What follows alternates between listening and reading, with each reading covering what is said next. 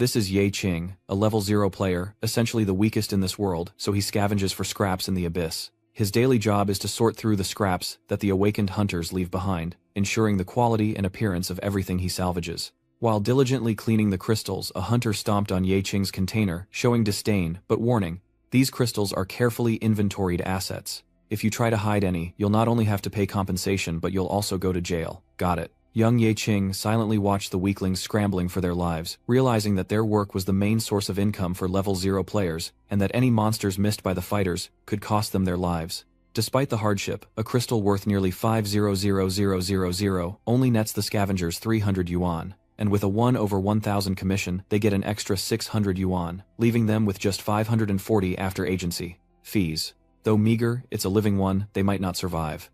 Those who take on such dangerous work are willing to do anything for money. His colleague enticed him with the prospect of a profit margin 3 times higher, a figure that aroused suspicion in Ye Qing, but he ultimately accepted the job. It would be a waste to miss such a golden opportunity. 10 years ago, the first gates began to appear on Earth. Monsters poured into Earth's space, wreaking havoc and claiming the top spot in the food chain.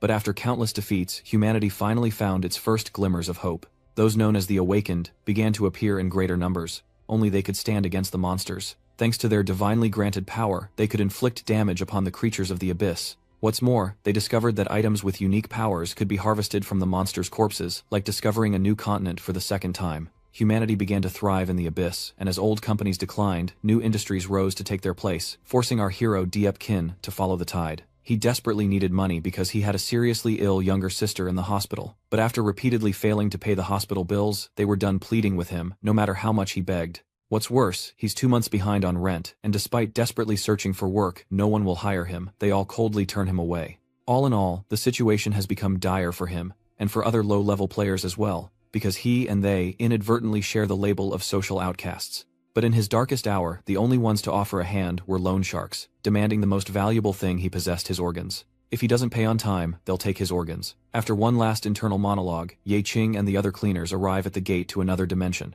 Above, the hunters waited for Ye Qing and the other cleaners to appear, complaining about their tardiness before finally heading into the gate. But little does he know, everything is about to change as they enter the gate this time. After stepping through, they immediately begin their journey. Their destination, the 5th floor of this B-rank gate, and greeting them is a pack of level 1 spectral wolves. Seeing their opponents, the hunters quickly reassured each other, then began to divide tasks and act. The hooded, white-haired figure, seemingly a rogue, immediately cast a fireball attacking the wolves. Though the damage wasn't great, the shockwave was enough to scatter the wolves, and they continued on their way. While the mage was tying his shoelaces, Ye Qing was observing his surroundings and carelessly tripped over him, falling to the ground. The difference in their strength was too great.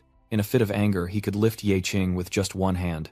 Already frustrated with the level 0 player, he pinned him against the wall, hurling insults, but thankfully his teammate intervened, telling him to stop, and Ye Qing was thrown aside. But Ye Qing would remember those insults, marking them as goals for the future. Little did they know, Ye Qing's experience points were already at 99. He only needed one more level to break through to level 1. As soon as the monster appeared, the miners scattered and screamed, "It's a monster, run!" At that moment, Ye Qing was left all alone, staring ahead in shock, his face dripping with sweat as he exclaimed, "Just one left." Only one monster appeared, meaning it was incredibly powerful and difficult to defeat. Suddenly, the system displayed the words, "Bloodthirsty Phantom Wolf."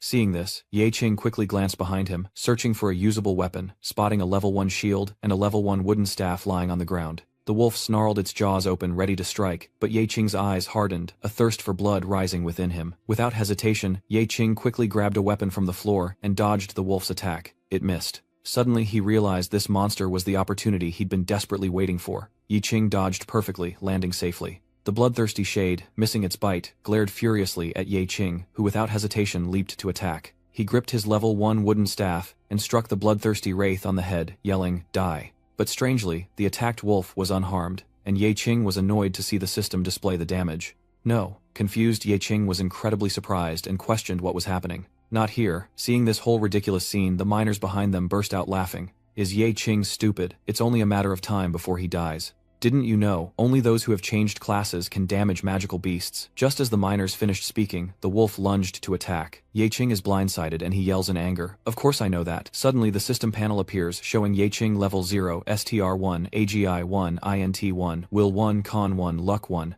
But then, the bloodthirsty ghoul roared and lunged at Ye Qing, who scrambled away, dropping his backpack. Biting his lip as he ran, he thought with stats this weak, even the weakest monster would break through my defenses. Something he knew all too well. Seeing Ye Qing flee, it gave chase, and as he looked at the monster pursuing him, he already had a plan. It was precisely because he knew this. Ye Qing took the opportunity to jump onto a massive tree root, clinging to the wall inside the mine. Its sharp teeth clamped down on the root, where Ye Qing had just leaped, giving him the chance to descend with his wooden staff. Ye Qing's eyes hardened as he roared, knowing he had to strike harder. Meanwhile, elsewhere in the mine, the awakened hunters led by Xing Dian split up to hunt monsters. He stood over a pile of defeated wolves, sneering with satisfaction. Even if those zero-level employees encounter a monster with a sliver of health, they'll be scared out of their pants. The captain chimed in saying, "We can easily make a fortune just by killing a few monsters while they're doomed, if they run into one." As he admired a small crystal shard he'd just picked up, he sneered, "Worthless trash." Then he turned and calmly said to everyone, "Let's just grab the most valuable stuff. The trash can clean up the rest, that's their job anyway." Around them, cards containing items of green, blue, and purple appeared one after another, when suddenly, the cloaked girl with the mask spoke up. "Hey boss, there are still some monsters left over there," she said, pointing towards the source of the screams. "Run, you monsters, run." Seeing this, the Star Palace clicked his tongue. "How annoying, I'll go take care of it." With that, he charged ahead to investigate, earning nods of agreement from the other job holders. Just as he said, Xing Dian casually put one hand in his pocket, and with the other pointed at the purple card saying, "I'm calling dibs on that purple equipment, so don't you dare steal it." His shout echoed throughout the building. Ye Qing and the magical beast engaged in a fierce battle, both covered in blood, their injuries indistinguishable in severity. He opened his eyes wide, struggling to overcome the physical pain. The wooden stick in his hand had disintegrated, but in Ye Qing's eyes, it still had a purpose. He stubbornly raised it once more, determined not to die like trash. Ye Qing mustered all his strength and stabbed the beast right in the eye, causing blood to spurt out. The beast roared, releasing Ye Qing, and then collapsed heavily to the ground. Such a massive beast finally brought down by a mere level 0 novice. Ye Qing collapses to his knees. He smirked victoriously, panting, his quiet laughter building into a triumphant roar, releasing the pain and the relentless effort. At that moment, Xing Dian approached from afar, stopping some distance away, and Ye Qing noticed his arrival. With an unreadable expression, Xing Dian spoke. "You actually killed a low-level wolf all by yourself." He suddenly approached. Ye Qing pulled him from the ground and lifted him with one hand, as if he were carrying an animal. Staring directly at Ye Qing, Xing Dian roared, trying to be a hero, "You think you've lived too long, dog." He just kept yelling in that grating voice, "We're not paying you to die." Trash talk. Ye Qing ignored him, knowing there was more than one path to advancement. When enough experience is accumulated to reach level 1, even a level 0 employee can successfully trigger a job change, making it even easier to obtain a hidden profession. Ye Qing recalled the times he'd seen other warriors fighting monsters. To achieve this, you must find a way to gain the experience needed to level up.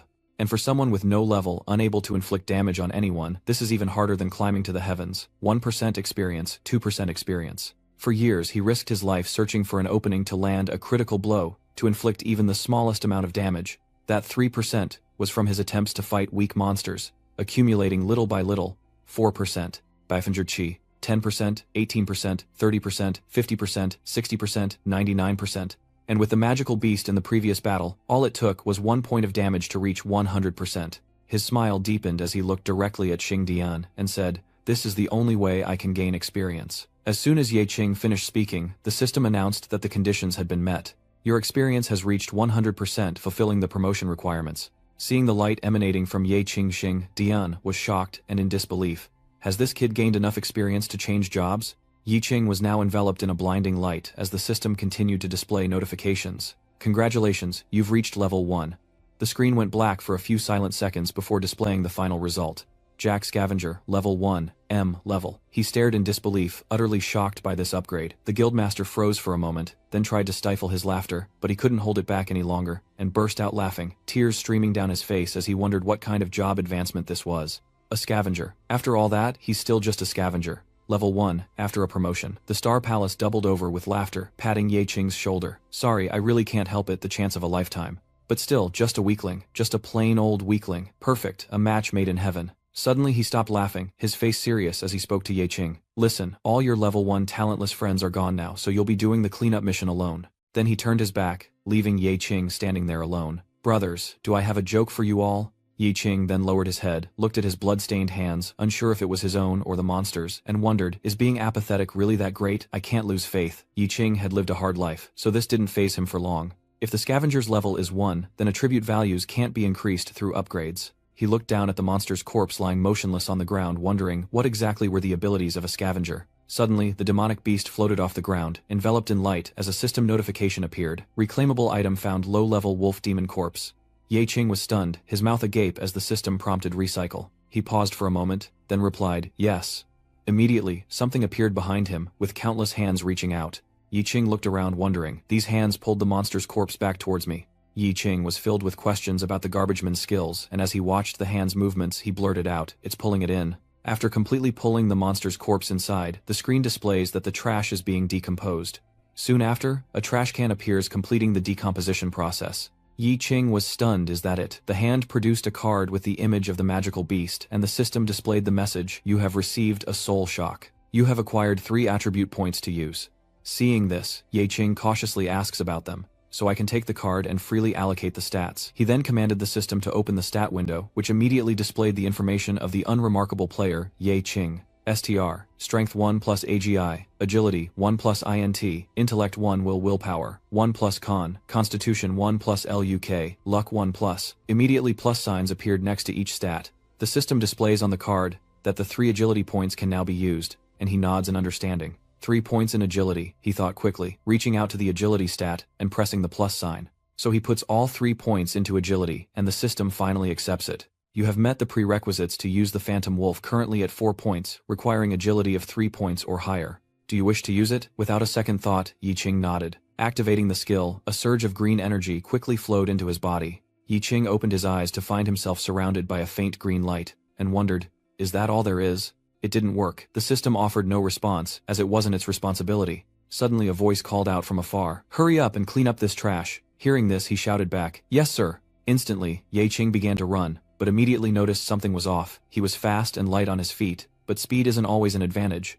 Suddenly, a root appeared out of nowhere, tripping him. His scream echoed through the building, nothing more than Ye Qing's cry from the fall. Though the tumble dazed him, he couldn't help but wonder, was that a skill just now? Suddenly, the system sprang to life, showing that Soul Strike was in recovery. He burst out laughing. It really was a skill. He sat up, sighed, and his narrowed eyes suddenly looked forward. A moment later his pupils contracted, shocked by the scene before him. Before him lay countless demonic beast corpses as system notifications popped up, each one containing salvageable senses. He wondered if this was the special skill of a level 1 scavenger, to not only acquire attributes, but also monster skills. Yi Qing suddenly has an epiphany, a satisfied smile gracing his lips. This scavenger class is incredibly powerful, the system announces repeatedly. You have 4 usable attribute points. You have 3 usable attribute points. You have 2 usable attribute points. You have 1 usable attribute point. Yi Qing was stunned. More attribute points, he muttered to himself, recalling that after first receiving the Soul Strike skill from recycling a ghost wolf corpse, he never received a new skill from recycling similar corpses, and even received fewer attribute points. Are skills a reward for recycling new monster corpses? Yi Qing pointed in a direction, telling his miners, there's ore over there, let's finish up.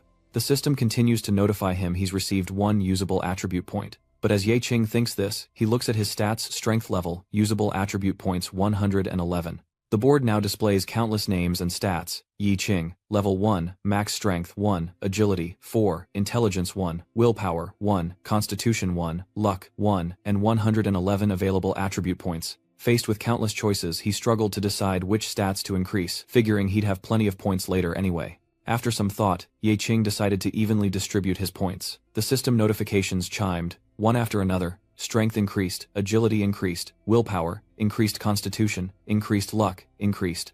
Amidst the clamor, others were taking down monsters. Great, only 2 more left. Just then, a monster was killed, and the captain turned to ask the Esper, didn't you say he already transferred to a mediocre class? This is a hidden class I've never seen in the class transfer list before, a voice said, from the man with glasses. Every year hidden classes are added to the transfer list, but the most valuable class rankings never change.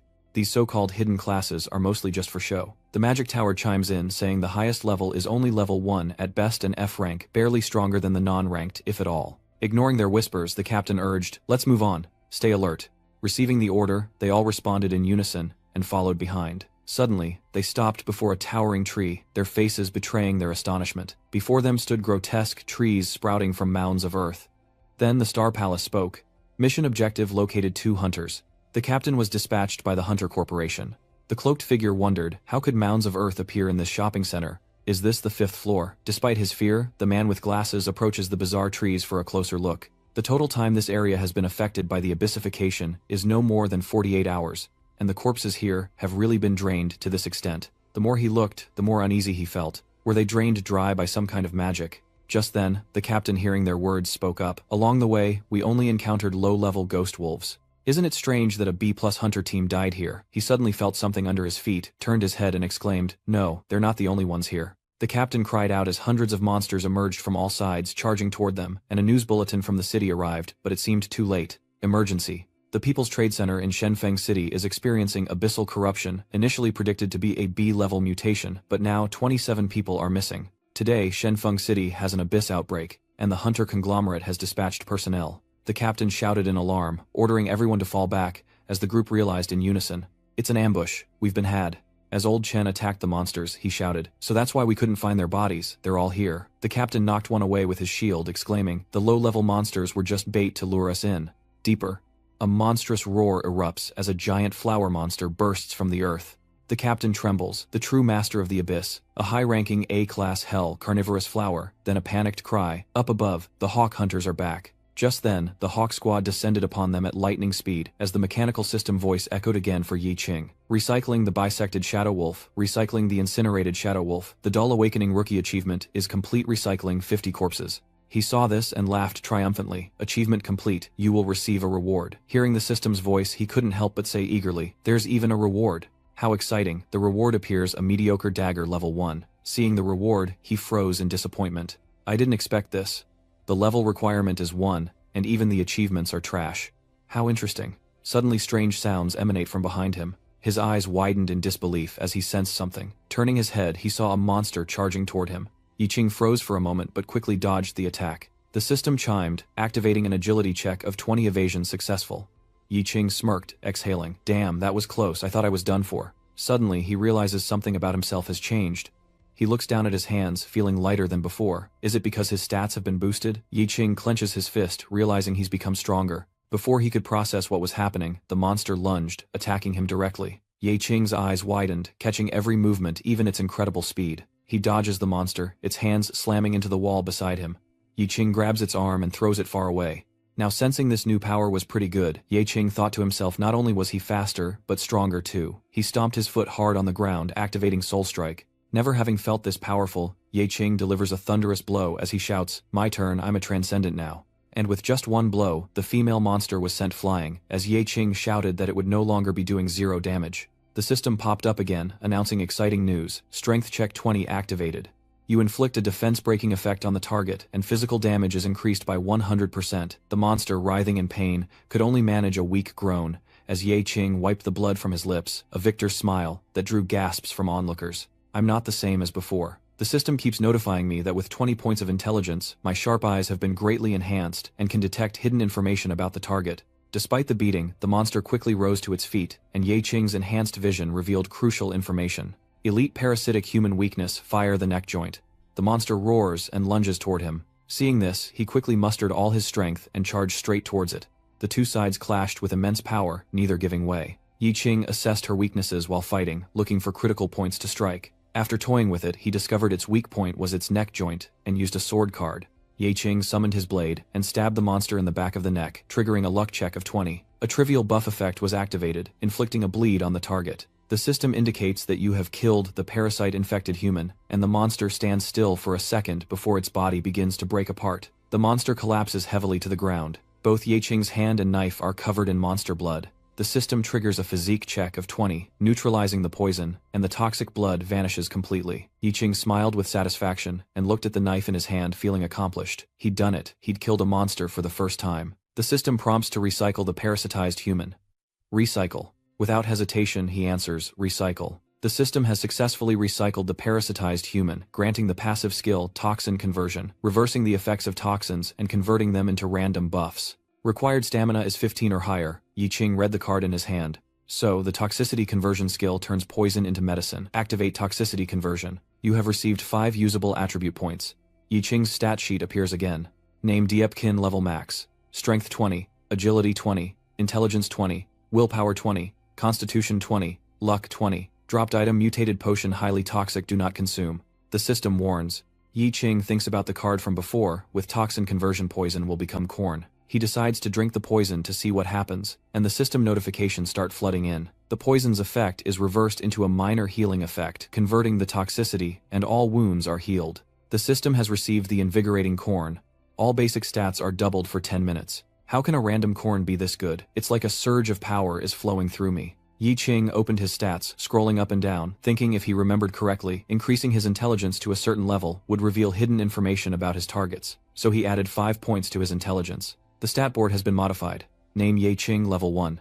Max strength 20 to 40 doubled. Agility 20 to 40. Intellect 20 to 40, willpower 20 to 40, constitution 20 to 40, luck 20 to 40. As he watched the stats change, familiar agonizing growls echoed from behind. Yi Qing glanced at them, muttering, "More stragglers," but he quickly realized there was a slight problem. His eyes widened as he exclaimed, "Isn't this a bit much?" Then, the insults and curses of the past echoed in his mind. The burdens of society, the trash, useless, those are all the names they called me, but now I can shout in their faces. Yi Qing tightened his grip on the knife, pointed it at the monsters and roared, "I am Yi Qing. I am an awakened. Come and get me, you trash." The captain panicked as he realized he was surrounded.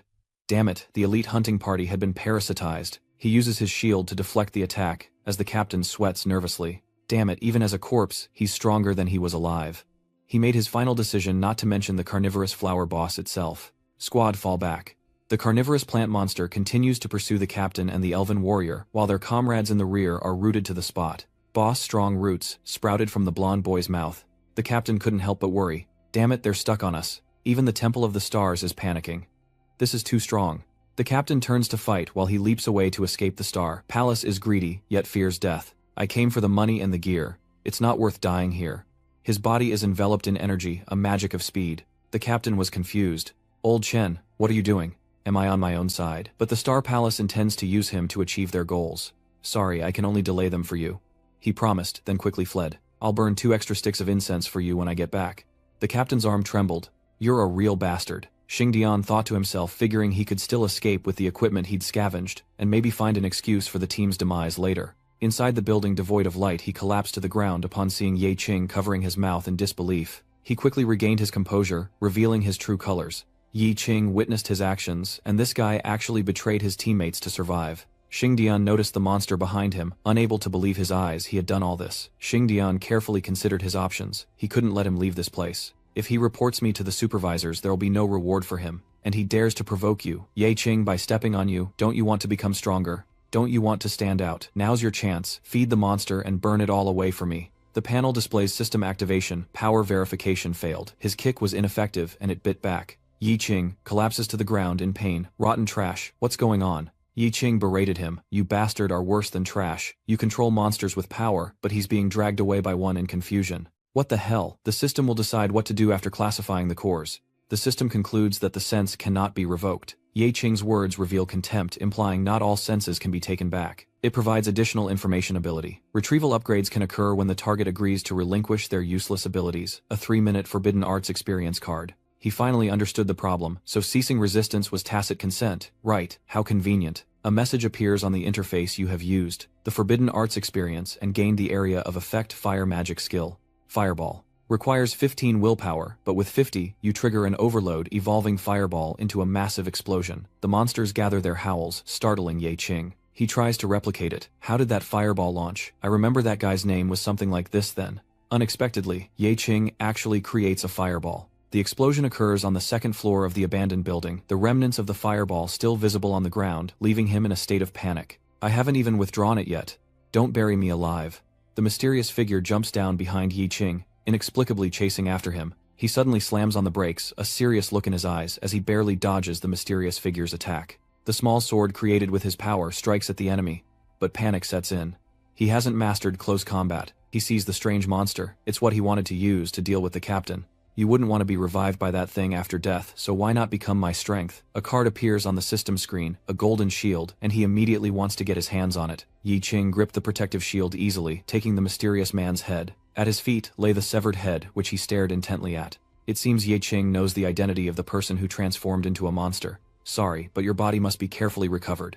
Rest in peace. He receives a card earning the dagger proficiency card, allowing him to use daggers like a rogue and unleash a flurry of stabs. Using the system broadcast, he activates the dagger proficiency card. Yi Qing is more confident than ever, and the ordinary dagger in his hand feels more agile. The master of the monsters has given the order, find the Eagle Squad and bring them to the dungeon. Right, they boldly agree. That's right. Yi Qing showed no emotion. The master's rules are absolute. Failure to recover the bodies means failure of the mission and no reward for you. The system notified him of a successful retrieval, granting him the Berserk skill, greatly increasing his strength and agility, and temporarily granting immunity to control skills. The monster replied nervously, I know, of course I know, but the master only cares about one thing, whether you found the bodies of the Eagle Squad in the dungeon. The monsters were helpless against Yi Qing's skills. Of course I found them, but they've already been collected. The monster's master was stunned by the retrieval. They saw your monsters handling the bodies, dragged into the abyss by that person. At the high-rise executive building, the abyss supervisor's interrogation room, Xingdian is shaken by his father's question. He's the only survivor of this dungeon. The person you're talking about doesn't exist. Also, it's strange that when you were found, your level had dropped all the way back to level 1, which is unprecedented. He suddenly goes mad, saying he already told them that his powers were taken by that person, and this is the proof that person is a scavenger. The Star Palace didn't know what to say. He tried his best to prove his innocence. He was infected with highly valuable abyss energy, vomited it up after it was taken away, hallucinated, felt uneasy, and became a suspect. No, I'm not lying to you, I swear I'm not lying, it really was a nobody. The scene shifts to the gloomy entrance of the B-level abyss where Yi Qing conceals his identity. After selling all the magic crystals on the black market, I only got about 30% of their value, because the crystal trade is always monopolized by big corporations. Selling them is illegal, and the black market takes 70% or more in fees. Just taking those magic crystals out would be enough to pay off the high interest. He still owed for things from years ago, but he didn't have much to spare. He couldn't risk it. If I were to use my ability to recall powers in front of everyone, they'd probably report me to the Association of Overseers. I still have the mark on my hand, not to mention I'm a strangely hidden, awakened being. They might lock me up for a year and a half for research. I need to make as much money as possible while I'm still free.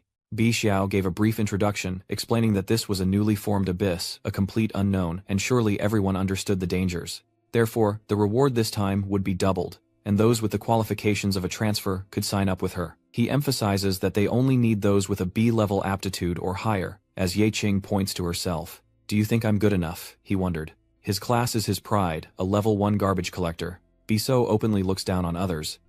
Now any old scavenger dares to call himself a transcender. You're better off diligently collecting corpses for those people over there. This suits him perfectly. He proactively feigns weakness, lowers everyone's guard, and will likely be relegated to the back of the line responsible for support work. That way I can secretly clean up corpses and trash behind everyone's backs without being noticed. This is my lazy plan. Xingran stomped her foot and let go, and Bi Chao immediately changed his attitude. She was from the Qianjin Liu family, and her awakened profession was a god-chosen one, so she quickly decided to bring him along. We have just enough people, he grinned, referring to the hunting guild's rising star, the god-chosen child Liu Xingran. Bichio felt uneasy, but this guy was clearly only level 1, a rookie without certification, which didn't bother Xingran. Rookies or not, all level 1 or not, you're all trash, just here to fill the numbers, so he had to go along with her. Miss Ye Lu, we're only responsible for your safety. This is your family's property, so of course what you say goes. Ye Qing couldn't help but feel afraid. That was close. He almost thought he was going to be kicked out again. After all, it wouldn't be the first time he's been seen as a burden. Xingran looked at him suspiciously, as Ye Qing tried to remember where he'd heard that name before. He recalls the past 2 years ago when she saw Ye Qing with only a stick in his hand, yet he bravely fought monsters, easily defeating them. Curiosity turned into admiration. He was a dropout, so how could he kill magical beasts? Ye Qing shouts with joy, having successfully gained his first experience point. He turns back to check on Xingran, asking if she's alright. This was the first time she'd seen it firsthand. She'd only heard rumors, never expecting someone to try leveling up this way. Xingran questioned her existence. You really use this method to gain experience. Why Ye Qing's goal is simpler than she thinks. Of course, it's to make money. Xingran thinks he's lying. I don't believe it. This is experience bought with your life every single time. Ye Qing has already been deeply hurt. What does she understand? You high and mighty awakened ones don't understand the bitterness of us scavengers. You analyze the situation based on small details. But what about her, leaving the team to go in alone? Does she not value her life? Facing so many monsters alone, what is he trying to prove? Xingran has great ambitions, of course, to become powerful. I want to be the first to make it through there. That place, she stated frankly. Tell me your true reason for wanting to change jobs. You cling to a sliver of hope. Family, I want to become strong. I have to protect my family. Xingran wants to get to know Ye Qing, and asks him for his name. He reveals his name, Ye Qing. She's changed her opinion of Ye Qing. My name is Lu Ran.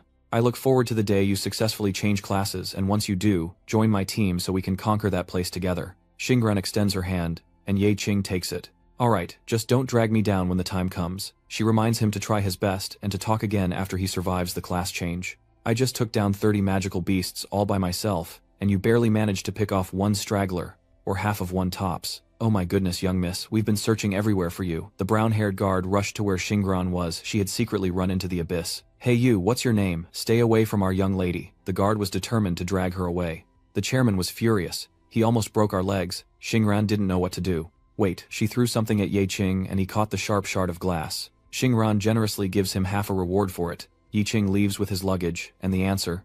What was her name again? Liu Xingrang, annoyed, bonked him on the head. It's Liu Xingran, right? What are you staring at? Then hurry up and move the starstones. But Ye Qing happily replied, I'll do my best not to hold you back. Xingran praised him. Very good. Take your gear and prepare to depart. She called out for everyone to head inside. Let's go now. Ye Qing hung back, vowing to make money this time and survive. Last time he fought his way out of the abyss, mastering Shield Warrior, Rogue cards, a rare card, the power of a Berserker, and finally the boss-level ability, the super regeneration of a man-eating flower. Thanks to my hexagonal method, any job I take on will have no obvious shortcomings. Strength, constitution, luck, will, intelligence, and agility have all been boosted to over 100 points. After all, he'd scavenged everything he could from the abyss.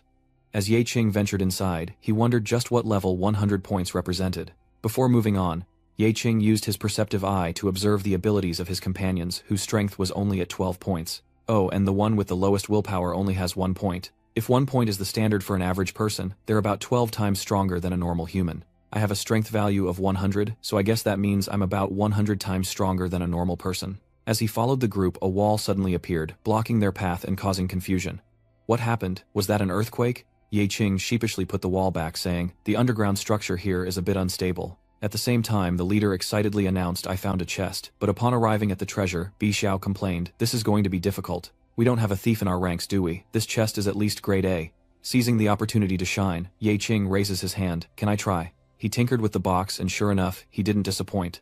In moments he cracked the lock as easy as eating a meal. This left Bi Xiao dumbfounded. Such skillful lockpicking was something only a level 5 rogue could learn right, but he denied it. An awakened one can learn many useful skills, as they often encounter unopened chests. Bai Xiao then gathered the spoils, and told everyone that they would divide them up after the dungeon was cleared. Suddenly, he picked up a stone and turned to the girl, asking her to stop as there seemed to be something ahead.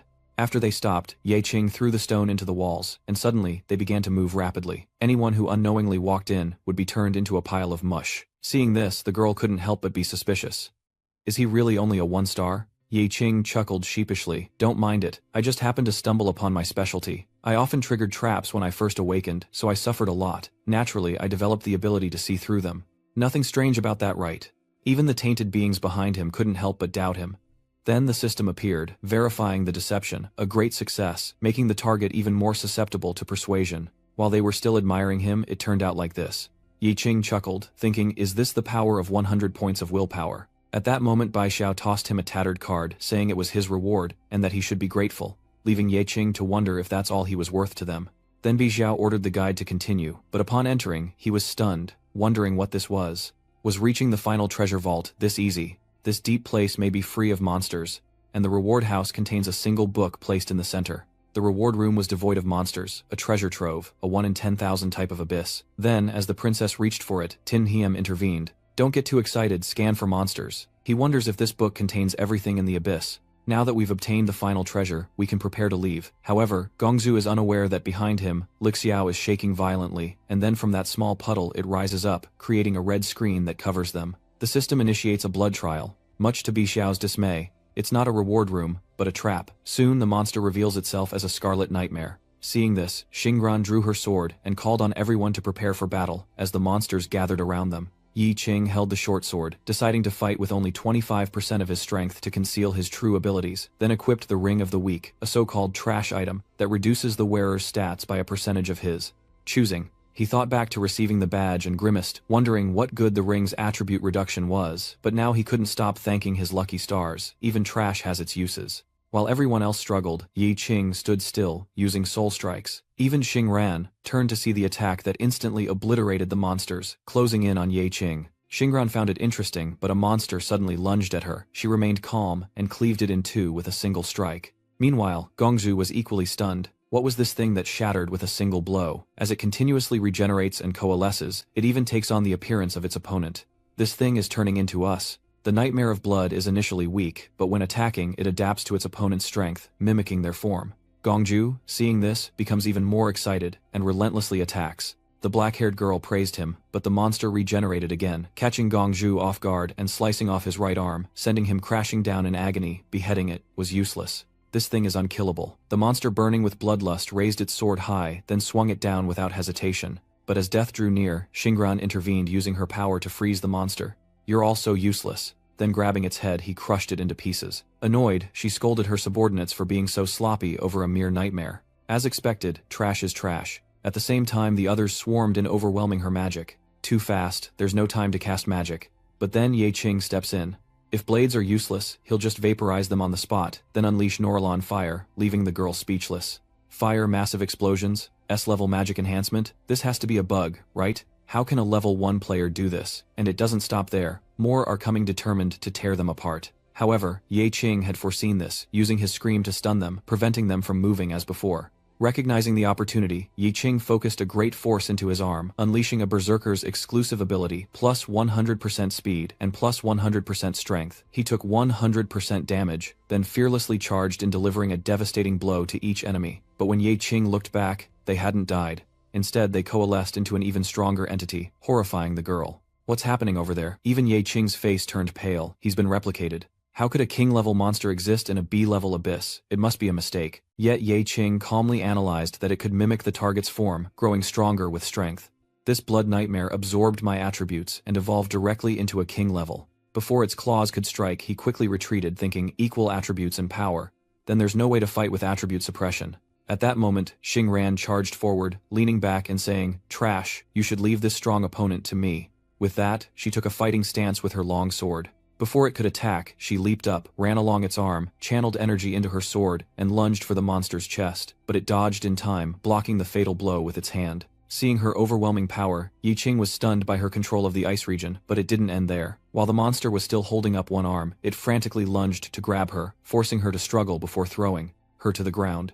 Xingran quickly regained her balance after the impact, wiping away a scratch on her face. "No, I'm still too weak." And she thought back to the time when her guards were constantly advising her, "Miss, we sense unstable abyssal energy levels. Do you really want to go in alone?" But Xingran didn't care. "My goal is to eventually clear that place," she thought, referring to the dark top floor of the tower, realizing her growth still lagged far behind her siblings. Suddenly Xingran rises, ignoring her wounds, believing herself to be weak, no more accurately left far behind. Back in the present, if she can't even crush this abyss with ease, she's unworthy of inheriting the Liu family. Before the monster's blow could land, she struck back. Before everyone's eyes, the one who secured the win was Xingran. The system appeared, displaying the Bone Chill banner, boosting all friendly units within a 30-meter radius, increasing their speed by 50%. She then plants the flag of frozen bones into the ground, freezing the monster's body, and uses her enhanced speed to rush into the bone-chilling area, which specializes in subduing aquatic monsters. Even if it doesn't kill it, freezing it solid will eliminate the threat. Xingran then uses Comet Strike to slash through it, leaving Ye Qing in awe. This is the legendary S-class god-chosen profession, and even the demon within him is intrigued. I'm actually looking forward to seeing the Blood Nightmare King versus the god-chosen Knight Liu Xingran. Who's stronger? But after that flurry of attacks, it seems unharmed. It didn't work, and it's even more ferocious now, breaking free of Xingran's encirclement and attacking her with its tentacles, forcing her to struggle to evade. She couldn't help but think that even though she was S-rank, she wasn't as strong as her siblings. Even though she was a Liu, she was always left behind. I'm the weakest member of the Liu family, the one they always mocked and ridiculed. Thinking back, her mind filled with their scornful words. "You truly are a disgrace to the Liu family. How could I have such a pathetic sister? No one wants to live like trash. You should just stay home." "Sister, the abyss is dangerous, but as Xingran fights to prove her strength, taking on the monster alone, I must become strong. Even if I start as a newbie in the abyss, as long as I keep challenging higher difficulties one day, I'll be able to surpass them, surpass everyone," she shouts. "I absolutely have to be able to challenge everything." Then, to Ye Qing's shock, she stabbed her sword straight into the monster's head, but it was ineffective. Instead, it used its tentacles to attack from behind, sending her flying into a wall, coughing up blood. Seeing this, the black-haired girl panicked and shouted, "Even Liu Xingran has failed, an S-rank hunter has failed, we need to run." But when faced with the monster's claws, Ye Qing was fearless, charging forward to confront it directly, using fire to inflict pain, sacrificing an arm to save her. Xingran regained her senses and landed muttering in disbelief. That guy's on Ye Qing's side. He's focused on taking down his boss, observing its weaknesses. A monster that reaches king level will naturally have resistance to abnormal states. If their level is high enough, they could even become completely immune to freezing dizziness, numbness, and speed reduction. Some weaknesses will disappear as they level up. Then gathering fire in his palm, he no longer needs to hold back, unleashing his full power. Snapping out of it, Ye Qing leaps in and strikes the monster's arm, causing it to roar in agony. Seizing the opportunity, while its arm is badly burned, he quickly retreats before it can retaliate. The black-haired girl over there is completely outmatched. He's too fast. Before it could catch him, he lured it toward the wall, then leaped back as it smashed headfirst into it, landing safely. Ye Qing clenched his fists, summoning his fiery power. If he can find the Blood Nightmare King's weakness, his goal will be achieved. He punches the monster repeatedly, causing it to explode. No matter how much damage it takes, it regenerates, and there doesn't seem to be a single weak point on its body. Ye Qing gritted his teeth, his eyes fixed on the monster. It was as if something was controlling it from afar. Suddenly realizing something, he shouts, "Hey, that military uniform. When it was removed, there was a blood test proving it's related to the Blood Nightmare. Kick it over here." Hearing this, Gongzhou looked at the stone on the ground and kicked it over to him, saying, "Got it." Taking the opportunity, Ye Qianren examines it, his willpower passing the test. He recognizes ancient writing on the chess piece, reading out an ancient banishment, lifting the blood curse. Realizing the solution was right in front of him, he laments his oversight, but before he can act, the monster snatches the piece and swallows it whole, its body radiating an inexplicable, invincible aura. Why isn't it moving? This is terrifying. Annoyed, he blamed himself for being so careless it had entered invincibility mode. How annoying. Suddenly Xingran approached, asking curiously, "I feel like I've met you somewhere before." She felt you looked familiar when you entered, which confused you as well. "So you never recognized me." "I met you in the abyss 2 years ago. That scavenger rubbed against you for experience points, my first ever." She then realized that he was the scrounger who picked up the scraps from the 29.5 level monsters. That monster. I remember now. Was it one night stand makes youth panic must correct the text. "Ye Qing," she exclaimed happily. "I can't believe you actually succeeded in your class change." Ye Qing smiled faintly, confirming that he was now a level 1 dull awakener, leaving Xingran in disbelief. This guy always risked his life for experience, and with a little accumulation, he'd transformed into the powerful figure before her. Thinking this, she laughed at herself, admitting it was embarrassing, then seriously declared, "The Sovereign is migrating within the Blood Nightmare's body. My Icebone domain can temporarily freeze it." "Ye Qing, can you find the Sovereign's location in that short time?" Seeing Xingran take charge filled Ye Qing with respect. Anyone can find the strength to fight when pushed to the brink. Then, half-jokingly, he said, "Half a year's salary, let's team up and beat this guy," as he held out his clenched fist. Seeing this, Xingran chuckled, offering a fist bump. "Don't hold me back." At this moment the group with them anxiously called out, "Wait, we want to fight too." "Yes, I may not be much help, but I want to fight with all my strength." Hearing this, Ye Qing's spirits soared. "Alright everyone, let's go together. We have to make it out of here alive." After waiting a few minutes, Gundu gradually dissolved in its stomach. Seeing this, Ye Qing shouted to everyone that invincibility would be lifted in 5 seconds, and the monster would enter a frenzy, killing everyone in 30 seconds. "Everyone, this is our last 30-second chance. We have to make it back alive," turning their faces pale with fear. "We have to survive. We absolutely must survive." Everyone was more heroic than ever, because their lives were on the line. Activate spirit expenditure, check great success. We must return alive. Suddenly, Sungjin's body is buffed. Abnormally, spirit is lifted. Fatigue value is negative, 100%. Magic recovery rate increases by 15%, lasting 30 seconds, causing her to look back in confusion, then smile. Unconsciously indeed, he cannot be underestimated.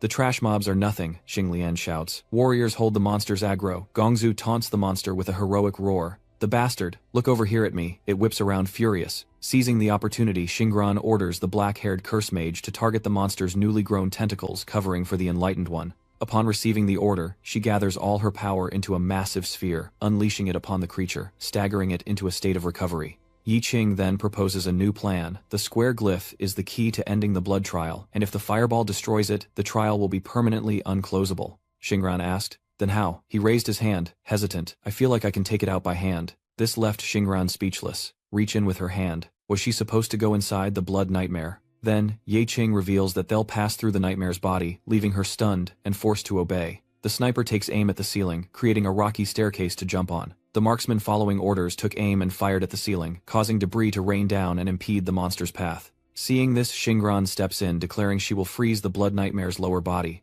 Then Ye Qing shouted, "Leave it to me," and the two charged forward, each taking a different path. Ye Qing rushed forward, using his agility to evade the monster's attacks, carefully dodging, while realizing that its regenerative abilities could quickly heal minor wounds, making the smaller blood nightmare attacks negligible. In moments his wounds began to heal. Meanwhile, Xingran planted an ice flag, restricting the monster's movements, giving Ye Qing time to reach its abdomen, a more vulnerable spot. Realizing he wasn't fast enough, Yi Qing pushed his body's endurance, activating Berserk, increasing his speed by 20%, and consuming several treasures to trigger a toxic transformation, reversing the drug's effects, increasing speed by 15%.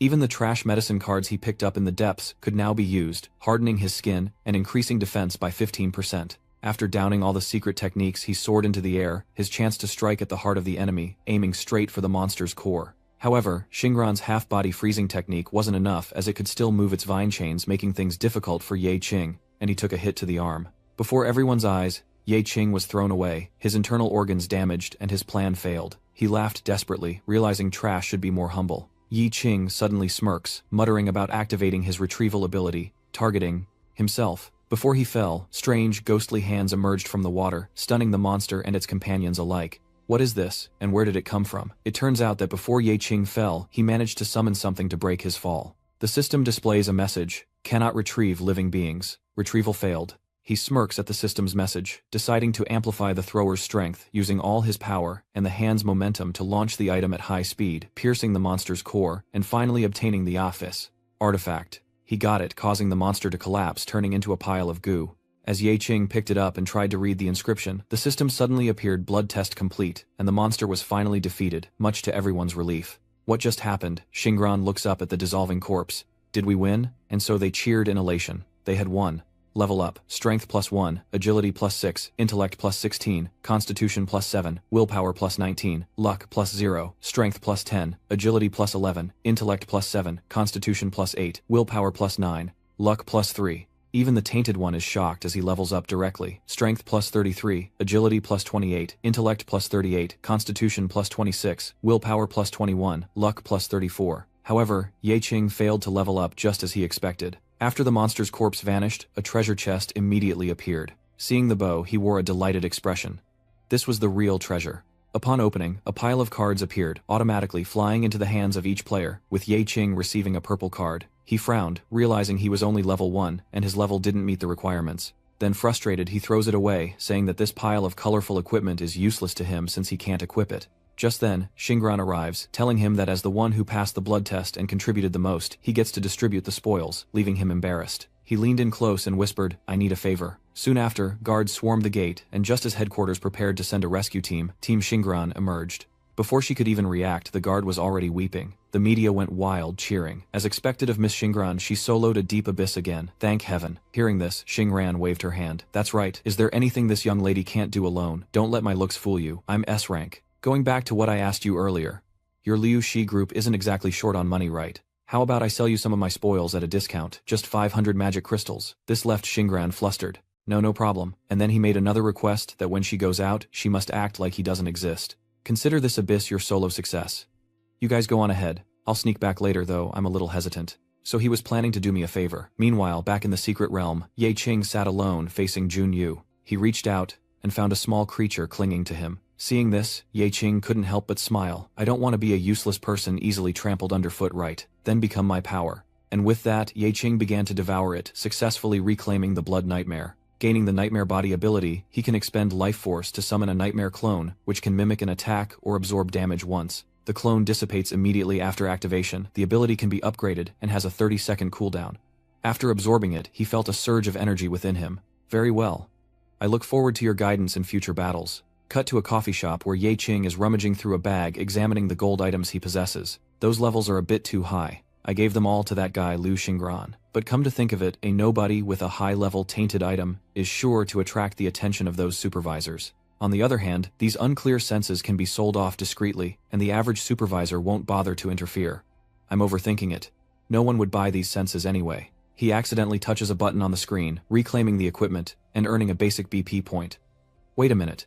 Ye Qing was stunned. He'd accidentally dismantled it. The junk dismantling tutorial involves sorting the junk for initial processing, then breaking it down, smelting it, and extracting recoverable elements. The BP tutorial extracts universal material from dismantled useless equipment, which can be used to upgrade, restore, and create new items. These junk items can be broken down. Tutorial mission: please complete the operation to repair the common dagger. Does he have to follow the prompts to complete the task? The ordinary dagger repair tutorial requires 5 BP, and its durability is only above 333. He almost lost it after killing the boss. Including the 1 BP from the failed attempt, I still need 4 BP. Broken Spear successfully dismantled, gaining 1 BP. Rusted Twin Sword successfully dismantled, gaining 1 BP. A wooden shield with a spiral design disassembled, successfully earning 1 BP. A curved, broad blade disassembled, successfully earning 1 BP. He thought to himself, then let's break down 4 more weapons. After doing so, he was stunned to realize that not only had the weapons been repaired, but their durability and attack power had also increased slightly. A normal game.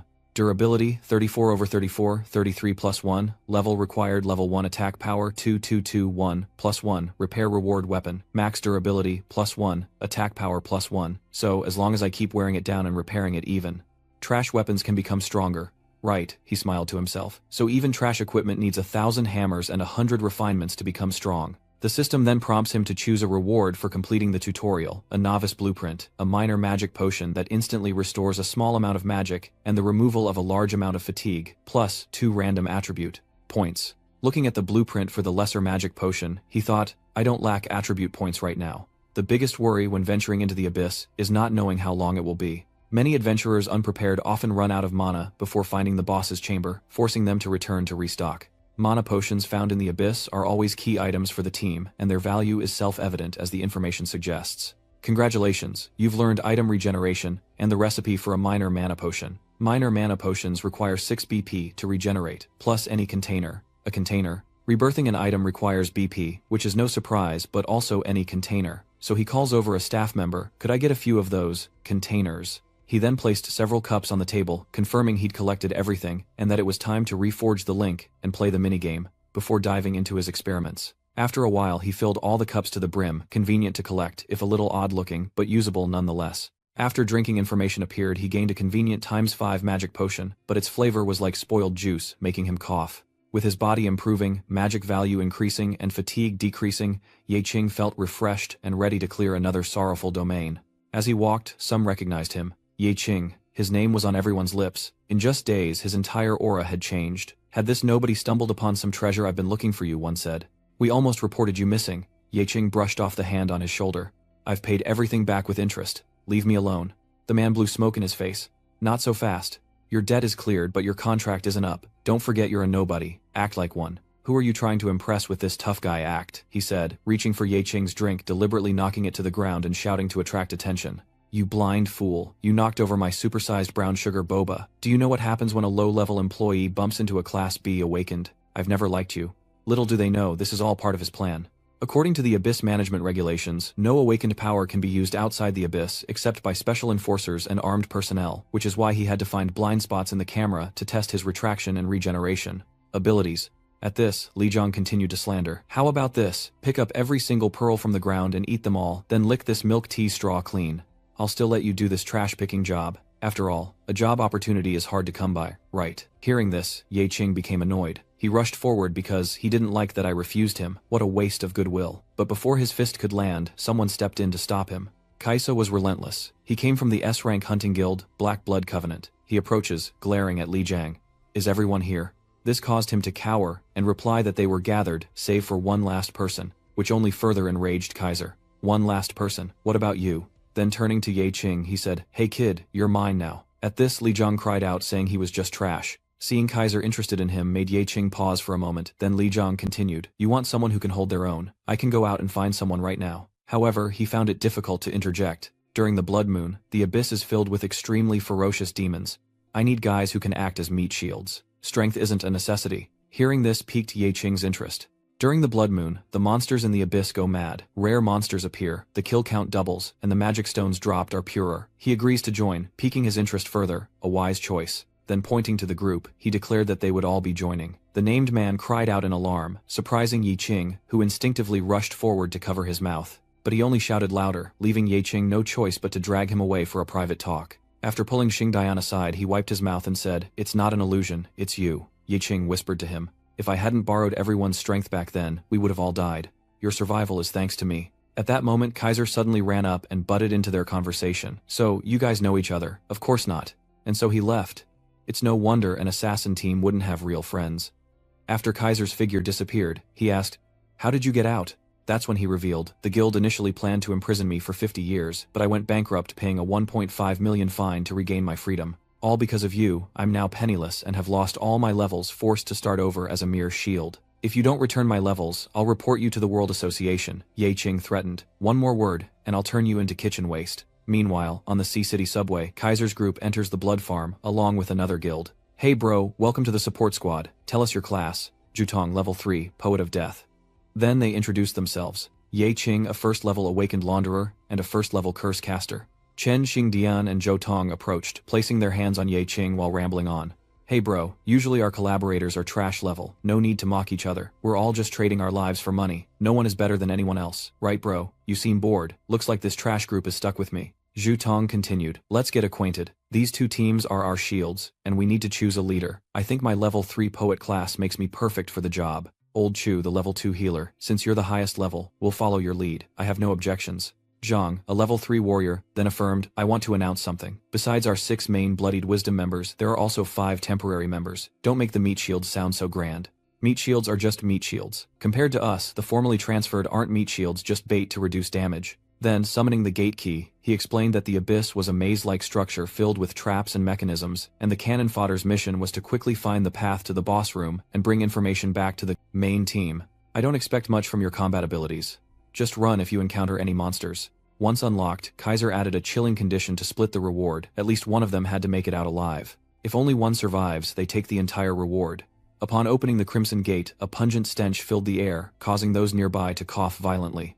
Old Chu, are you alright? No, I can't back down. I have 4 daughters at home waiting for me to feed them. Hearing this, Old Zhang sighed. My wife is seriously ill and needs money, otherwise, why would we risk coming here? After a while they were fully prepared to face the gate. Let's go. At this Old Zhang looked at Ye Qing, sizing him up. Hey, this guy looks like a newbie. Aren't they all newbies in the meat shield business? They chatted amongst themselves, or rather marveled at the newcomer's ease, a first for me. After entering the gate, Chu Shang shivered, asking if the others felt anything strange. Having gone this far without encountering a monster, Xing Dian panics. Don't jinx it. Even Lao Chu notices. Why is it suddenly getting so cold? The warmth is definitely dropping. The further in they go, the colder it gets, causing Chu Shang to complain and hug himself, regretting not wearing more. But after a few steps, Chu Shang accidentally triggers a trap, causing an axe to fall from above. Seeing this, Ye Qing pushed Chu Shang aside, who blankly clutched his head in pain. What happened? Qing Dian scolded. You stepped on a trap, you idiot. Even Ye Qing had to agree. How did this guy even survive until now? Chu Shang laughed, continuing on.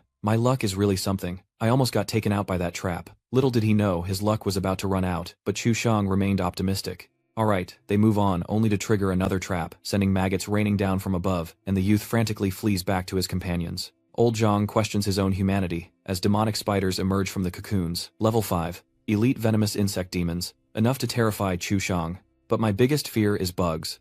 Seeing this, Xing Dian uses his powers to incinerate them, but after taking his hits, they're unfazed, leaving his comrades in a panic. As elite creatures, I'm here. And so Old Zhang, with his duty as a knight, charged forward. Meanwhile, a small spider approached Ye Qing, hungrily gnawing at his leg, but dealing no damage. A light kick is all it takes to spill its guts. Witnessing this, Xing Dian mutters, what's this guy's deal with being so arrogant? It's because he's a thief. After killing one, the system appeared asking whether to retrieve the coded spider. A retrieval notification, 1 stat point, mystery and poison infusion have been acquired. When the weapon hits, it inflicts poison, dealing 60% weapon damage over 6 seconds. If this attack lands a critical hit, the damage is expected to increase to 120% of the weapon's damage, requiring an agility stat of 25. The item type is a blade-type secret skill, Blood Drain Jade. A secret skill is a type of accompanying ability. It can be used on items and equipment, and the mystery disappears after use, granting the target item or equipment its strengthening effect. He can only use it until the weapon breaks. Similar mysteries can't be stacked, but different mysteries can be fused. Collecting corpses doesn't just yield skill cards, but also these mystery cards. Also, these cards seem to be able to enhance equipment. Old Zhang, seeing Ye Qing standing still, shouted, what are you waiting for? If you don't want to hold everyone back, hurry to the rear. And so he reluctantly takes action. Here it comes. He applies poison to his ordinary dagger. The first target is the demon addict chasing after Zhou Shang, who now dons a gas mask. Though I'm the team's top-tier poet, I haven't told them that I was cut off mid-sentence and caught by a demon. Luckily my instinct to run saved me, and I managed to block an attack. Knowing his class had no combat ability, he buffed himself and pulled out his weapon. The situation was too dangerous, so he had to protect himself first. Then rambling on, he reminds himself to maintain elegance as a refined combat poet. I don't care who you are or what you're here for. Every snake and demon in my territory will be bound by my will. Yi Qing couldn't help but roll his eyes at the youth's blathering. What was this guy doing? At that moment, a system notification appeared, announcing the successful enhancement of the target, scaring Zhu Xiang so badly that he dropped the mic and made a run for it. A grave miscalculation. How could he have enhanced the monster? Before the monster could catch him, before its sharp, hungry teeth, Yi Qing stepped in to save Zhu Xiang's life. A horde of monsters with sharp fangs bared charged forward, amidst the excited shouts of the crowd. The monsters have been enhanced. They were frozen in fear, pale and drenched in sweat. Old Chu trembled as he asked, "How is this possible?" Old Zhang, equally terrified, decisively ordered, "Retreat." But it was too late. The Star Palace was facing a monster closing in. Even after conjuring a fireball and throwing it, the claws and fangs kept coming. All that was left were screams and curses. Luckily, a familiar figure flashed by, and with a series of slashes, the fangs and claws fell like rain, stunning the Star Palace. He followed up with a few powerful attacks on the monsters behind them, completely destroying their weapons, before that blurry figure gracefully landed behind them. In his hand he held a dagger still dripping with syrup. Yi Qing's eyes were indifferent as he stood there like a god. The two old men turned to each other in a panic, asking if that guy had just made a move. It must be. Yi Qing lowered his eyes, his mind calculating the current situation. The demonized spider possessed resistance to poison, weakening the effects of toxins. So that's why. My poison comes from the demonized spider, so it's less effective on them, but the physical damage is done. Chu Tong was dumbfounded. Huh, did I just take care of that? I was clearly planning to drop a bean on the soles of their feet. Reaching into his pocket, he looked up at the remaining monsters, falling into contemplation. Monsters of the abyss possess a certain will. If they find a target unbeatable, they won't attack. His eyes glowed purple as he coldly predicted their next move: retreat. As Yi Qing predicted, the monsters began to stir, their massive bodies shifting backward. He chuckled to himself as the star electricity user exclaimed in astonishment that the monsters were retreating. Old Joe was equally shocked, realizing that this was only the first room, and it was already this terrifying. What awaits them is beyond imagination. Ignoring the whispers behind him, Yi Qing rested his chin, gazing at the fangs he had just collected, making a rough calculation. Sorry, my secret poison has been used up quite a bit. Keep one as a backup and exchange the remaining 27 for BP points. The system prompts that they've earned 54 BP, while Chu Tong stares blankly at the torch in his hand, his eyes filled with confusion. He confidently gives the order, and the monsters retreat, so let's move forward. He quickly agrees. Chu Tong's eyes hardened as he raised the torch high, taking the lead and reminding everyone, "Our mission is to scout ahead, so be careful and try not to trigger any more traps." Yi Qing glanced over, not saying a word, but inwardly wondered if he was the one being referred to, when he noticed something glowing in the corner. The system quickly chimed in, detecting a mysterious dimly lit area in the corner of the mirror frame, beckoning them closer. Yi Qing glanced over, his brow furrowed with curiosity. Could the red moon's influence be causing new branches to appear in the instance? Should he explore this new path? Raising his hand, he softly chanted, summoning a nightmare, and a small red orb of energy appeared in the air, gradually expanding to create an illusion identical to him. When the red light faded, Yi Qing ordered, "Go with them for a while, I'll follow later." The dazed shadow grinned in agreement. On the other side, Zhu Tong frowned, seeing the illusion rushing towards them. "Where did you run off to?" Seeing its dazed expression, he softly reminded it, "Don't split up or you won't even know how you died." The shadow just smiled and quietly followed, leaving behind the echoing gloomy sounds. The sound came from a mirror in the corner, flashing a white light, as if opening a portal to another space, a cave where Yi Qing was transported. Without hesitation, he stepped into the larger space, when suddenly, a spider monster appeared, descending from the cave ceiling, and aggressively targeting Yi Qing. Sensing danger, he looked up. Before the massive creature could crush him, he leaped into the air, as the attack slammed into the ground, sending dust and debris everywhere, the force pushing Yi Qing even further away. Barely landing, the Spider Queen rose up, its razor-sharp claws extended and slashed down with incredible speed. Yi Qing, seemingly out of nowhere, produced a dagger and retreated, dodging the descending claw. As it struck, he unleashed a flurry of strikes, but they did nothing, causing him to exclaim in shock. What? Its physical defense is near immunity. He barely had time to react before the giant spider coated its claw in magic and struck. The blow misses, but the force sends Yi Qing flying into the cave wall. Ignoring the pain, he activates his observation system to analyze the monster before him. It's a rare elite level 20 mother spider. He wipes the syrup from the corner of his mouth. Yi Qing narrowed his eyes, intrigued. A rare level 20 elite monster. If he could kill it, he might get a rare item. The giant spider spews a massive web, slamming it towards Yi Qing, who leaps away, his hand engulfed in flames. Leaping above it, Yi Qing unleashed a great fire explosion, a massive fireball crashing down on the spider's head, causing it immense pain. Enraged, the spider tilted its head back and continued to spew silk, relentlessly attacking along his path. Dodging attacks, Ye Qing glanced at the monster, secretly contemplating his next move. Fire resistance meant immunity. His elemental advantage was useless. He leaped closer, deciding, if that's the case, I'll strike at its lair. Raising his dagger high, he aimed for its head. Ye Qing quickly activated weakness, strike. The dagger landed between the webs, piercing its throat, causing the spider to shriek in agony as its bulky legs flailed wildly. Seeing this, Ye Qing smirked with amusement.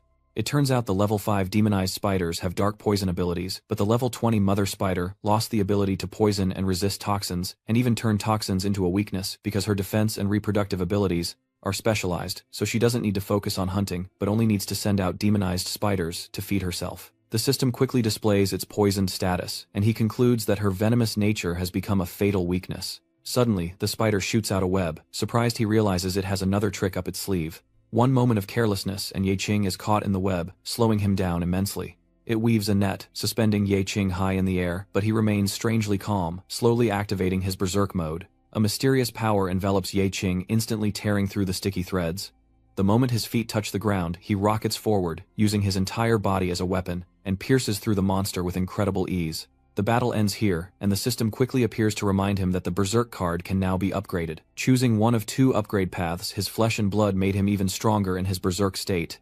His physical attacks could even penetrate the immunity of his enemies. But the cost is that his life force visibly drains away, until death or the end of his frenzy. And between the two, Endless Rage doubles his frenzy time, while having the cooldown. He carefully read each line, pondering in silence. Most would choose Endless Rage, as it's a stable upgrade path, but physical immunity would spell certain doom. Choosing the Gore upgrade undoubtedly makes Berserk even stronger, but the most exaggerated side effect is visible blood loss. After a moment of hesitation, Ye Qing smiled with satisfaction and made a serious decision. He would of course choose the Gore option because he had a super regeneration card that could counteract its negative effects. A purple light enveloped him and the card initiating the upgrade. He had to unlock the Gore so that even monsters with physical immunity could be damaged. This is the strongest aspect of this card. Having settled his personal affairs, Ye Qing turned to look at the giant corpse in front of him and the monster-slaying rewards floating above. He reached out, collecting all the cards as they fell into his hand. After looking them over, he calculated that if he took these items out, in the name of a full team member, he could probably bring them to the abyss openly. This one alone can sell for at least 15000 yuan.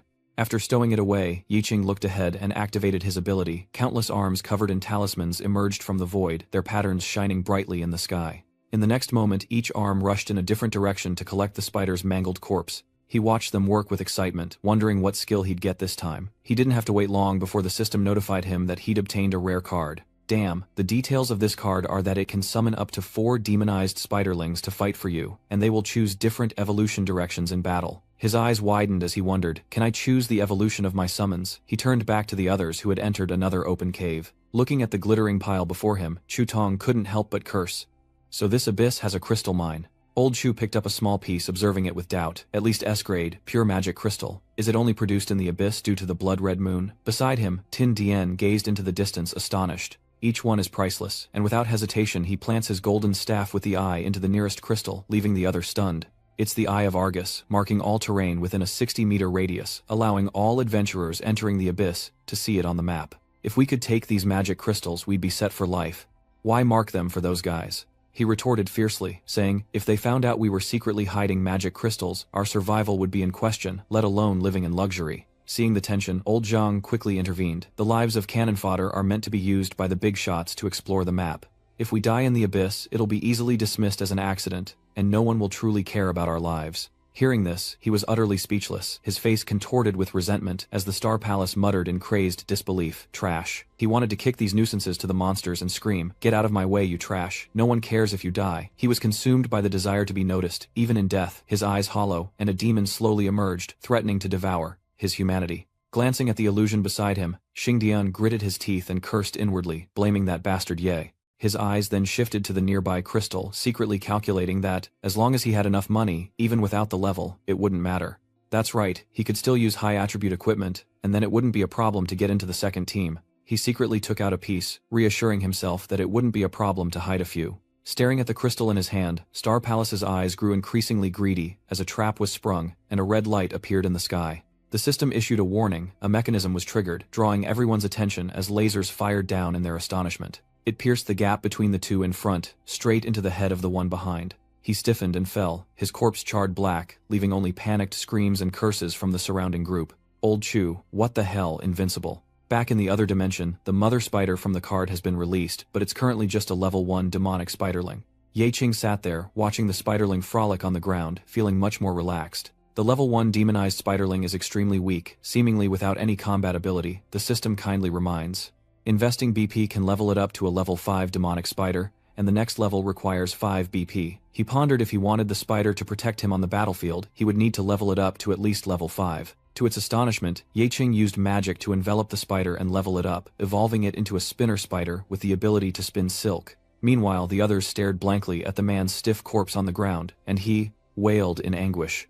The Star Palace elder hastily tried to explain himself, claiming it was an accident, but he couldn't quell old Zhang's fury. He lunged forward, grabbed the elder by the collar, and snarled, "Damn it, you killed old Chu because of your greed. Do you know that old Chu was the backbone of his entire family? He risked his life every day to provide for them all, because you couldn't stand the humiliation." The Star Palace master grabbed Zhang's hand, retorting fiercely, "I just wanted to make more money, is that wrong? If I hadn't dropped to level 1, I would have been living the high life, instead of being stuck with you trash." This only fueled his rage further. Old Zhang backed away from the impending weapon, while Zhu Tong stepped forward to intervene, but to no avail. Tin Dian retorted, gathering flames in his hand, saying no one could claim to be noble in this dog-eat-dog world where wealth and power reign supreme. He's madly challenging fate, and a figure emerges from the earthen cave, followed by applause and faint praise, saying, "Well done, I like your understanding." Kaisa smiles and steps in, coaxing softly, "Kid, are you interested in joining the Blood Oath? There's an opening." As a group of newcomers look on in astonishment. Silu followed, looking at the corpse on the ground, and reported mockingly, "One dead boss, fresh corpse." Kaisa feigned pity, his voice nonchalantly explaining the irrelevant death in the abyss is extremely common. "This kid was right, you guys aren't strong enough, so you'll have to trade your lives for money. There's no shame in wanting to earn money, and no shame in dying for it." Then he put his arm around the star spirit's shoulder, pulled him close, and whispered, "Stone, demons like this only appear during the crimson moon, and each one is priceless. Just one is enough to live a life of luxury." With a pause, Kaisa revealed mysteriously, "But before that, I forgot to mention one thing. The price for taking these starstones," his voice deepened with each word challenging them, "is your worthless lives." He glanced over, then pretended to correct himself. "No. Life is precious." As soon as he said that, a massive berserker appeared, wielding a terrifyingly large blade, all aimed at the remaining 3. Silu, standing among the group, explained with a friendly demeanor, "Our boss wants you to gather the magic crystals from the walls, and put them in this basket in front of us." "Got it." "Anyone who runs will die," old Zhang retorted angrily. "Damn it, picking each magic crystal is a death trap. Are they telling us to die?" He coldly approached, rubbing his neck, and softly uttered a veiled threat. "I recall, doesn't your wife have a serious illness, requiring urgent funds?" Once they were close enough, Kai Sop lowered his head and smirked. "What? He doesn't know I'd risk everything to get the money to save her." He must be joking because that stopped him in his tracks. He didn't miss a thing, warning him through gritted teeth, "Remember to trade your worthless life for money. Don't be ashamed." Old Zhang trembled as he looked at Kai Sa. His face betrayed his unwillingness, but he endured, staring at the pile of starstones. His trembling hand reached for them, then his body collapsed uncontrollably as he stammered, "I'm sorry, I can't do it. I'm telling the truth. I just gambled away too much money to pay off debts. I don't want to die." At this point, Zhang's spirit completely crumbled, tears streaming down his face, witnessing this pathetic display. Kaisa clicked his tongue in disdain. What a waste. The Star Palace lackey broke out in a cold sweat, frantically weighing his options. This guy's level and strength completely crush me. Even in my prime, I wouldn't stand a chance. Sensing an opportunity, he forces a smile and begins to flatter him. "Big brother, didn't you just say that the Crimson Corps wanted to recruit new members, and asked if I was interested in joining, right? I'm a fire elemental mage, and I'd love to join." Now it was Kaisa's turn to be stunned. He turned to his subordinate and asked, "Did I say that?" The necromancer, D, quickly leaned in to confirm. "You certainly did, sir." So Kaisap turned, waved him over, and said, "Come over here then." Star Palace, as if finding gold, knelt down respectfully and said yes. But he's met with a kick to the face even as he swears his allegiance. "I'd gladly die for you, boss," he coldly retorts. "You really think you're worthy? What trash wants to join our noble guild? You're a damned team killer who deserves the death penalty from the World Guild. I just want to make your death a little more worthwhile." He kicked them relentlessly, his words growing harsher, fueled by rage, knowing they had no escape. "I'll turn you all into corpses, then have a necromancer control your bodies to harvest these magic crystals. After all, you've already died once. What difference will a few more times make? Turn back." Chu witnessed everything, but dared not utter a word, only cursing inwardly. Unnoticed, a shadowy figure approached him, and bow. Chu Thong, head bowed, mustered the courage to speak, but only managed to utter a single word.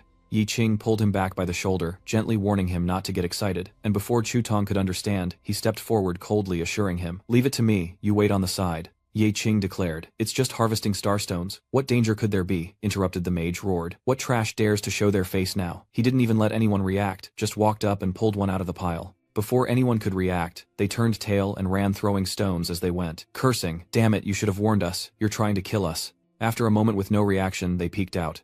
The mage asked hesitantly, wondering if the death trap was useless against him. Si Lu explained, "Maybe the trap only activates once, and then it's useless." Ye Qing was equally surprised, but remained calm, wondering if his luck stat had met the threshold to negate the trap's instant death effect. Thinking this, he quickly draws the next one, causing the distant group to cry out and duck down again. When the system indicated the trap wasn't triggered, they peeked out in astonishment as Kai boldly voiced his opinion.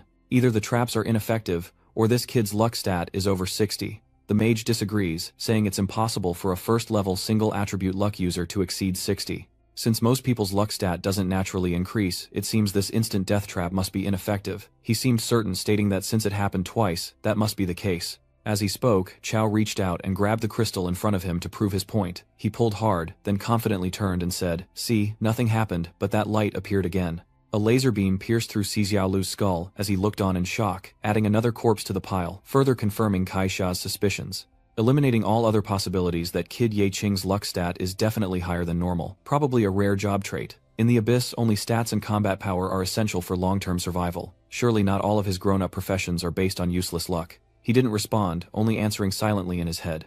"I just distributed the points evenly." Reaching his breaking point, Kai Sa coldly declared, "My original plan was to turn all of you into corpses to work for me, but now I have to change my plans. I only need one corpse with high luck value. The rest are expendable." After the bold declaration, his subordinates echoed in unison, "Roger." Old Zhang trembled, backing away in fear, muttering, it's over, we're doomed. Our opponents are members of the Blood Oath, how can a few of us possibly win?" Zhu Tong chimed in terrified, saying it's not too late to run. Hearing this, Xing Dian turned and fled without a word, leaving the others stunned. Yi Qing complained, confused, "Why run? We clearly have the numbers advantage." He turned and helplessly reminded him, "We're only 4 people and now one has run away. Are you stupid?" He smirked confidently, explaining, "I'm saying that numbers aren't necessarily an advantage." No sooner were the words spoken than a terrifying sound echoed from the cave ceiling, and the mage was the first to notice, gasping in surprise. "Did you hear that?" the berserker next to him asked suspiciously. "What's that noise?" The mage looked up and saw a swarm of spider people charging down. Meanwhile, Ye Qing smirked, having successfully summoned them. As the monstrous figures landed, only their excited screams echoed through the cavern. "There are magical beasts in this room."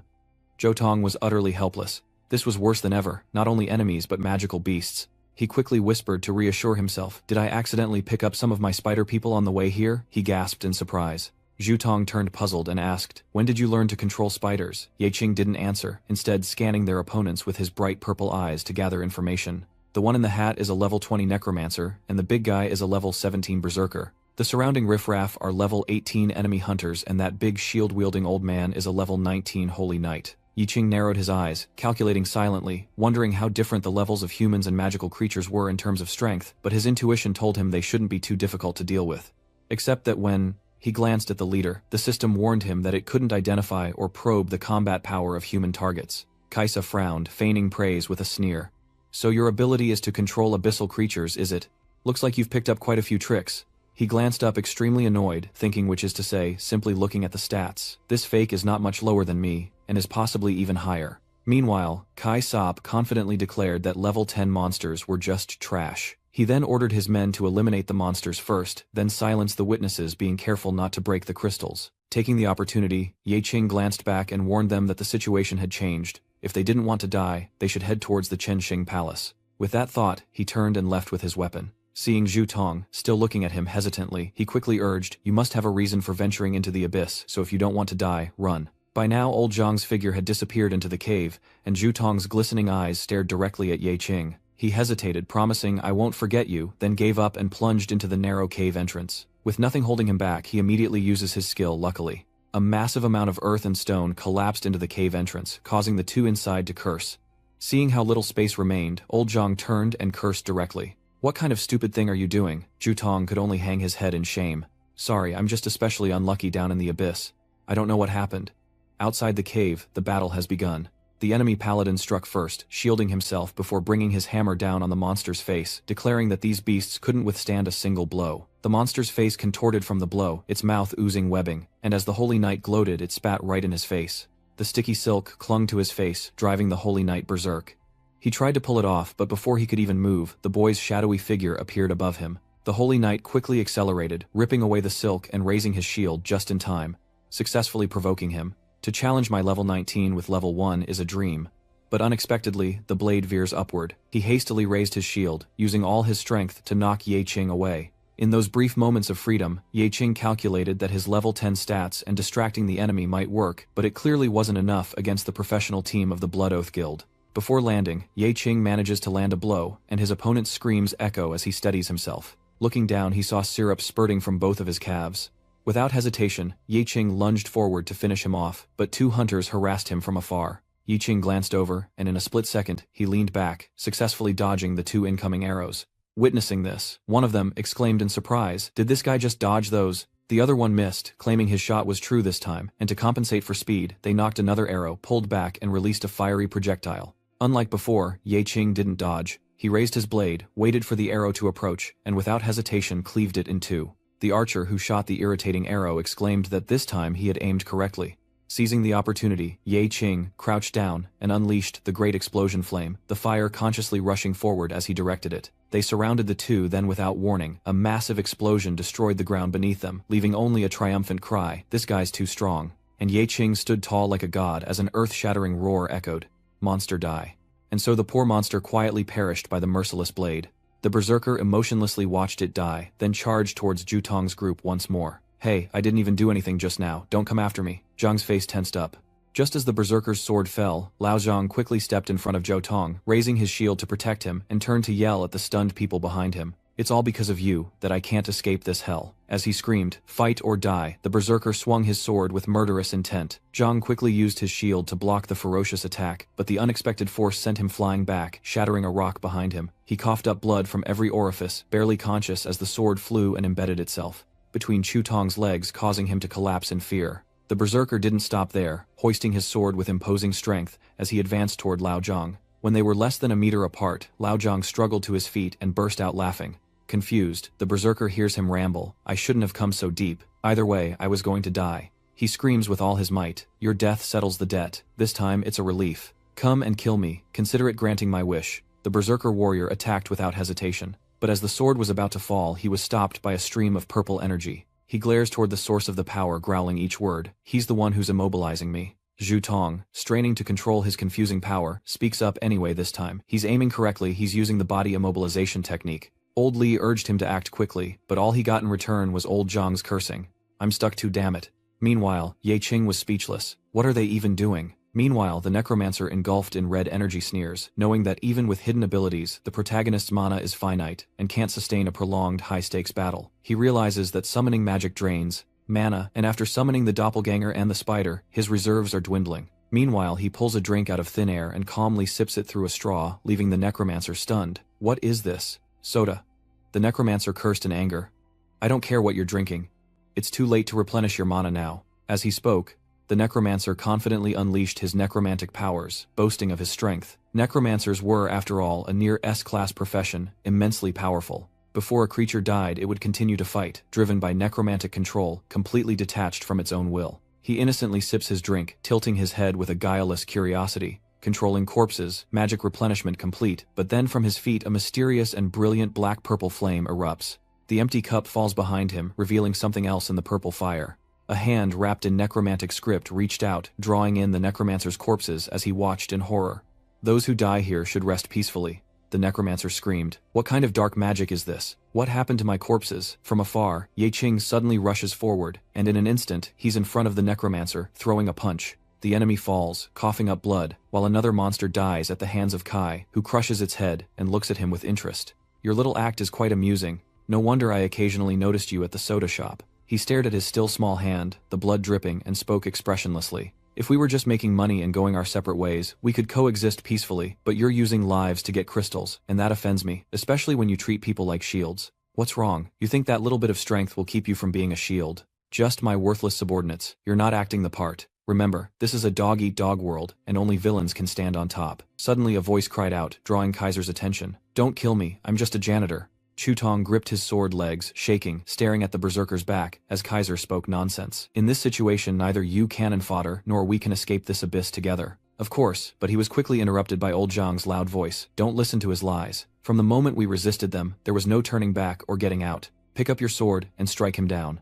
Chutong cowardly replied, I'm just an assistant. I've never killed anyone, let alone a monster. Kaiser, unconcerned, looked at him meaningfully and said, one side of us has to fall. He laughed derisively, as if watching a joke. I simply don't understand your grand principles. I only know that everyone has rights. At that moment, a mass of sword energy appeared in his hand, and the surrounding power also increased significantly. He replied, seriously, entering the abyss and surviving. Kaiser swung his fist at him, mockingly naive. He managed to block the powerful punch but was still knocked back a good distance. Unharmed, but now wary. He thought to himself, so strong. Even with my instincts, I know he's the strongest being I've ever seen. Suddenly, his eyes widened as Kaiser appeared like a monster before him. Yi Qing quickly jumped back, dodging the blow that shattered the rock behind him. Kaiser looks down on him saying, before my power, you're just trash. Chutong's eyes narrow as he hears the insult, still hesitant. The berserker warrior swung his attack, shattering the aloe vera, and spoke with disdain. You're too weak. Chutong staggered, nearly collapsing, his eyes glazed over as blood streamed down.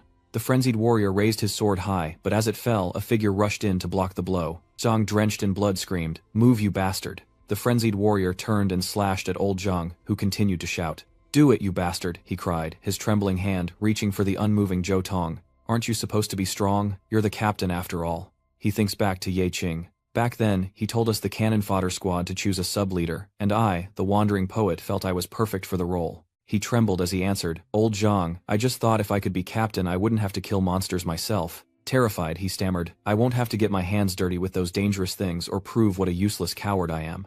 I'm not strong at all, I really am Chutong, he cried, kowtowing to the berserker. He's just a simple fool. Please have mercy. He recalled how the man had called him a fake pacifist, the only one in the squad who didn't transport. Was his meager combat experience not enough? Then the man beside him replied, this fake pacifist is someone even BAP would add to the team. Shameless. Get out of my team. Dejected, he was called a noob and told to get lost. Later, as Chutong sat dejected, someone approached him. It was Kaiser who asked, Kid, what's your class? He hesitated but answered, a third-level wandering poet. He smiled and said, come with me. But at that moment, Yi Qing was sent flying into a rock behind him. Kaisa rushed in front of him. He roared that this was the fighting clan's Azure Dragon Sutra no skill, inflicting sustained true damage to the target's organs. If he used magic now, the wounds would only deepen, possibly leading to sudden death. He unleashed a powerful punch, enough to cripple a master's signature magic technique. He thought tense that it was too fast, and he had to create some distance. Seeing him dodge, he quickly gave chase, asking if he could escape. As he moved, he observed, wondering if using skills would cause Deb to lose health. He suddenly realizes he needs a buff, and wants to try it out. He shouts the name of the dazed man, Chutong. Yi Qing was sent flying towards him by Kaiser, finally collapsing at Chutong's feet. Lying there, he says, escaping weakness and incompetence by relying on the charity of others is useless. That kind of power is something he's dreamed of wielding more than anyone. Blood trickled from the corner of his mouth as Yi Qing chuckled. So I too have despaired at my own powerlessness. He recalled his desperate lament, I'm truly useless. Ignoring Chutong's confusion, he continued, but I never intended to run, because my weakness isn't enough to fear. At that moment, the monster wrapped around him, saying it feared his words the most, and his heart weakened along with it. That statement was like an epiphany for him. A notification appeared in his mind, reminding him that he had dealt 0 damage. At that moment, he ignored the notifications and struggled to resist, even though he only had a broken sword in his hand.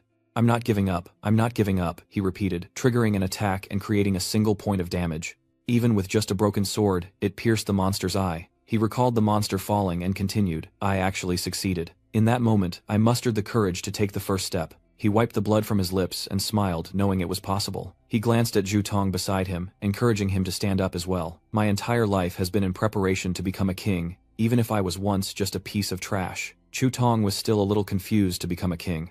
Looking at the sword in his hand, he muttered, become stronger or die. Rather than being ridiculed, disguising myself, or avoiding battle. Then Chutong's eyes grew serious. I want to change and become stronger. I want to become a powerhouse. The berserker scoffed, a mere level 3 support can't possibly break my level 17 armor. I'll stand right here and let you try. But Chutong threw his sword away, leaving him dumbfounded. Then a microphone appeared in his hand, and he unleashed a poetry spell called The Great Expulsion. The berserker was shocked, and even Kaiser was taken aback, exclaiming, What's going on? Meanwhile, he felt empowered and smirked, because I found the best support in the world.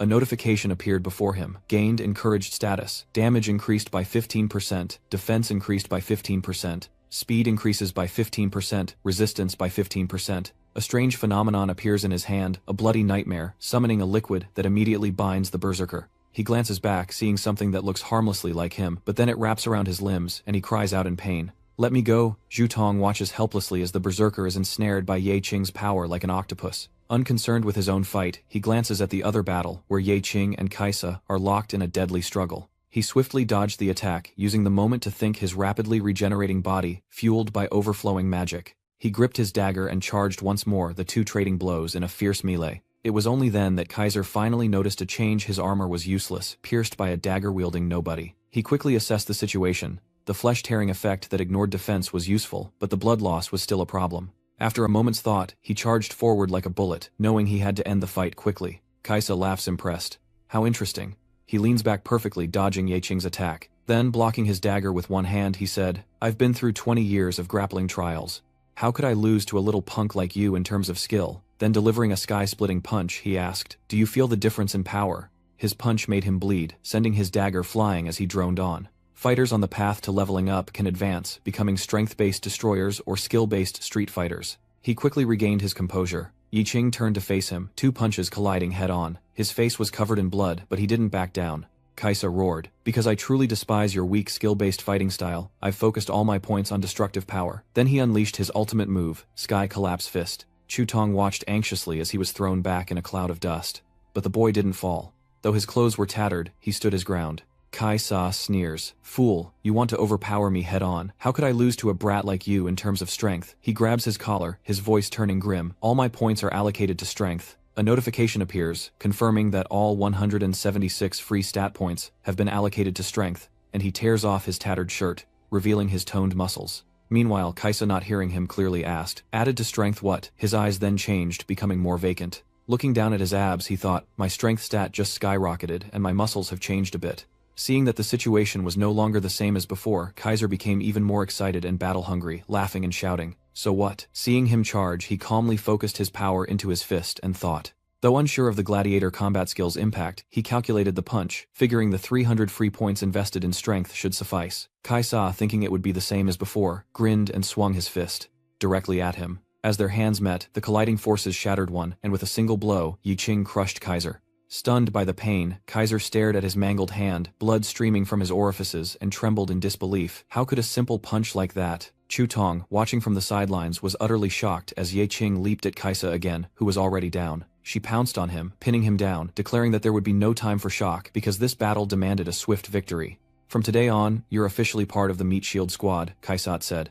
Rewind to 8 years prior, a voice commands, Clean all the gear, we've got deeper dungeons to raid. The law of the lion's hunt is that the weak only serve to sharpen the strong, and if he wanted to be a full member, he'd have to prove himself. But when faced with a giant monster, the man said he looked like he was born to be a shield. At that moment, he thought that as long as he proved he wasn't useless, he could crawl out of the mud. He then used his powers to deal with the monster, determined to prove himself, and stared at the hand that had just defeated it, belatedly, realizing, it seems it's not that difficult after all. Then with a crash, more monsters appeared beside him. Without a word, the monster slashed at him, beating him to a pulp. Later, he faintly heard someone say, his jaw was shattered, 8 ribs were broken, his heart was pierced, and his liver, kidneys and lungs were all ruined. This body of spare parts cost quite a bit of crystal. His scarred face slowly opened its eyes to a scientist studying him suspended in a lab's liquid, who explained that abyssal skills could now extract and implant the enhanced cells of abyssal creatures into humans. Fortunately, your compatibility with the demon is excellent. The good news is, you're alive. The bad news is, a sinister laugh echoed as Qing Shan's eyes gleamed darkly. Now a hybrid, he hears a dark voice as a badge, bearing a lion's head, clatters to the floor. He has proven himself worthy to join the Lionheart Hunters as a full member. The leader of the organization, a hulking figure in armor with 2 horns, sat regally and waved his hand, demanding, Where it be my strong arm, be my hunting dog. With a gleeful look, Kaiser picks up the badge and asks, Where are my teammates? The leader narrows his eyes in anger and replies, Worthless fool, they're all dead. Kaisar broke out in a cold sweat, thinking this is a dog-eat-dog world. Right now, his head was being squeezed in a vice, and he was in terrible pain, thinking that if he couldn't prove his worth, he'd become as worthless as trash. Fueled by that memory, Kaisa pulls Ye Qing's hand from his head, and the system reports a surge in defense, destruction, and speed. Ye Qing's eyes widen in surprise. Kasat punches Ye Qing in the chest, but he doesn't react. He just looks at Kasat's fist, thinking that he's recovered. A roar echoes as Kasat, eyes bloodshot, furiously throws punches at Ye Qing. He quickly retreated, slamming his hand into the ground, causing it to tremble as his hand gathered magical energy. The essence of the magic crystal is condensed power-surging magic, especially potent under the blood moon, transforming Kaisa's entire body into a demonic form. He rasps, "Because a demon's organ was implanted, I can absorb the power of this magic crystal." Kaisa bared his sharp teeth and spoke grimly, seizing the moment to surpass the power of a deep-seated boss. He lunged ferociously at the system, triggering a notification. Boss La De Li had been defeated, Kaisa had appeared, and the demonization process was complete. Kaisa roared, shaking the very space around him, and the system announced that the rampage had ended, entering a 30-second fatigue state. Hearing the notification, Ye Qing frowned and muttered, "The system recognizes him as a boss-level demon. What exactly happened to his body? Are you okay?" "Oh no." Just then Chu Tong rushed over from afar, asking worriedly, "Are you okay?" Kaisa stomps the ground, shattering it, and roars. All it takes is abandoning human dignity. Ye Qing glances at Chu Tong, signaling him as Kaisa kicks massive rocks towards them, declaring to abandon his human body and become a demon unbound by morality. The rocks hurtled towards them, but they quickly dodged. Kaiser then leaped forward, lunging at Ye Qing, ready to strike, and declared his decision. "I accept this price for power." Ye Qing glanced back worriedly as Kaiser, like a ferocious demon beast, charged to attack. Seeing this, Chu Thong trembled with fear, thinking so strong, too strong, as he watched him like a ferocious beast trample Ye Qing, who lay motionless on the ground. He thought to himself without a doubt that we trash are no match for true powerhouses. This is the hidden strength of Ye Qing, far surpassing his companions, yet still unable to resist him, even killed with one blow. Despite using all his strength, he's still terrified by this unyielding power, even unconsciously submitting. At this moment, Kaisa looked up and said smugly, "The weak grovel before the strong. This is the unchanging truth of the world." Caesar touched his face, laughing maniacally with bloodshot eyes, saying that to become stronger even this pathetic appearance had to be revealed. Suddenly, remembering, he glanced up and said he almost forgot about one last small fry.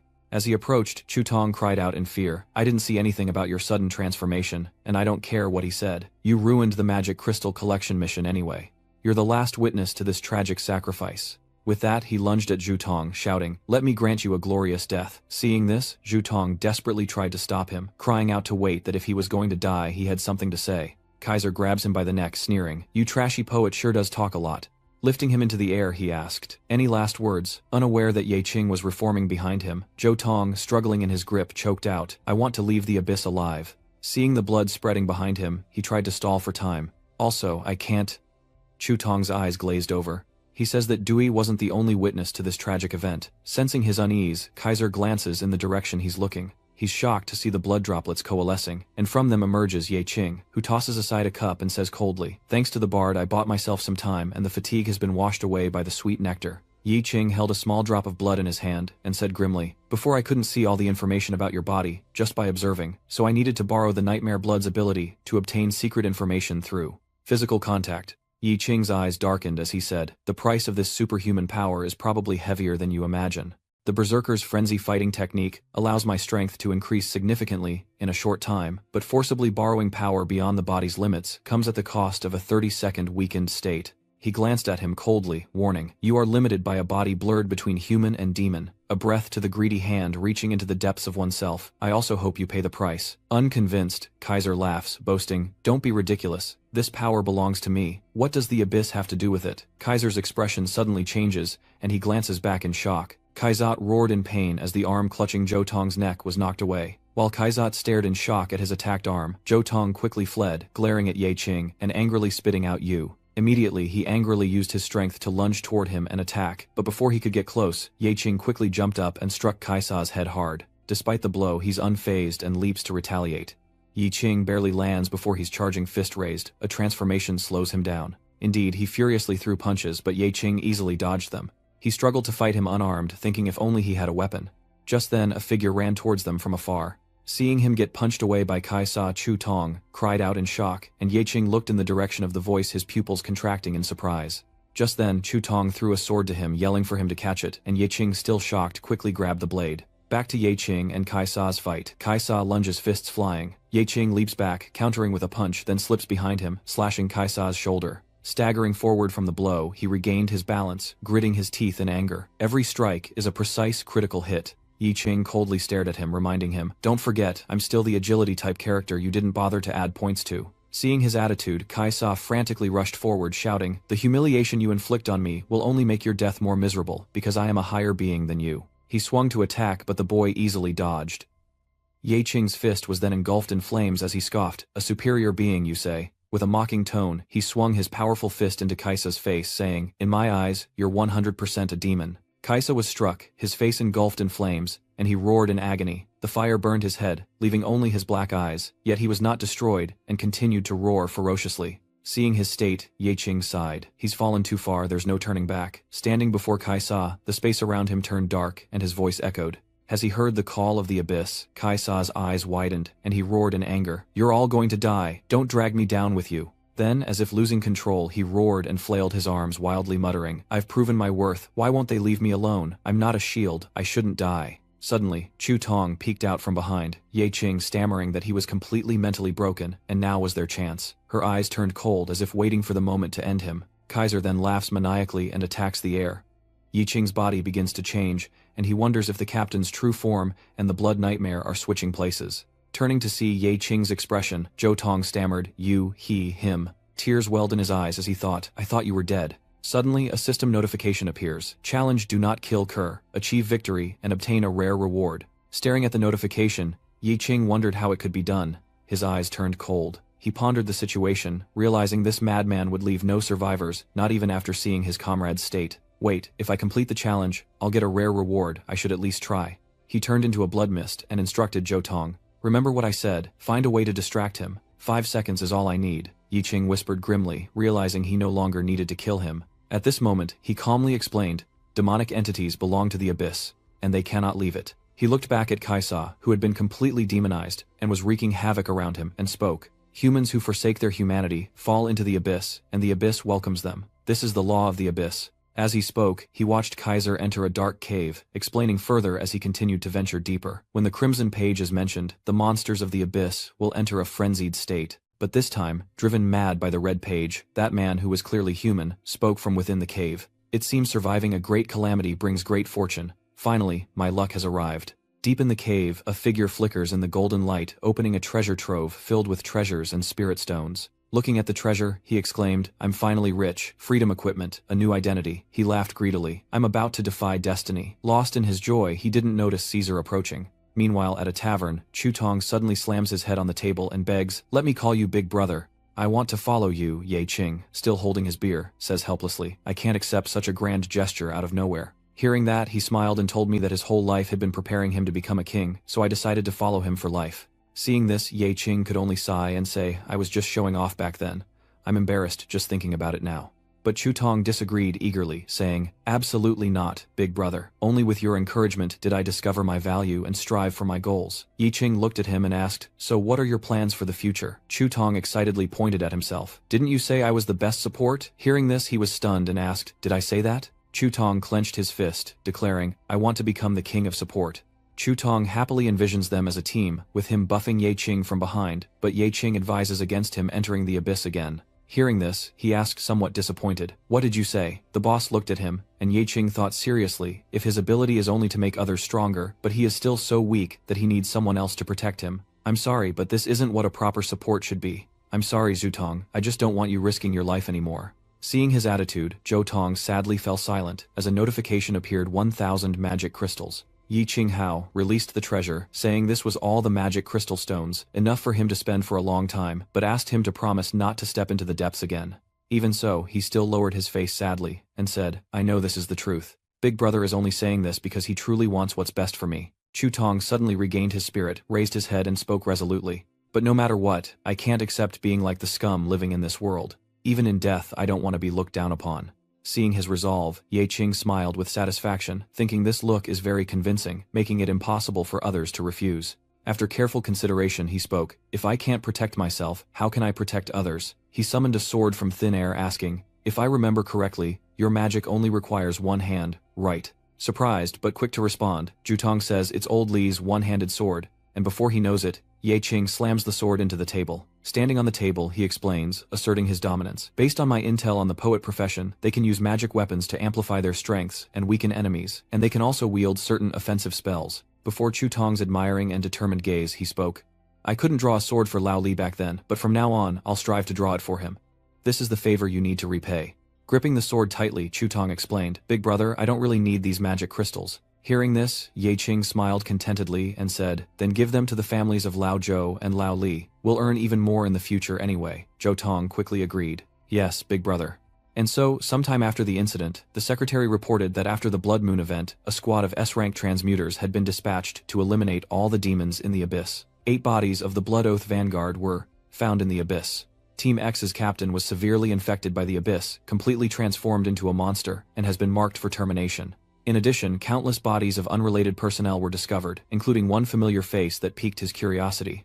Who could it be? The secretary added, it was Tran Tin Dien, who we recently accused of being a team killer during the infiltration of another abyss area. When his body was discovered, he was wearing high-end equipment, suggesting a fierce battle with X after his transformation, but he was ultimately killed.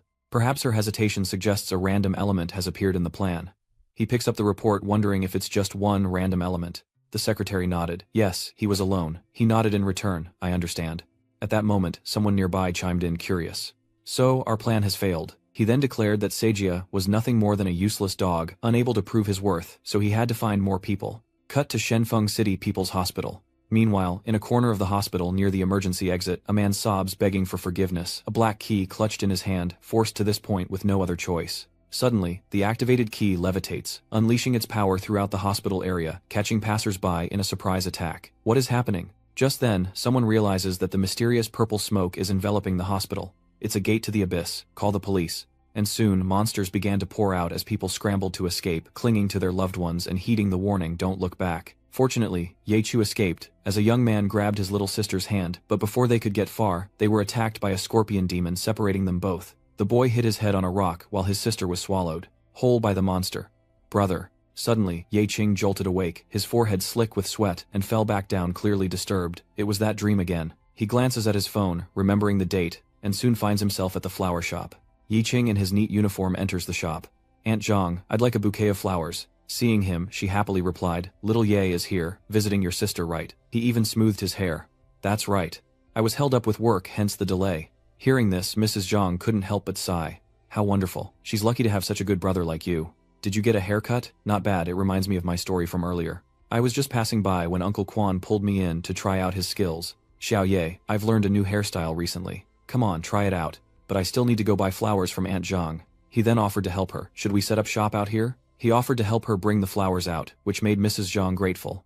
Thank you. And together, they set up shop outside, as ambulances whizzed by, piquing Mrs. Trong's curiosity. There were so many vehicles heading to the hospital, and I saw a lot of awakened ones too. I wonder what happened, Yi Qing worried. He rushed off to the hospital without a word to Miss Zhang, parkouring across the buildings. Arriving on the scene, he saw a massive purple gate and heard the voices of the guards. Quick, put up the warning tape. Yi Qing couldn't help but panic. How did a gate appear here? He landed, and a guard approached, saying, Civilians, please step back. This area is sealed off. But the next moment, he was stunned to see him casually enter the abyss gate, without any attempt to stop him, causing the head guard to angrily shout, What are you doing? Why are you letting outsiders in here? Then the guard whispered to him, Don't ask. This kid is like the others who went in before him, people we can't afford to offend. Never mind then. With a determined look, Yi Qing muttered, Wait for me, Ye Zhou, I absolutely won't let you go this time. Once inside, he realizes the abyss corruption has created another space within the hospital, far exceeding the building's physical dimensions, just like the mall before. This room has been cleared out. A party of awakened must have come through here before me. Yi Qing then retrieves a shimmering blue potion from his bag, the kind only wealthy hunters can afford. This large magic potion is not something ordinary awakened can afford. A large potion with convenient information instantly restores 85% of mana, eliminates most fatigue, and reduces mana consumption by 50% for the next 30 seconds. He thought to himself, if I want to sweep the abyss alone and search for Ye Zhou, it will definitely consume a lot of mana, so I must be well prepared. Arriving at the main hall, Yi Qing hesitated, seeing paths branching off to the left and right. As he scanned the paths, a system notification appeared, warning him that there would be no turning back once a path was chosen. Seeing this, Yi Qing sat down to consider his options. He had to choose a path and it was one way only. These markings are fresh. I'd wager the hunters ahead marked this path. They're likely here to rescue someone, so I should take a different path, increasing my chances of finding Ye Zhou. This abyss is unfathomably deep, and who knows how long it'll take to reach the bottom. Worst case, we'll have to try every path. He narrowed his eyes knowing there was no time to waste. An ordinary person wouldn't last long here. I have to hurry. Seeing the pristine red carpet beneath his feet, Ye Qing makes a deduction. The pristine red carpet suggests this place is untouched, and a glance at the exit reveals an obstruction. The path back is swallowed by darkness, creating an impassable barrier. Ye Qing takes out the Eye of Argos and mutters, "Yeah, I've seen the power of this exit before. If he's truly trapped in the maze, he can at least mark part of the map." A second later, the system responds. You have used the Eye of Argos and ordered it to open the map, but the system responds that it cannot display maps outside of this area. At this point, Ye Qing understood everything. No wonder they used their sword nets to trap guests in this abyss maze. The system's navigation was completely useless. This must be the legendary abyss of rules. And as a monster approaches, he wonders, have I fallen into a trap? Ye Qing listened intently to his surroundings, then spoke. He couldn't hear any mechanical sounds. Unbeknownst to him, another demonic spirit appeared behind him, and Ye Qing remarked that the room was eerily silent. Taking advantage of his distraction, it attacked Ye Qing from behind, but luckily he dodged out of the way. Ye Qing steadied himself and looked at the demon spirit, then flew forward to strike it, but the system reported that the attack was ineffective. Ye Qing was stunned, wondering, physical immunity. The previous strike had angered it and the demon spirit roared. The system then alerted him to a state of disorientation, and as soon as the words were out he felt the demon spirit's wrath causing blood to flow from his eyes, nose, and mouth. Realizing that there was no way to hear sounds that didn't pass through his ears, and his perception was greatly reduced. He looked at the spirit and silently scolded himself for almost underestimating the dangers of this abyss. This time he realized he was facing the laws of physics.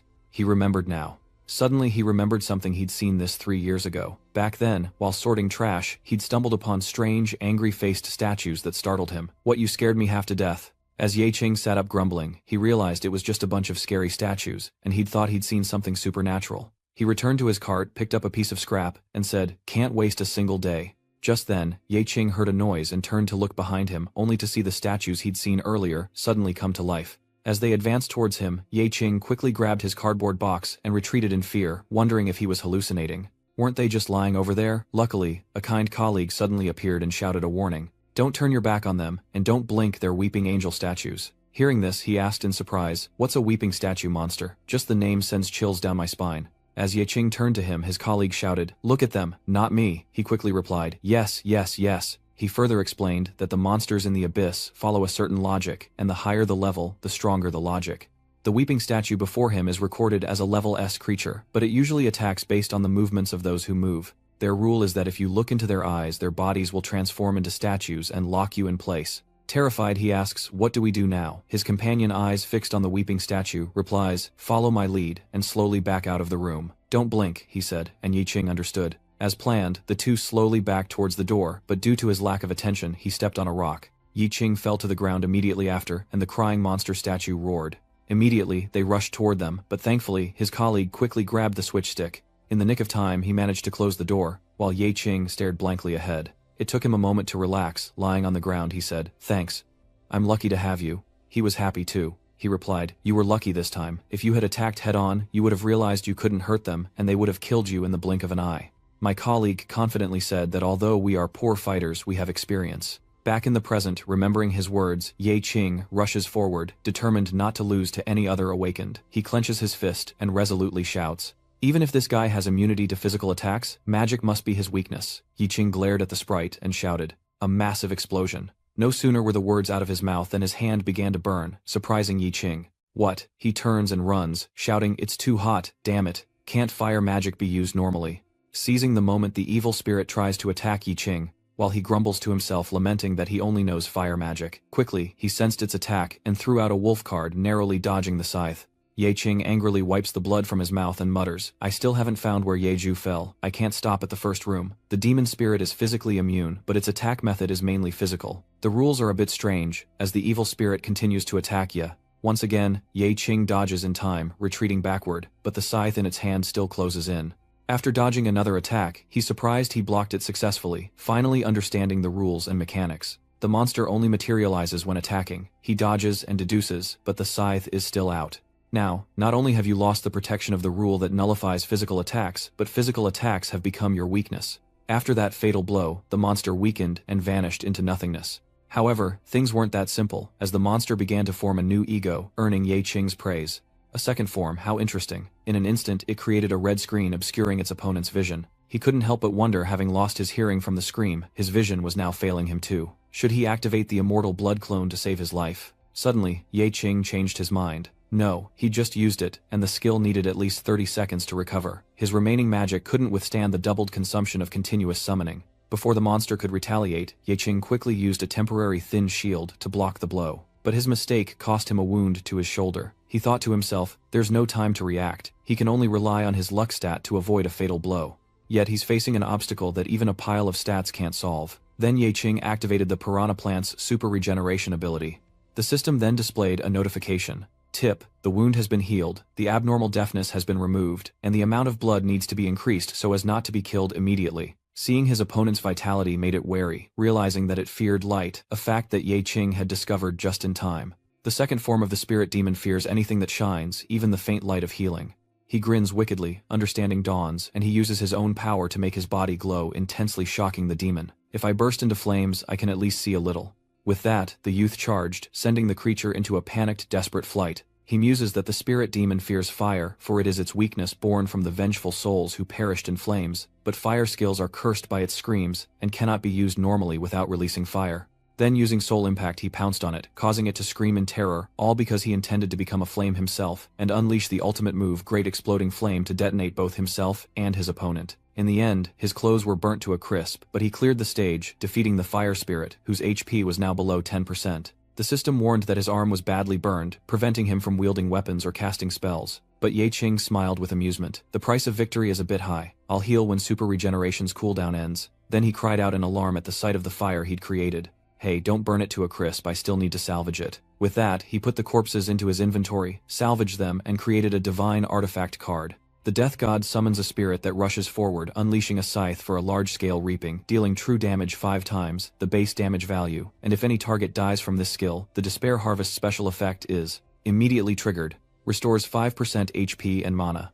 If Despair Harvest is triggered more than 5 times, simultaneously, you'll become invisible for 1 second. In this intangible state, all physical attacks are nullified, and the user cannot be blocked. If the attack is non-lethal, the user will suffer true damage equal to the attack's damage. This divine artifact cannot be equipped, is bound to the user's soul, and cannot be traded. He held it in his hand, curious. This card was certainly different. It was the first time he'd seen a soul-bound divine artifact card. The Soul Harvest Scythe seems to convert slain targets into HP and mana. In a crowd of enemies, it could turn the tables with a single strike. But the price of using a divine artifact is that if the attack fails to kill the target, the user will suffer equivalent backlash, damage, even death. So timing is key. Then Ye Qing looked ahead. The seal on the great door had been removed again, and he used the power of super regeneration after its cooldown ended. With super regeneration activated, he cracks his knuckles and says, "Ye Chu, I'm coming." Meanwhile, elsewhere in the secret realm, the butcher gleefully chopped meat into pieces when a suspicious noise came from his bucket. It was Ye Jichu hiding and intentionally making noise. To distract him, she made a noise, and he went to investigate. Seizing the chance, she leaped from the pile of sacks only to slip and tumble to the ground, clutching her head in pain. Wasting no time, she scrambled to her feet and clumsily crawled to retrieve her fallen teddy bear. "Brother, I absolutely won't let anyone bully you." However, the butcher returned just in time. He glared at her with a demonic face and roared in anger to intimidate Ye Chu. In the gloomy space filled with the smell of blood and the clanging of iron chains, the giant monster stared menacingly at the white-haired girl lying prone on the cold stone floor. Terrified, Ye Chu stammered monster words that seemed to enrage the pointy-eared giant. The giant swung his blade and charged, but as he did, a figure darted in from behind, landing a swift blow that took him completely by surprise. A decisive strike cleaved off the giant's right side. The newcomer's decisive action created a fissure in the floor near her face, leaving Ye Chu in stunned disbelief. The scarred man with the stern gaze and massive blade was none other than the dual-blade warrior Wu Ming. He glanced indifferently at the girl on the ground, secretly relieved, and wondered if she was a hunter. But while she was lost in thought, he turned and left with his sword, not even glancing back at the beauty. Yi Zhou quickly crawled forward, grabbing his leg and pleading, "Please take me out of here, save me." He glanced at her, a hint of impatience in his eyes, and explained that the monsters were all gone. She could hide, but following him would mean certain death. But Ye Chu wouldn't listen, her eyes firm and unwavering. "Mister, I have to survive until I see my brother again,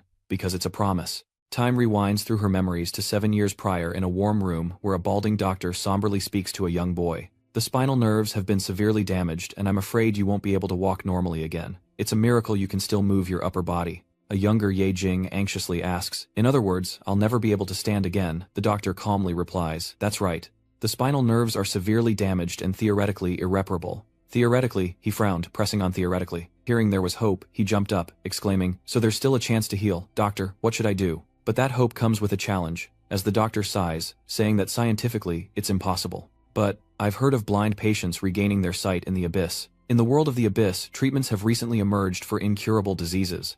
It could be a medicine or equipment.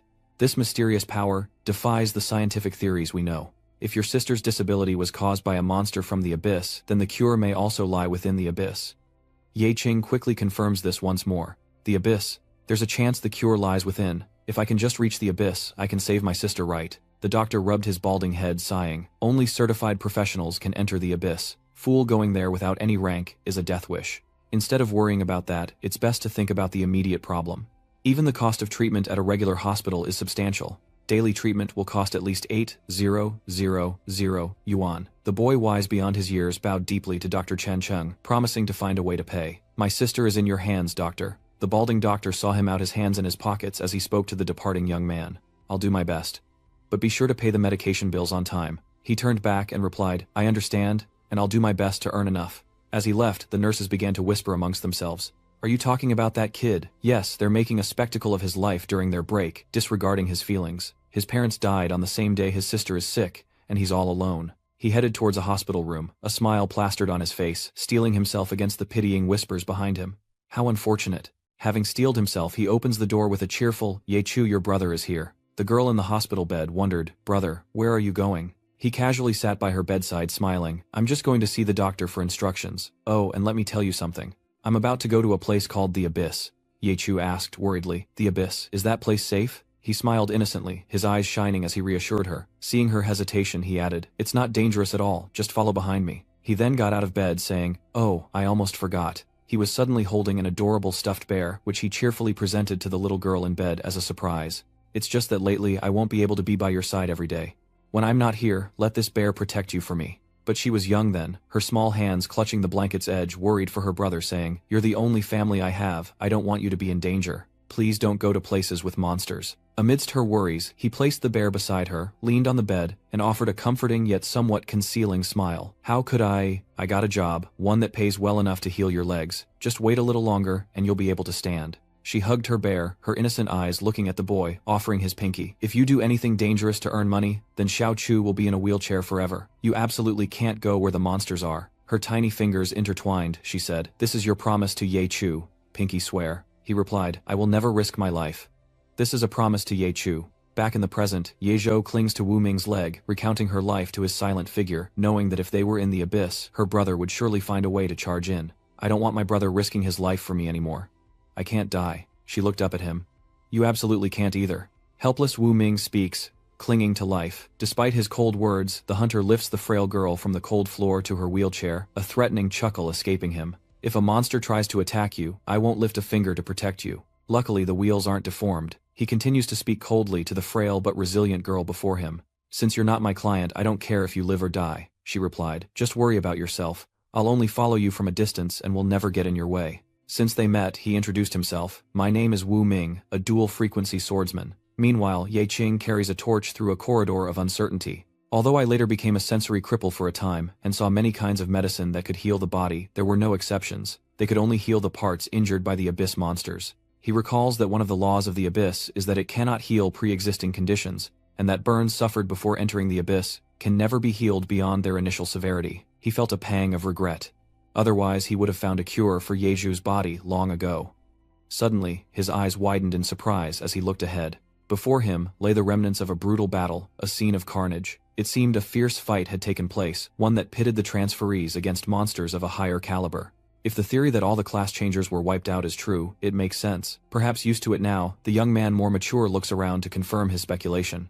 There are no monsters roaming around, so someone must have survived and escaped this room. Suddenly, his eyes catch a shocking sight. He shines his torch on the bisected monster before him, examining it. This giant beast was cleaved in two by a single sword stroke, and the eye of perception reveals no trace of magic. His eyes drifted past the spot Lali and the others were speculating about. Were the fallen mostly agility or strength-based jobbers, relying solely on brute force? The young man's gaze sharpened, revealing an undeniable excitement, a figure far stronger than these awakened ones. This guy, he's in a completely different league. His footsteps echoed through the silence. Yi Zhou in her wheelchair followed the strong, reliable figure in front of her, when suddenly his steady steps halted, startling her. His vacant eyes caught a glimpse of glittering lights flashing towards them, striking him like lightning. Ye Chu was utterly shocked, screaming with tears streaming down her face. Horrifying cracks appeared on his body, but instead of bleeding they began to close. Ye Chu anxiously asked Han, "Are you okay?" "Does it hurt a lot?" He repeated the word hurt, as if hearing a new term. Time turns back to 4 years ago at the A-rank far ancient deep tomb. Before them stands a boss-level corpse king clutching a man's head. In an instant, they watch as he effortlessly tears it from its body. Among them was ignorance, and even he broke out in a sweat, as the bald old man roared, "You fools! Do you know how much I paid to hire you? You're all worthless." As mercenaries, they were to take the money and fight to the death. He stood protected by the others, pointing and cursing. "Remember well, I paid double for your lives." He thought because I'm a criminal without legal status I can only join the self-proclaimed hunter group as a mercenary. Within this frenzied group there was a small band of lunatics who completely disregarded life and death. His heart ached as his unknowing gaze fell into their endless spiral. They're facing a near-suicidal task, so they demand double the pay. And the old baldy is using money to force them to work for him. 10,000 credits to whoever kills the zombie king, huh? Having come this far, there's no way I can give up on this final treasure. No, whoever kills the corpse king will get 2,000,000. Wu-Ming accepted the reality that a dual-wielding swordsman would do anything for money, like doubling down in a casino, making people's blood boil. Then the bald man offered 250 0 cash, and as the others readied themselves, Wu-Ming realized the collateral was their lives. They gripped their weapons ready to strike. 25,000 is mine for the taking. Damn it, no one better steal this 25,000 from me. The zombie king's eyes glowed as he flexed his abs and roared. Just then, a monk-like figure raised his weapon confidently, declaring 25,000. It's 25,000. Kill him. He and a companion leaped forward, charging toward the corpse king, but they had underestimated him. He inhaled deeply, and in an instant cleaved the two into fractions. Wu-Ming faces him with caution, but the corpse king clenches his fist, sending Wu-Ming flying backward. The once boastful crowd now lies scattered in pieces, while the corpse king strikes a pose amidst a surge of golden power. The bald old man, now drenched in sweat, screamed with all his might, "Save me, you only get paid if I live." Wu-Ming frowned, using his blade to support himself as he listened to the old man's nonsense. "Remember, well, that I paid for your lives." Seizing the moment, while the corpse king was distracted, he lunged forward once more, roaring, even as hot blood flowed. Catching the corpse king off guard, he slashes at his waist. Victory in sight, his eyes light up, finally killing him. Then, a reward and a magical necklace appeared before him, as the bald man rushed to push the light aside, screaming, "Get out of my way, don't stop me from opening the box." Vo-Min, still bleeding, coughed and struggled to speak. "The reward is double what I said." The old baldy grinned, glancing at him as his hand touched the treasure chest and said with a wicked smile, "You're about to die. What do you need money for? Use it in the afterlife, you damn bastard." He chuckled gleefully, slowly opening the chest. "I'm about to strike it rich. It was worth buying the information about this hidden abyss." As he opened the chest, beams of light shot out. But the moment he looked inside, the bald old man frantically groped around, screaming, "Damn it, it's empty." Why is the chest empty? He's so angry he could cry, his fleshy face contorting as he screams in disbelief. After all that effort, he got an empty box. As he struggled with his emotions, he contorted, and then the old baldy exploded. He realized it was the curse of sand. He was surprised to find himself cursed. At that moment, a small stream of sand ran from the corner of his eye as he reached out to touch it. "Am I cursed too?" He covered his mouth to stop the sand flowing out, his eyes fixed on the rope, binding a blue pearl. He believes it's the Lich King's jewel, and whether it can undo the curse remains to be seen. Unknowing reaches out to grasp the jewel, a divine artifact of immortality, binding souls and transforming its holder into an immortal being. Reminder, divine and healing magic will inflict fatal damage on you. Normal damage cannot kill an immortal being. The price of transformation. I lost the ability to feel pain and to change my emotions. Back in the present, the rift has closed, and Wu-Ming, filled with grief, has become an immortal. Ye Chu noticed the oddity and asked, "Your blood is sand. What curse did you get hit with?" His eyes met hers, then he turned away, prompting a displeased Ye Chu to pout and say, "Hey, why is he ignoring me?" Shattered swords and spears fell to the blood-soaked floor. The monsters roared and charged, but with a swift leap, he claimed one of their heads. There wasn't time to allocate points carefully, so he just evenly distributed the accumulated free points, which should be around 200 now. Exhausted, he thought. Even so, a single strike could decide it all. Before entering the next room, he couldn't know what monsters awaited him, and a miscalculation could mean instant death. These monsters aren't just going to stand there and take it, he thought, realizing that while the abyssals weren't strong, he couldn't withstand the constant mana drain. He leaped back, dodging an attack, and kicked one of their thick skulls. The battle raged on, with no end in sight, as he unleashed a flurry of dagger strikes. A notification pops up, warning that his mana is below 5%. He tenses up. Damn it, is my mana too low to use skills? The monster roars as he quickly calculates. If that's the case, he'll use a single attribute combat skill to finish them off, shattering armor and pulverizing stone with a single punch. In the end, they were so scared they screamed and ran away, leaving him to sigh. In their wake. Damn it, they just keep coming. He frowned as he unleashed his attack fatigue building after 4 straight monster room battles. Now his maximum magic has been reduced to half, and all the magic potions in his bag are gone. Only the large flask retrieved upon first entering the abyss remains. He uses his strength to run after them, but he can only save it for the crucial moment. Each one receives a blow that sends their eyeballs flying, faces contorted.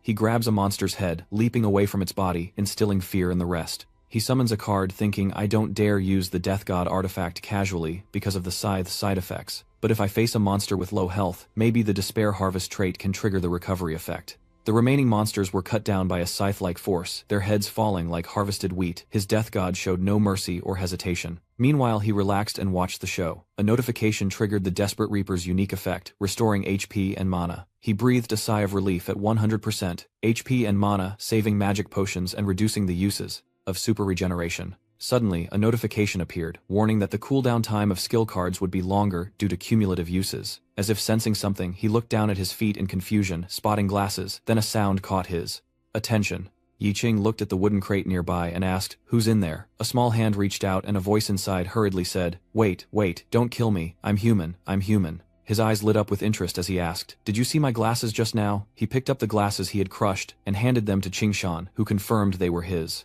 "That's right, I'm a doctor here, and a researcher. My name is Song Qingshan," he explained. "I don't know what happened, but a large group of monsters suddenly appeared in my ward, the same group you just killed." As Thon's son emerged from the container, he continued, "I was so scared I ran to a completely unfamiliar room and hid in this wooden box to escape the monsters." Unfazed, he asked, "Have you seen any other survivors?" He seemed shocked by the question, replying in disbelief. "Other survivors? How could there be? This hospital has been abyssified. Those without ranks wouldn't have survived, let alone the crippled and disabled." Suddenly agitated, he grabbed the doctor's collar and demanded, "What do you mean? Crippled, broken arms and lame legs? You're a doctor. It's strange to hear you say such things." Qingshan replied in a panic. "Weird? What's so weird about it? I'm a doctor, not a cleric. Of course I can't deal with these monsters. Saving people is important, but you have to protect yourself first." He chuckled wryly. "Look, if I had the power to fight, would I be hiding in this wooden box? So you're here to save me?" Through the cracked glass he warned with an air of superiority. "If you're here to rescue me, cut the chatter. I bet the Lionheart Beast promised you a hefty reward, didn't he? Just get me out of here, and you can have it all." He was confused. Lionheart Beast, he thought as a notification screen popped up. Successfully defeating C earns 150 free attribute points. Holding a metal badge, he asks Zhu Tong, "What's this?" "Did that jerk drop it?" he replied. "I think I've seen this before." "This is the emblem of the Lionheart Beast Hunter group." Yi Qing replies, "Lionheart Beast is a super hunter group that only accepts the elite." He muttered, realizing the bar for these top-tier hunter groups was unbelievably high. "Shouldn't the exit be the other way?" he asked, glancing at him. "You came from the ward." Qingshan stammers. Yes, don't bother saving those cripples. They can't pay you anyway, they're all poor devils." He casually apologized, saying he had to go that way because his sister was there, finally dawning on Thon's son. "Your sister? Wait, you're not here for me, and you're not with the Beast Heart sect," he coldly stated. "Indeed, I'm just collecting my due." Then a powerful surge of purple energy emanated from those cold eyes, as he declared he wouldn't save trash. In a long corridor, Ye Qing approaches a door, radiating immense magical power, followed by Qingshan, who nervously says, "Master, you must know this place is heavily mazified. If you go the way I came, you're bound to run into many forks in the road and get lost." Qingshan continued to ramble, unconcerned by Ye Qing's indifferent attitude. "But I can guide you. Let's go together, and find your sister together. By the way, how about you take me out too?" He then approached him, speaking with concern. "I'll take that as a yes. Now, it's this teleportation gate right here. I came from over there." With that, he quickly dashed through the mysterious door. Yi Qing followed, and Qingshan asked, "Which hunter team do you belong to?" He replied indifferently, "I don't belong to any." Seeing this, Qingshan awkwardly asked, "A solo hunter, in this day and age, who hunts alone?" Ignoring his discomfort. He continued saying that any skilled hunters would have already been snatched up by the top teams Tatis Lionheart Cloudtop, who offer high salaries and the chance to explore the deepest parts of the abyss. Growing impatient, Ye Qing angrily says, "Listen carefully, my sister's name is Ye Zhou, and if you want to guide us, keep your mouth shut." At this, Qingshan in a cold sweat blurted out, Ye Zhou." He recalled the reports and asked about the 2 test subjects, noting that they were both minors. A fat, cunning-looking man spoke up. Why worry so much? The families of these two kids probably can't do much. One is named Dai Dai Chu, and she lives with her only brother. He laughed, a scheming glint in his eye, saying, this brother is a nobody, wandering the abyss to earn money for her treatment. He could die there any day now. Pointing to Bayu's picture, he introduced her. The other one is Lin Shuyan. Her father was recently released from prison, unemployed, and borrowing money to survive. Hearing this, Qingshan smiled, and asked how he managed to convince such ordinary people to agree. The fat man replied mockingly, persuade them, please. He picked up the papers, a sinister smile spreading across his face, and explained, all I had to say was, you don't want to be a burden on your family, do you? That should do it. Your father's unemployed, so supporting you and paying for your treatment is incredibly difficult. His eyes grew even more cunning as he sneered. It may not be nice to say, but hasn't your father been visiting less lately? He probably sees you as a burden now. Pointing to Ye Chu's picture, he said, as for this girl, recalling the scene where he sat feigning righteousness as he spoke to her, coaxing her, imagine how much your brother has to risk his life every day just to cover your daily treatment costs. Don't you want your brother to be safe? Ye Chu naively agreed, believing him. Yes. He smiled at the two innocent girls before him and spoke softly. What if I told you we have a new treatment that could cure your disability so you wouldn't be a burden and could even awaken as a transcender? Are you two willing to participate? Bai Yue asked. Then let me be the first test subject. Diep Chu quickly agreed. I want to sign up too. I want to stand on my own 2 feet and not burden my brother anymore.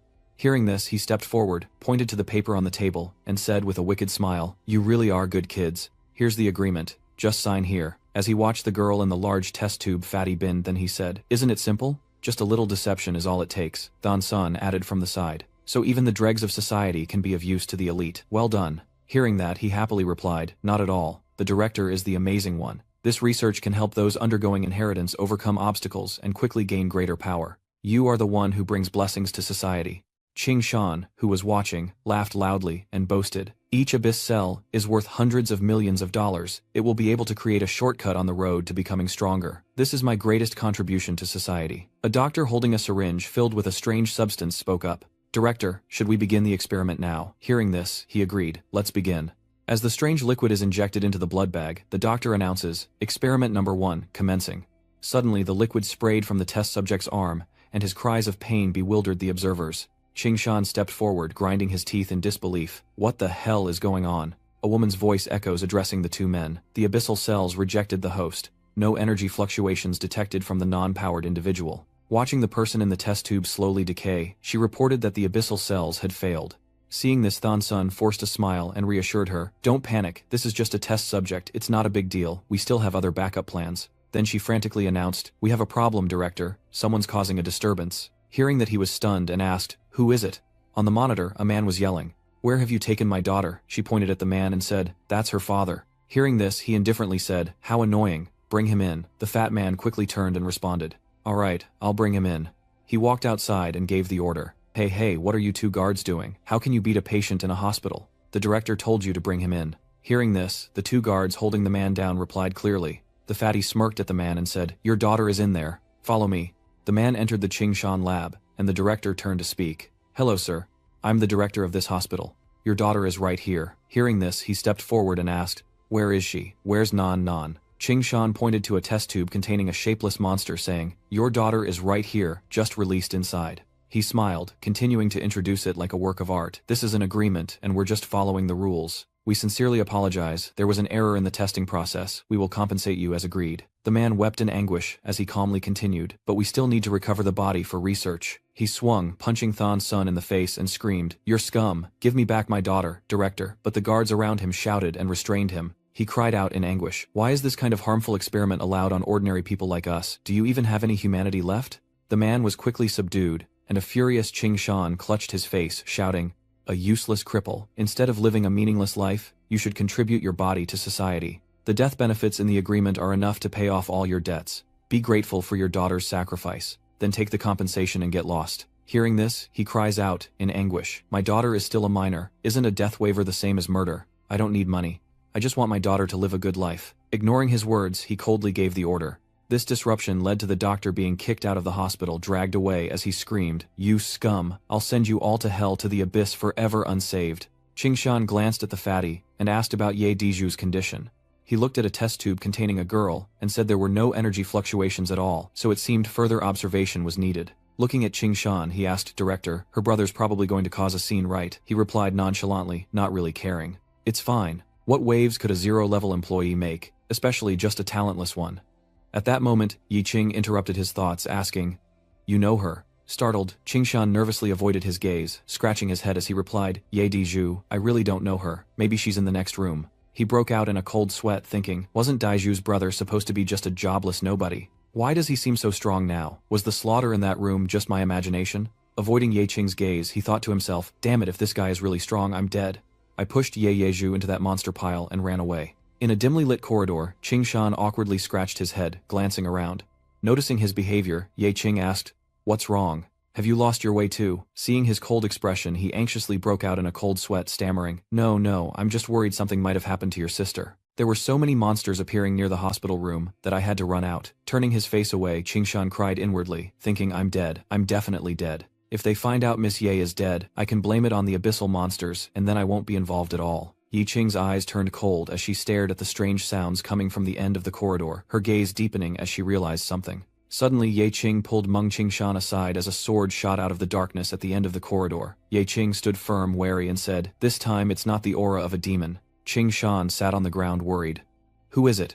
A large foot stepped towards them as a voice said, "Sorry, I thought you were wild monsters." It was Wu Ming, speaking coldly as he approached. "Are you Chief Song? I received a request from the Beast Heart Association to come and rescue you." Staring at him, Ye Qing coldly asks if he's really here to rescue this guy. Qing Shan was shocked. "You really came to save me? You almost cut me in half," Yi Qing said coldly, glaring at him. "I should have guessed that Great Sword would leave traces near the maze entrance. Even with his whole team wiped out, he can still break into the deepest part of the abyss alone. That incredibly strong bastard." With a weary expression, Wu Ming introduced himself. "I'm Wu Ming, a Shuangxin mercenary. The High Commission makes losing a few teammates worth it." Watching him lead the man away, Ye Qing thought uncomfortably, "I've met Shuangxin mercenaries before. Driven by ever-doubling rewards, these abyss lunatics recklessly sell their lives, even adhering to reward rules that allow them to claim the entire bounty if their comrades fall." Thon Sun quietly trailed behind Vo Min, then, hesitantly spoke. "I'm the one you're supposed to rescue. You can take me." Suddenly, Ye Qing pulled Qing Shan back, looking suspiciously at Wu Ming, and said, "This bastard doesn't look like he's here to save anyone. That sword seems to have killing intent." Still not understanding the situation, Qing Shan blankly asked, "Killing intent? What killing intent? I don't sense anything at all." Yi Qing said grimly, "On the contrary, I have no intention of stopping you from completing your mission. Just what is it?" He coldly approached Wu Ming, and said, "Director Song must show me the way. Because my sister is in a room behind you." He stood still, the great sword in his hand, gleaming, and suddenly exclaimed, "Sister!" Glancing at him, Wu Ming recounted, "There was a little girl. I actually met her." Hearing this, Ye Qing excitedly asked, "Please tell me where." Meanwhile, Qing Shan, terrified and tearful, thought, "I'm still alive. I'm dead for sure." Suddenly Wu Ming spoke, taking something and tossing a teddy bear towards him. Looking at the slightly torn item in Ye Qing's hand, he asked worriedly, "Where did this teddy bear come from?" Wu Ming closed his eyes, recalling, "She was a lovely girl, but sadly she didn't make it." Upon hearing this, Ye Qing was stunned in disbelief, exclaiming, "What?" Behind him, Qing Shan secretly rejoiced, "Yes, she's gone. I'm going to live." His body trembling, Wu Ming recounted, "I told her that if the monsters intended to harm her, I wouldn't protect her. Her life and death were not my concern, but I promised to deliver her last words if I ever had the chance to meet you." Hearing those words, Ye Qing froze, and then he continued. "She said, I hope that before my brother can come and save me, he can wait for him at the hospital gate so that he can see that I'm okay and he won't have to risk rushing in." At this moment, Ye Qing opened his eyes, radiating a terrifying aura. His eyes filled with resentment. Yi Qing gripped his sword and charged forward, shouting, "You just stood by and watched." Even when he saw the girl in danger, unmoved by his rage, Wu Ming coldly replied, "A mercenary's job is to complete the mission and get paid. I don't care about anything else." Yi Qing attacks, but he swiftly parries coldly, stating, "Those who follow me are destined to die. I am always the last one standing." Wu Ming then swung his greatsword, sending Yi Qing flying, and calmly said, "Even though I said that, she insisted on following me. In a way, she brought this upon herself." Blinded by rage, Yi Qing pressed forward, demanding, "Tell me where she is." As their swords clashed, Wu Ming calmly replied, "Hand over Chief Song, and I'll point you in the right direction." Yi Qing grits his teeth, replying angrily, "What if I say no?" From behind, Qing Shan raises his hand in fear, saying, I agree." At that moment, Wu Ming attacked, brandishing his sharp blade as he spoke grimly, "I have no sympathy for anyone who stands in my way, even if they are comrades who have shared life and death. I will send them to hell without hesitation." Undaunted by his power, Ye Qing rushed forward, swinging his blade directly at Wu Ming's sword-wielding hand, causing it to ring out. Yi Qing throws a punch saying darkly, "Without your weapon what can you do to me?" But with a cold glare, Wu Ming catches the blow in an instant. But Yi Qing attacked with his sword only for Wu Ming to seize that arm as well. He squeezed hard, forcing Yi Qing to drop his sword, triggering a system warning, "Disarm weapon use, prohibited for the next 8 seconds." Without missing a beat, Wu Ming headbutted him, sending him flying. Yi Qing steadied himself, planting his hands on the ground. He struggled to speak, thinking the great sword was his main attack, but who knew he was also skilled in hand-to-hand combat. Wu Ming glanced at him disdainfully and said, "Songtan swordsmen are still the first to die before they have full intelligence on the demons. Even if disarmed in the chaos of battle, he can use himself as a weapon and continue fighting, a skill honed through countless life or death struggles. I wasn't even trying my hardest."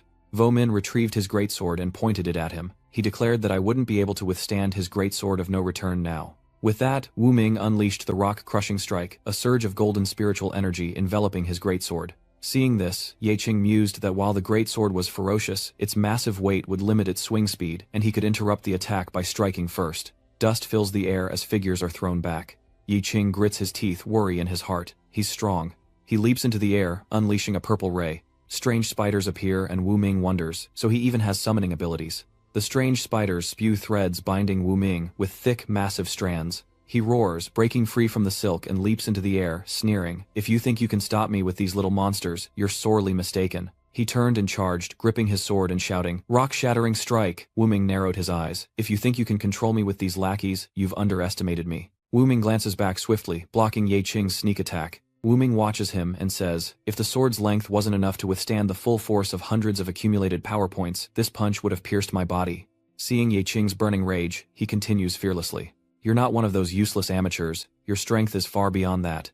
Yi Qing stared intently, replying, "And I won't back down from those combat skills you're so proud of." He gritted his teeth, demanding, "I'm asking you one last time, where is my sister?" Elsewhere, Ye Chu in her wheelchair says, "You're so strong, I wonder if you're stronger than my brother." Wu Ming, practicing his swordsmanship, asks, "Your brother?" With a hint of pride, Ye Zhou says, "I have the best brother in the world. Even though he's just a dull sense, he always strives to become stronger, to change his fate. I admire him and dream of being as strong as he is." Wu Ming turns, saying, "Strong. From what I know, the achromatic are a bunch of level 0 nobodies, and only the lowest level professionals take on that job. It has absolutely nothing to do with strength." "Shut up, Deep," Chu retorted, flustered. "He's stronger than you no matter what." Her face filled with satisfaction as she continued, "I only need to look into my brother's determined eyes and feel his warm hand on my forehead to know he's a strong man," to which Wu Ming replied indifferently, his expression unchanged. "Hearing you describe him like that, I'd love to meet him," Ye Chu said teasingly. "Is that so? Then I'll introduce you two sometime." Returning, Wu Ming stared at Ye Qing and spoke. That look. It could only come from someone who had faced countless life or death trials. "I respect you as a ruthless man." And with that, silence fell between them. Wiping his face, he thought seriously to himself that he'd have to use his last potion at this critical moment. From the basic information, this guy seems to be a dual-sword swordsman with a normal amount of HP. Yi Qing hesitated, thinking that if he stacked the damage from Quanbao Hua, and it luckily resulted in a critical hit on a weak point, he might be able to defeat his opponent in 3 moves. But this guy seemed a bit different from the other professional players he'd faced before. He looked at Wu Ming standing before him, unarmored, save for the sword in his hand. Seeing Wu Ming suddenly charge, he thought in stunned silence that a full power attack would leave him defenseless. Is this some kind of kamikaze fighting style? His sword came down, but Ye Qing quickly dodged it. He swiftly appeared behind Wu Ming, who turned mouth agape and swung his sword. Ye Qing frowned, thinking fast reflexes as a card was launched, a soul burst. Wu Ming is hit, and 3 notifications appear. Weak point, hit, fatal, luck, and berserk, increasing damage as a large crack appears on Wu Ming's neck. Ye Qing stares at him intently. He has no intention of dodging at all. He doesn't care if I hit him. How strange. Wu Ming's eyes are completely white now, and he stands there with his mouth wide open. Ye Qing notices the crack on his neck. To his surprise, it's not blood, but golden sand. What's going on? Wu Ming seems to have lost control, lunging towards him. Yi Qing quickly jumped high to avoid it, then gritted his teeth and waved his hand, sending massive arms reaching towards Wu Ming. A hint of madness crept across his face as he said, "How interesting." He opened his mouth wide, grabbing the outstretched arms. Yi Qing's eyes widened in surprise as Wu Ming held his hand down, igniting a blaze that erupted into an explosion before him. Yi Qing looked at Wu Ming with a puzzled expression, then shouted "Truth, I have a trait that prevents me from being killed by ordinary attacks." Yi Qing asks, "Are you immortal?" Wu Ming simply explained, "The abyss holds many things that modern science cannot explain. Professions, skills, attributes, equipment." Then, with a serious expression, he said, "There's something even more special than immortality, a curse, a divine punishment for seeking greater power." A second later, Wu Ming looked at his hand and spoke what he believed to be the truth, clearly terrified of death, yet unable to resist exploring its edge, seizing what wasn't his, and vowing to take everything for himself, allowing no one else a share. The gods don't play by the rules, and they've taken notice of you, perhaps just for amusement or to mock your fate. Suddenly, Wu Ming laughs, saying, "You've obtained the power you've always craved."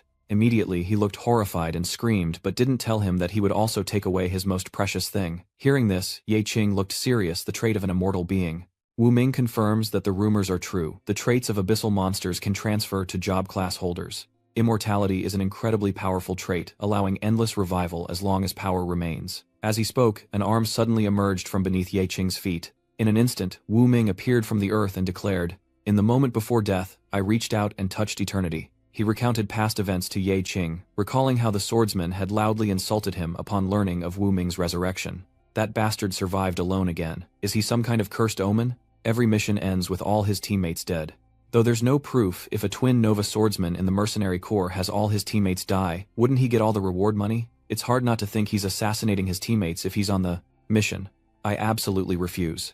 I refuse to be a sacrifice for him. Back in the present, Wu Ming confesses to Ye Qing, "I've paid the price for the eternity granted to me." He cheerfully tells him, "I'm dead, yet I can continue to exist forever." With that, Wu Ming glares at Ye Qing. As Wu Ming attacked, the system chimed in. Wish of Death can be activated, below 33% HP, increasing damage taken and damage dealt by 100%. Realizing its true power, Ye Qing grits his teeth, a tense expression on his face, thinking that this skill, combined with the cursed trait, is truly broken. Wu Ming has successfully injured Ye Qing, and his blood flows before his eyes. In a split second, Ye Qing retreated, activating his self-healing ability. Then, shield in hand, he blocked Wu Ming's blade, and cried, "Is the undying trait truly uncounterable?" Hearing this, he confidently replies, "In this contest of power, my victory is assured." Ye Qing summons the Death God artifact card to fight Wu Ming. In an instant, the Grim Reaper with his familiar scythe appears and acts, but he calmly asks about manipulating divine artifacts. Wu Myung quickly engages the God of Death, who soon wounds him in the arm. "Not a physical weapon, just a skill effect," Wu Ming said, glancing at the wound. "Any target killed by this skill can trigger the Despair Harvest trait," Ye Pingrong replied. His HP and mana points gradually recovered thanks to the Despair Harvest effect, and because his body was already dead, the skill activated instantly whenever an attack landed. Furthermore, seeing Vo Min's dazed expression, he says that the reason immortal beings can exist forever is thanks to magic power. In other words, for someone who has become an immortal being, like him, the health bar is just for show. Your true health bar must be that unfathomable mana. Am I right? Wu Ming didn't hide it, but you guessed right. It seems your ability to see through information is far beyond ordinary. Ye Qing revealed everything he knew about the Abyss, because in the Abyss, which is full of the power of rules, every seemingly unsolvable puzzle must have a solution. Those with great power may be crude and clumsy. Glass cannons, essentially, whose extreme power output leaves them with a fragile shell that could shatter with the slightest friction. Furthermore, you knew he was intentionally revealing openings, and so, as Ye Qing summoned his blade, he replied that while his true form seemed impenetrable, perhaps the weakness lay outside his body. He wears no armor and favors reckless all-out attacks, misleading enemies into high-stakes life-or-death battles. But they don't believe that a blood-for-blood exchange can't easily kill him. On the contrary, it's a weakness he deliberately exposes. At this point, Wu Ming had to praise him. Indeed, the intelligence to survive in the Abyss lies in exploiting the rules, so you also have a fatal flaw that is no exception. Hearing this, Ye Qing let out a confused sound, and Wu Ming quickly explained. Strength, agility, intelligence, physique, will, luck. There's always one aspect you overlook. Ye Qing proclaims his uniqueness. Sorry, I'm a little different from most other professionals. My stats are too high. Every time I level up, I like to spread my points evenly. My profession is a hexagonal warrior. He charged forward, thinking that he needed to strike quickly, while Wu Ming's injuries were still fresh. He saw Ye Qing approaching him rapidly, and his attacks are precise, causing him to worry. His speed, strength, and reflexes far surpass other professionals his age. This kid isn't bluffing, and luckily he blocked the attack. But Ye Qing is still confident, saying he knows all about his strange skills, hard skills, and even his trash talents that no one cares about. A second later, he successfully leaves a scar on Wu Ming's back. As Long Ye Qing steadies himself, he loudly proclaims that physical attacks can't kill him, but the constant drain on his magic will slow his regeneration. Given enough time, his mana will dry up and he'll die completely. The Grim Reaper appears and takes his arm, which fails to regenerate, leading a saddened Wu Ming to ask, "Can't the mana keep up anymore?" Ye Qing replies, "When it comes to mana consumption, I have the advantage. Every unsolvable riddle must have a solution." Wu Ming replied, still unsure. "Like you said, your weakness isn't combat but something else entirely, right?" Just then, a teddy bear falls. It inadvertently caught both their attention. Yi Qing turned to look at the teddy bear and said, "When did that fall out?" But Wu Ming lunged forward, slamming his head down. "I won't sympathize with anyone who gets in my way. Even if they were comrades who went through life and death together, I would send them to hell without hesitation. But you are different. Yi Qing, you still possess the qualities of a human being, a living one. Even knowing the person you're protecting is scum, you still want to try and stop me." If he had to choose between his sister's life and Song Qingshan's, which would it be? This left Ye Qing stunned. "Wait, you want me to choose little Chu isn't dead?" Then Wu Ming takes his hand off of Ye Qing's head, saying, "When did I say she was dead? This bear is just proof that I know where she is, and besides that, girl isn't as easy to kill as you are." This leaves Ye Qing in disbelief. What is he even saying? Cut to hours earlier, as Wu Ming fought desperately against the monsters, little Chu was captured by the savages. She recalled Wu Ming's words from before. "If a monster tries to harm you, I won't lift a finger to protect you, because you're not my client." He didn't care about her life or death, and then remembering Yi Qing's words, he found a job that would earn enough money to heal her legs. If she just waits a little longer, she'll be able to stand again, a thought that only complicates her feelings. "I don't want to be a burden to anyone. I don't want to be useless either. Not even to my own brother. I don't want to be a burden to him. I'm sorry, please God, grant me strength even for a moment. I want to be strong. I beg you please." Suddenly, a purple light erupts, giving pause to the monster, clutching her neck. Unexpectedly, Xiao Chu transforms into a giant teddy bear, awakening her class as a transmutationist. She then frantically tore apart the monsters, causing Wu Ming, who was fighting the other monsters, to stop and look at her. Ordinary humans who successfully sense deep-sea cells will easily awaken their class. If that girl is another victim like the father said, then why is she crying and running toward him? It's said that deep-sea cell induction causes the host to recognize loss, turning them into rampaging monsters. Suddenly, Xiao Chu burst into tears, crying out, "What's happening to me? I feel so much taller, and I can move freely now." This feeling is strange. It makes him uneasy. Does she still retain her human consciousness? "Tell me your name." "Ye Xiaozhou." Hearing this, he sheathed his sword, confirming his suspicions. A moment later, Wu Ming leads Xiao Chu to a mirror. "I've turned into a stuffed bear." Wu Ming is embarrassed and doesn't know how to explain it or whether to congratulate her, but she bursts into tears, no longer looking human. "I have no face to meet my brother now, so what should I do?" Wu Ming then said that this was her career change, which of course I didn't know. But if she didn't want to come with him, that was no problem. He would continue his mission to find that person. Then, Xiaozhu handed him her teddy bear. "If you can give this teddy bear to my brother, please tell him that I need some time to sort myself out. I'm still reeling from this shocking revelation." He accepts, promising to deliver it if he finds him.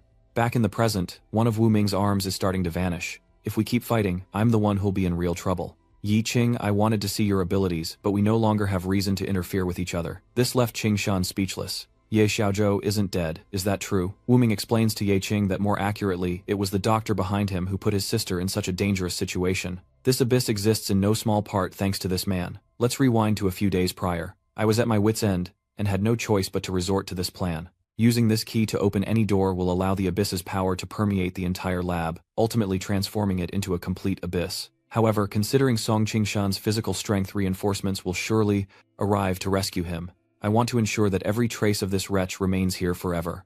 I'll bury Song Qingshan's research in the deepest abyss, and make him pay for the pain he caused my daughter." Hearing this, Wu Ming asks, "Are you aware of the price you'll have to pay?" To which he replies, "To me, the price is nothing." Back in the present, Qingshan's face pales. Is he talking about Lin Shuyan? Didn't I offer compensation? We even chased away her father since she's just a useless child. Needlessly spending money beyond our means to treat her. So does he even know what maximizing profits means? Ye Qing said with a glare. So Xiao Chu has him stumped. Don't talk nonsense, she just happened to fall into the abyss. I really couldn't help her. Even if she was a test subject before it was her decision. If you're not happy, I can compensate you both. Everything can be compensated. Whether it's life or death I can decide," he interrupted, saying compensation was simple, then punched him in the mouth, sending him sprawling. But he could still talk, saying what was so precious about a cripple who couldn't walk. Even if he used her a little, he was maximizing her human value. Shouldn't she feel honored to sacrifice and contribute to the team of gifted people for scientific research, which made Ye Qing even more annoyed, and he lifted him up with his arm, saying that Xiaozhu was the only family member who survived the accident, something he would never understand in his life. Confused, he says he didn't mean it, but Yi Qing angrily slams Qingshan to the ground, then grabs him by the collar. "You're worthless, trash beyond redemption, unwanted even in hell." Yi Qing glanced at Wu Ming, then tossed Qingshan's corpse to him. "He's all yours." Seeing this, Wu Ming grabs Qingshan's face. "Then we have a deal," Ye Qing replied. "I just want to quickly confirm my sister's safety. Nothing else matters." Seeing this, Wu Ming smirked. "A mercenary's duty is to complete the mission, so you must die here, which must also be the wish of that father, scaring him into a panic. What mission I can also commission you?" and give you double the reward. Tell me, how much did that old man pay you? Hearing this, Wu Ming asked. Human life is precious, so how can you offer me double the reward without hesitation? What nonsense are you spouting? Ignoring him, No Name turned to Ye Qing and said, next time, we'll have an all-out battle. As Ye Qing finished speaking, Wu Ming crushed Qingshan's face. And in that moment, Ye Qing moved elsewhere. Seeing her brother Xiao Chu teared up. Brother, Ye Qing looked somber. I'm sorry I'm late. Suddenly, Xiaozhu trembled with emotion. No, she was the one who should be apologizing, always holding him back. She didn't want him to risk himself, but deep down, Xiaozhu longed for him to appear. Ye Qing comforts her. It's okay now, Xiao Chu, there are no more monsters, you're safe now. But Xiao Chu dejectedly replies, I'm sorry, there's still a monster right here. Then pointing to her face, she says, Xiao Chu, is that monster always relying on you, wanting to be protected by you in every way, yet hating herself for becoming this? Even if I can't be a hero like you, at least let me get out of this wheelchair, and not be a burden to you anymore. Xiao Chu apologizes for becoming a strange object, making Ye Qing sigh in relief before explaining that those people may look human, but their hearts are no different from demons. Some may look like monsters, but inside, they're still the sweet sister he knows, right? Still, Xiaozhu insists, this is what I am now. Hearing this, Ye Qing chuckled. I deal with monsters, trust me, I can tell what a monster looks like. Then he looked at the pile of monster corpses. You seem pretty strong, did you do all this? Which embarrassed Xiaozhu. I didn't make all those beastmen corpses. Pointing to a corpse on the ground, she says, I took this one down right after transforming, delighting Ye Qing, who showers her with praise for the single blow. But then, little Ju's hand dissolves and she reverts to her normal form. What's going on? After she reverted, Ye Qing explained, the magic needed to maintain the transformation has been depleted. Once your magic is depleted, you'll revert to your original form, so the focus isn't on the monster itself, it's the ability to transform into a bear that can roam freely. This is my shapeshifter class ability. Congratulations, you've changed classes too, and you're now a character who can stand on their own 2 feet, he says, making her overjoyed. Really, I can be like you. But Ye Qing pouts, completely unlike him. He won't allow her to step into danger, not even for a moment. Then, Xiao Chu suddenly remembers something. Oh right. Brother, have you met someone? Who are you talking about? Someone who looks a bit like me. He told me he wants to meet you in person because he thinks the two of you would understand each other, which I find strange. Is that so? Continue. He said he was sure that guy was just as hard to kill as I am, making Ye Qing curious. Sounds like he's not someone you can confide in, huh? Cut to the next morning, and as Ye Qing sleeps soundly, the phone suddenly rings, and a voice on the other end shouts, Ye Qing, how many days has this kid been off work? Ever since you started working at the People's Commerce Center, I haven't seen you around. Then the foreman told me, he's been working privately with that blood immortal Ming Shi. He's got some nerve. That made him sit up. I'm sorry, I really needed the money, so I had to find some extra work. Then he asked, are you still working as a scavenger? And I said yes, I'm still a scavenger. The man then lectured him, saying he was young and reckless, and that he was worried about him, but if he had a new job, he wouldn't have to worry about him anymore. You need to be careful and stay safe. After all, your sister depends on you. Hearing this, Ye Qing put his phone away. I understand, uncle. Thank you for thinking of me, uncle. Then he looked at his phone and his jaw dropped. 2 million yuan. Liu Xingran transferred 2.4 million to you. As expected of a rich young lady, she's efficient. Then he checked his inbox and read, the items sold. Don't forget to thank me for using my name. He was overwhelmed by the sheer number of zeros. He listed all the equipment he'd recently acquired from the Abyss under Liu Xingran's name since she was well known. No one would dare question the origin of the equipment that suddenly appeared last night. Seeing this, Jingran was speechless, and after a sleepless night, she wondered what he'd been up to, never expecting him to bring back a mountain of gear. Then he said, I picked up a few things from the Abyss of Nihility that made you speechless. Huh, say that again. I'm serious. He then explained that these high-end items were currently useless to him, so he had no choice but to seek her out to sell them. Technically, he had picked up the right things. What is Lan Jingran curious about? Is he still a level 1 scavenger? How embarrassing, she thought, as she tapped his chest, surprised by how firm it was. Ye Qing chuckled. I've matured from my experiences. Then she mused, I guess scavenging is too new to be listed as a profession. It can't be officially ranked, but it follows a different path to become stronger. However, Ye Qing affirmed herself, I'm just a null, and nulls can become stronger, which makes sense, right? Then Jingran suddenly suggested, right, do you want to go to the World Guild to take the Hunter Certification exam? After all the treasures he risked his life for in the Abyss needed a legitimate identity. He asked, if I get a hunter's license, I can enter the Abyss as a hunter, right? She nodded in response as he had always poached in the Abyss as a lone hunter. If the managers find out, you'll be imprisoned. Isn't this a challenge for you to convince the examiners that you're qualified to be a hunter with your level 1 status? I have absolute faith in your abilities. After all, the annual hunter exam requires a sponsor, and as your sponsor I'll make sure you pass. What do you think? This made Ye Qing a little embarrassed. Can I really do this? She wondered, before instructing the guard to say the equipment came from her collection. Hearing this, he responded loudly, yes miss. Then she turned to Ye Qing, saying, "You've helped me a lot this time, so consider this my way of thanking you." Back in the present, Ye Qing scratched his head, feeling indebted to her.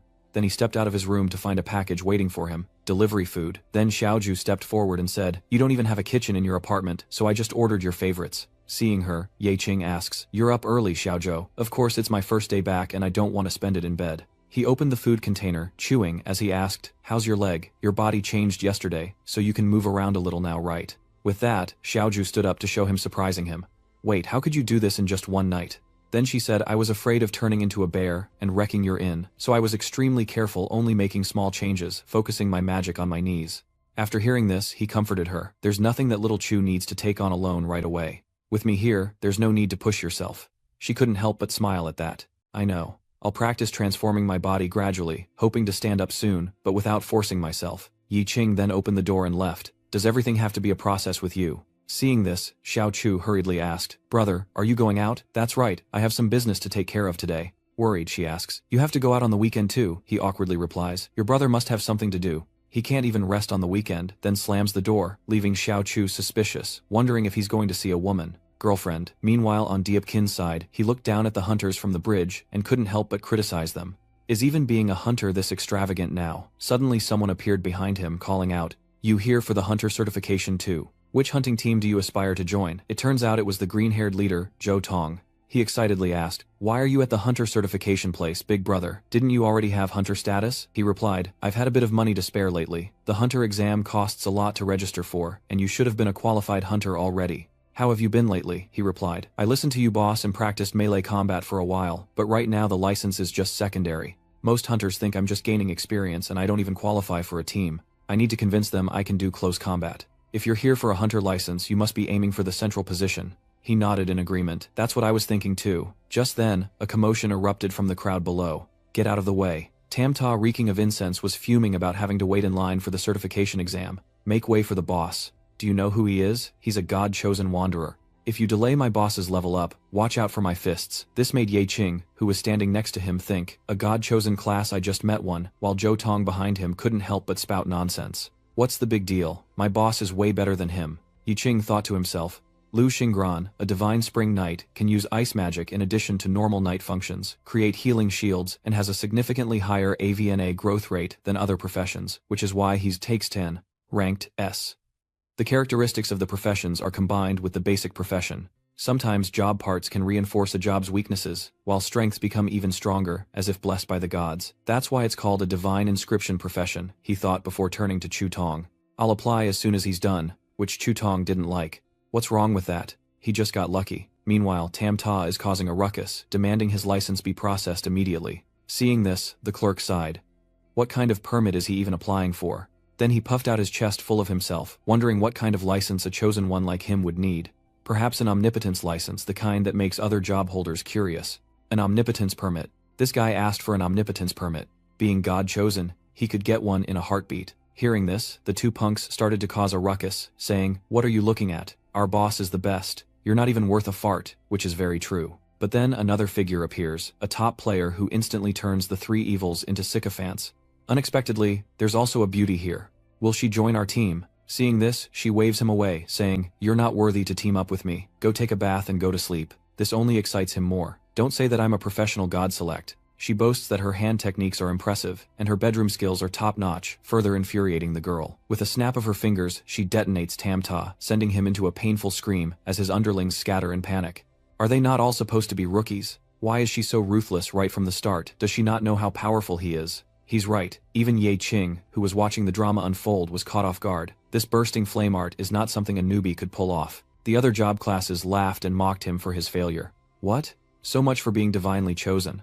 Look at him, this is hilarious. This infuriates him. How dare this insolent woman embarrass him in front of everyone? He'll have to teach her a lesson to save face. But before he could act, someone suddenly stopped him. Damn it, does he have a death wish? Dare to hold me back. But after sensing the murderous aura behind him, he shrinks back. Seeing this, Ye Qing warned him that he was being watched and using his skills would cause trouble. And so he reluctantly stopped, still a little scared. What's going on? I sense a terrifying aura. Just then, the employee appeared, with two large men, reminding them that using their abilities was forbidden in public areas. Hearing this, Ye Qing quickly diffused the situation. It's okay, it's just too hot, everyone's just heated up, but the woman had no intention of letting it go. No, this guy is trying to cause trouble for me. The employee was visibly annoyed, warning that any further violations would result in legal action demanding her profession and permit. Fire Element Sorcerer Transfer Magic License. Then the clerk pulled out a stone. Due to your uncontrolled behavior, place your hands here. Hearing this, purple hair complies, and the power index is abnormal. The clerk then coldly explained that, due to the recent appearance of unregistered high-level ability, users leaving trails of destruction in various abysses, this inspection would be more rigorous.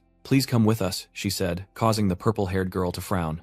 She suggested, the detector must be malfunctioning. Could I have another test? After retesting it gave a different reading. What just happened? This device is always sensitive, yet the readings are normal. Seeing this, purple hair happily cheered for the smooth passage, while Ye Qing stared blankly at the person in front of her. It's strange. What does it feel like to become someone else? Just then, Zhu Tong asked curiously, Big brother, the person we're not looking for is... At that moment, the female employee spoke up, annoyed. Alright, enough clowning around. Who's next? Raising his hand, he joked. I Zhu Tong swear. With your strength, there's no way you'd pass the Spirit Stone test. Arriving at the desk, she asks, what kind of permit are you applying for? An all-rounder permit.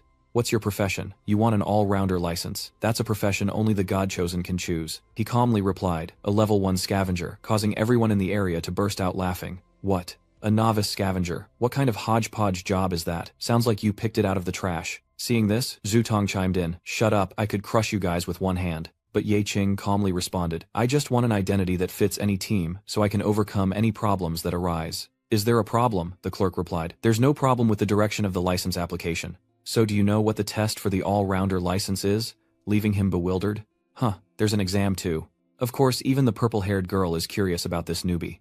The employee explains that others team up based on their licenses to explore the abyss, but he has to do it alone. Even the easiest key is deadly for one person, let alone the high-level ones. He approaches the keys on the board, thinking that clearing this abyss will earn him a hunter's license. Annoyed, she replies, that difficulty is for veteran hunter exams. You're basically committing suicide. You're either a hidden master or a fool. Put your hand here. After a moment, the clerk looked down on him, confirming he was a fool. The other trainees mocked him, wondering if he was there to be a joke, with no magic power and a death wish. Annoyed, Zhu Tong told them to shut up as Ye Qing asked, anything I should keep in mind, causing the others to whisper, wondering if he even understood them. He really wants to go in himself, and the clerk reluctantly complies. We're not responsible if you're trying to kill yourself. There's a teleportation suppression tool in here you can use. But as he took the key, Ye Qing replied, no, it's for me. Suddenly, Zhu Tong ran over, shouting, big bro, wait for me. He confidently assures her he'll return safely, which infuriates Sam Si, who protests. Wait, why does this piece of trash get to challenge the abyssal depths? Give me a difficult level key as well. I want to challenge the abyss like him. The staff member replied, sorry, there's only one difficult level key, and it can only strengthen the abyss gate once. If he wants to challenge it, he'll have to make an appointment for next time, infuriating him as he points at Ye Qing. Otherwise, I want to go to the same place as him, but not as a team. How about it? No teaming up, you plan to participate as a rival. Then the bodyguard whispered into the employee's ear that although the rules don't allow teams, there's no way to prohibit rivals. Hearing this, she fakes a cough. A competitor, meaning only one person can obtain the token by defeating the boss. If there are two people, only one can pass the test. But don't expect that multiple people will result in someone giving up. If a second person enters this Abyss Gate enhancement key, the difficulty will increase to hell, and the more people participate, the difficulty will increase exponentially with each person who enters. She's implying that Ye Qing and the gate are a difficult combination, which is why only one person is allowed into the challenging abyss. Here, the employee is implying that Ye Qing and Tamta's entry will increase the difficulty even if the abyss before you is a commercial-grade abyss controlled by the World Association. The unpredictable rule changes can bring more uncontrollable factors, such as the abyss's structure, changing unpredictably, or monsters appearing with enhanced traits. Even knowing this, you still want to challenge it, he thought to himself. Enhanced and special conditions are what they call elite monsters.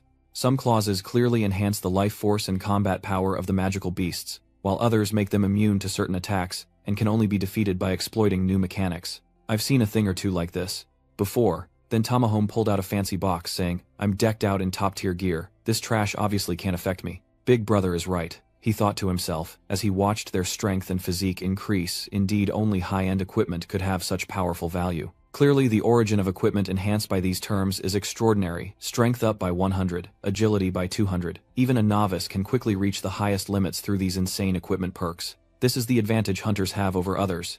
Seeing Ye Qing's blank expression, the staff member asked, "What are you thinking about?" He replied, "I don't care, I'm just a hunter anyway, the more the merrier." Because he thought if hell-level enhancements could create rare creatures, then he should be able to obtain more interesting corpses. "Even my dispel magic can't remove this debuff," Yi Qing replied. "Your equipment gives you an advantage, use him when necessary, don't worry."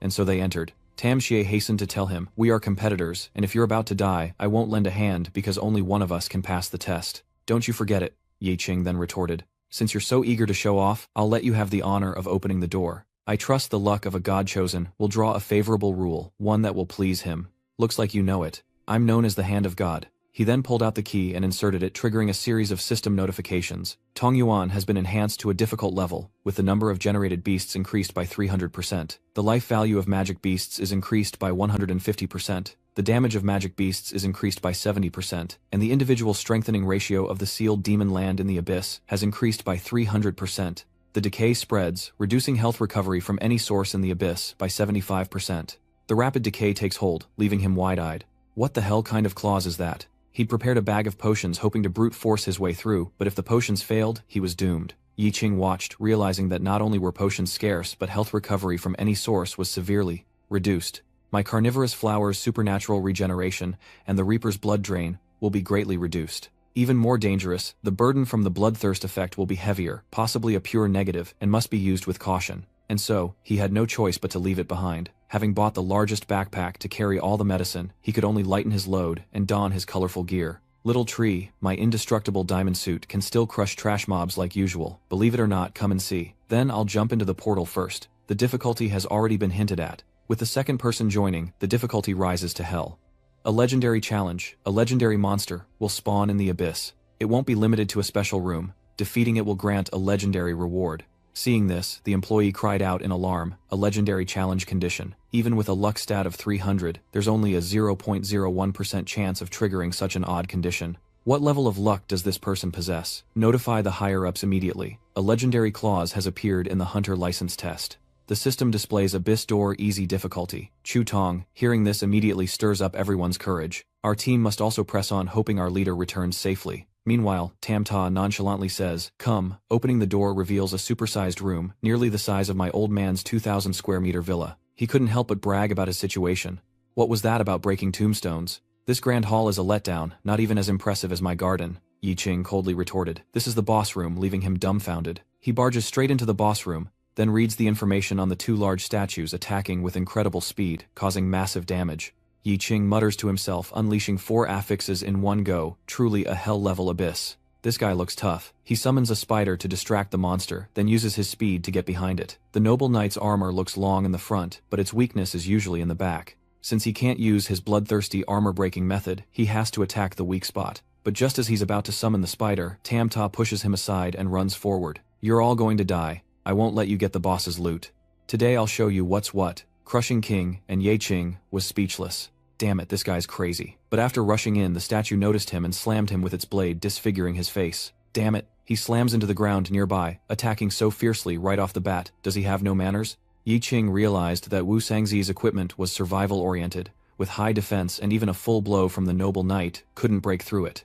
Suddenly, the monster unhesitatingly switched its target to him, forcing him to retreat, the hatred now directed at him. The plan just went to hell. Yi Qing leaps into the air, dodging the fiend's deadly attacks. With his agility, Ye Qing gracefully dodged every attack, while the noble knight's bloody slashes threatened continuous blood loss. If the sword even grazes you, you'll bleed incessantly. And in the abyss, there's no way to recover health, making it a fatal wound. He dodged so well that the demon's attacks all landed on Sangzi, much to his dismay. "You're the one being attacked, so why am I getting caught in the crossfire?" Yi Qing then retorted, "The noble knight's attacks are inaccurate. If you don't want to hinder, stay away," infuriating him further. He said, "I'm hindering, I just slipped a little," at which point the demon went berserk and slashed at him with all its might. The brave knight's iron wall defense shattered the attack, prompting Ye Qing to consider his options. The cleave, with its ability to break defenses, seemed to be Qiao Wang's weakness. He then unleashed a soul strike, but before he could follow up, Sanxie eagerly rushed in. "Seeing you lifts my spirits, let me go," made Ye Qing reconsider. This guy could temporarily share some of the battle pressure, and he wasn't entirely useless. If they wanted to deal with 2 bosses, they had to pay attention to all the functions of a hunting squad. But after only a few seconds, he was sent tumbling to the ground, and Ye Qing returned to his initial state of disdain. Wang's position extremely high defense, avoid being instantly killed by monsters, and attract monster hatred. Unexpectedly, Wu Sengzi is quite suitable as a meat shield, while Sengzi in the back is groaning in pain. At this moment, the monster roared, and a system tip appeared. The taunted target can only deal damage to the one who initiated the taunt, and targeting magic will forcibly transfer to the one who initiated the taunt. After reading this, Ye Qing felt a little embarrassed. He couldn't focus fire to attack one monster and could only persevere in dealing with this meat shield. Just as the monster lunged, he leaped into the air, slashing its arm for a measly 1 point of damage. The system chimed in Iron Wall defense, reducing slash damage by 95%. Leaving Ye Qing stunned, the dagger's cuts were ineffective, and even Tamta's strike dealt the same damage as his own. How was this different from before? A single point of damage. Back in the abyss, a monster would die after 2 slashes. Then Ye Qing suddenly realized, damn it, another one was attacking. He analyzed that perhaps their attributes were all defense points with no way out. How did they level up? How could they emit no energy at all? He stammered, not noticing his opponent was behind him. Old man of course is doomed.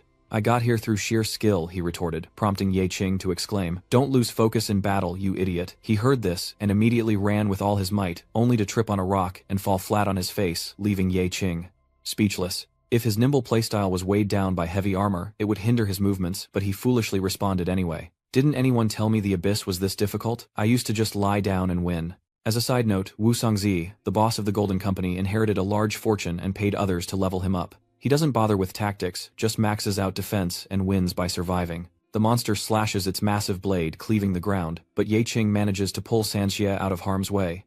The abyss isn't a playground, it's a place where life is exchanged for blood and sweat. Fool. With that, Ye Qing ran while muttering an analysis. Since slashing wasn't effective, he could only resort to the most basic method of brute force. Immediately after he flew to the monster's head, a blue light emanating from his movements. Ye Qing raised his right fist and shouted the increase from his strength stat alone enough to cause damage. He kept punching landing blows on its left shoulder, the signature fighting style of a poor, unarmed man. The evil trio watched in shock as Ye Qing struck the monster, whose defenses were so thick, with his bare hands dealing damage. Then Ye Qing used flying kick on its left shoulder, leaving a clean cut. He then darted towards another monster nearby, leaving it with a long, clean cut. Ye Qing lands a punch that sends the monster reeling, and a system notification appears, a critical hit striking a weak point, causing a stun. He stares at his hand in surprise. Could this punch have triggered an abnormal state? It must be thanks to his enhanced luck stat. The system suggests landing critical hits on weak points to inflict status ailments, which is tied to the luck stat, but before he can celebrate, Ye Qing has to dodge an incoming sword. Unfortunately, his body was cut in 2 by the monster's earlier attack, and it struck him again. Wu Sangzia screamed in horror. He's been dismembered. Suddenly, Ye Qing's body transformed into a cloud of red liquid scattering in the air. He reappears on the ground with his body intact, thanks to that red liquid. Ye Qing muses that Wu Sangzi's damage is too low to hold the monster's aggro. As a tank character, defense alone isn't enough, and of course he can't rely on him entirely for this battle. The temperature of this battle should be under my control. A moment later, the 2 giants charged at Ye Qing again. He ordered him to get out of the way, and Tamta scurried off, replying, yes, yes. Ye Qing leaps into the air, circling behind the 2 monsters, and in a flash, he turns, unleashing a surge of blue light. In a flash, Ye Qing unleashed a blast of green energy, obliterating one of the monsters with a direct hit to the head, while the other could only stare in stunned disbelief. But without hesitation, the creature swung its blade, nearly costing Ye Qing his leg, as he continued to evade its attacks with practiced ease. Then Ye Qing decisively slashed at its right leg, leaving Tamta in stunned silence. He avoided all the armor and struck only weak points. He's even more skilled than the experts I hired before. It was then that he wondered, wait, aren't you a newbie? How can you use such advanced techniques? With a smirk, Ye Qing said, as a class changer I am indeed a newbie, but the years I spent in the gathering team, fighting monsters at my limit, have accumulated enough experience to help me improve by leaps and bounds after the class change. After all, my current body is developing hundreds of times faster, amplifying all the operational awareness I earned with sweat and blood. Sanxie in disbelief retorted, why make it so complicated? Won't you naturally get stronger with equipment? You're explaining to him while ignoring the 2 monsters behind you that have already approached. Equipment is just something that changes with levels. The system panel appears, and 2 menacing monsters emerge. Frenzied, their attack speed greatly increased, each strike empowering the next, and thorny, inflicting retaliatory damage on melee attacks. Yet Ye Qing smiles proudly, continuing to advise Sanxie, only an ever-strengthening body is my greatest weapon. He's running towards you, another monster with a gimmick. With a cold expression, Ye Qing explained, retaliation damage means that when you inflict melee damage, you'll receive the same amount in return. The only way to counter the thorns effect is to attack from a distance. Hearing this, Tamta becomes confident. Finally, it's my turn to shine. Don't think I'm just a dual swordsman who knows how to use two swords. Who knew I could also use magic? Faced with a monster that can only be attacked from afar, he boasts as he gathers electricity around his hands. I, on the other hand, wield powerful magic like lightning arrows. Let me show you what I can do. While Tamta was still gaping, Ye Qing took the initiative. Eat my lightning arrow. He immediately detonated a huge blast on the head of one of the monsters. Seeing this, he could only gape in astonishment, as Ye Qing still in the air hadn't yet withdrawn his golden aura. Activating thorns reduces the courage's elemental resistance, making elemental critical hits much easier, so Ye Qing strikes its neck again. Great blazing flames, another one coming. San Shi, standing nearby, dodged the monster's head and cried out in fear. Tam She urgently confirmed with Ye Qing. Was that fire magic just now? Or even a level 3 or higher? Great blaze cast instantly without incantation. Ignoring his screams, Ye Qing flies off.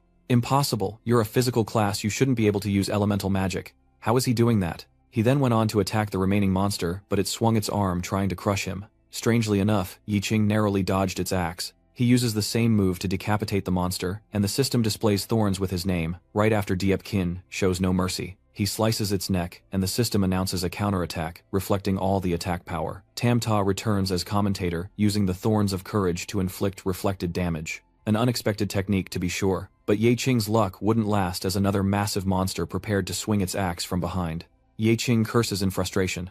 Damn it, Soul Impact is still on cooldown. He immediately pulls out a card with a shield on it, summoning it to block the incoming blow. As expected, the shield shattered upon impact, and he was sent flying backward. Even so, Ye Qing perseveres, but the noble's attack patterns are unpredictable, even targeting the player's weaknesses first, with power far exceeding any elite monster he's faced before. If his stats weren't high enough, this blow would have been fatal. The monster raises its hand to finish him off, but Ye Qing remains focused on studying it. Its attack speed increases until it hits its target, then slows down. He frowned, lost in thought, seriously examining the monster's every move. The hidden mechanism of high purity, the more you avoid, the easier you are to destroy. So the only way is to take the hit head-on, right? Truly a hellish and twisted mechanism. Ye Qing draws a small knife from behind. Seeing this, Tam She shouted, "Are you an idiot? You're going to fight it with a sword. If you want to die, you don't have to do it now." Ignoring those words, Ye Qing coldly faced his enemy. A deafening explosion followed the impact, sending sparks flying as the giant stone figure roared in fury and charged. Fortunately, Ye Qing managed to jump away just in time, looking at San Si as he said, "I don't want to die like this." Next, his pupils dilated, his purple eyes filled with determination. He had to be faster. Massive arms appeared before him, and he thought to himself that he had to be stronger. Witnessing the scene, Tam Ta was stunned, another new skill. The system then announced that living beings could not be retrieved. In the next instant, the stone man's eyes glowed purple as it roared. Ye Qing's shadow reflected in its eyes. He tossed it into the air, accompanied by a berserk system notification, bloodied rampage. While in a state of rampage, he becomes unstoppable. With knife in hand, Ye Qing roared at the stone man, "Give me your full power." He plunged the knife into its eye, cracks appeared, and its remaining eye locked onto Ye Qing. Suspended in the air, he prepares an armor-piercing critical strike, targeting its weakness. He stares at the tip of his blade and declares, "This is enough time to defeat him, before I bleed out." The system announces that its remaining health is enough to last for 2 seconds. The stone man throws Ye Qing down, clutching his wound with his other hand and roaring his entire body, suddenly recovering rapidly. Ye Qing was shocked. After all those attacks, it only lost 70% of its health. The boss's attributes will continuously accumulate over the course of the battle. If this fight can't end quickly, we'll face an even stronger boss, as new attributes are added. Ye Qing stood up, his face devoid of emotion. Hesitation meant death. A second later, he roars with power. Double frenzy. "I'll bet everything I have left. I can't let all our efforts be for nothing. I have to use these 7 seconds. The system then announced that the effects of 2 blood loss states had shortened the time and burst to just 7 seconds. Like a rocket, Ye Qing lunged at his opponent, ending the battle with one final powerful blow. At that moment, the giant rock monster clapped its hands together like swatting a fly, but Ye Qing appeared, leaving the monster's severed fingers behind. Silence falls as they face off, and then Ye Qing pierces right through his opponent. San Xie watches in stunned disbelief. He just surpassed the boss's strength. "Was that an illusion?" Tam Ta shouted, seeing Ye Qing's exhaustion, "and I was thinking of challenging him." Just then, the system announced that he had defeated the Twin Knight Gatekeepers, completing the gate challenge. The dark difficulty disappeared, and his HP dropped to 10%. Can he use health potions? Ye Qing chugs down potions with both hands, tossing the empty bottles to the ground. He stood with his hands on his knees, laughing. "I almost died." Ye Qing turned to the rubble, thinking, "It's probably been a long time since you've had your fill, right?" With that, the massive arms behind him appeared, signaling the long-awaited collection phase had begun, as the rubble was pulled down below. Sanxi was shocked, exclaiming that the hands belonged to the monsters from before, and the knight's corpse had been devoured by the void. He turned to look at Yi Qing, who was consuming the boss's body. No doubt those summoned tentacles. This is a bizarre skill I've never seen before. Yi Qing sighs as he reads the system's notification about the new skill, eyeing the card, and commenting that the swordsmanship, a symbol of knightly nobility, was as expected salvaged. The system continued to announce information about the next skill card, as Yi Qing looked on with a faint gaze. This skill revolves around using a shield, but I don't usually use one. Still, this ability to reverse disadvantageous situations is quite powerful. Well, I'll hold on to it for now. Meanwhile, Tam Ta is sweating profusely. In moments the two giants are devoured, leaving only a pool of blood and no trace of their existence. Suddenly something appears, making him turn his head in alarm. Then something powerful lands. Terrified, Tam jumped to the side as the system notified him that a new piece of equipment was being introduced. The knight's soul would merge with it. Capable of creating a new random item, Yi Qing observed the object before him. This is the legendary event with an extremely low chance of occurring. He approached coldly, remembering his days as a scavenger. I heard the foreman mention encountering a rare abyss reward event after clearing an abyss room. So the Altar of Creation must be one of those legendary reward events. Meanwhile, Tam Ta was astonished. This was an incredibly rare abyss reward event, and he looked upon it with envy. How could you be so lucky to stumble upon this? Yi Qing wondered to himself. Could the accumulating difficulty attributes be increasing the reward event rate? Plus, with my luck, stat off the charts, low probability events are now high probability events. With a knowing smile, he realized that as long as he continued to grow stronger, he could continue to receive unexpected surprises. Then let's try putting it into this ordinary dagger. Are you crazy? You have to use your best equipment, Tamsa shouted, trying to stop him. With that purple weapon, you must have some good armor, right? Yi Qing said, looking at him. Right now this dagger is the only thing I can use. Anything with higher level requirements I usually just sell. Hearing this, Tam Ta broke out in a sweat. He almost forgot that he was only level 1, meaning he'd been fighting without high-level gear this whole time. Yi Qing indifferently threw the dagger in with no other choice, and decided to enhance it. At this moment, the system displays a notification that imbuing may fail, the failure rate being related to your luck, stat, and the base weapon material level. Weapon detected dagger level 1 required. Predicted success rate for this enchantment 200%. Yi Qing looks at the dagger in his hand and says, 200%. Could this number exceed 100%? The system's voice echoed once more. Do you want to transform it? If you bind Knight's Blood Essence, the weapon will be changed into a long sword. Yi Qing turned to the knife and confirmed the enhancement, and the system announced its success. The following lines left Yi Qing in awe. Congratulations, you have been upgraded to legendary. His expectant eyes reflected the quality. Its appearance was indeed legendary. The system displays the sword's stats absolute durability, and an attack power of 30. This flashy sword is truly disappointing. However, what's special is that it's a unique, legendary grade item. The system displays all aspects for him to see a sword with absolute durability and an attack power of 30. This flashy sword is truly disappointing, but what makes it special is that it's a unique, legendary grade item.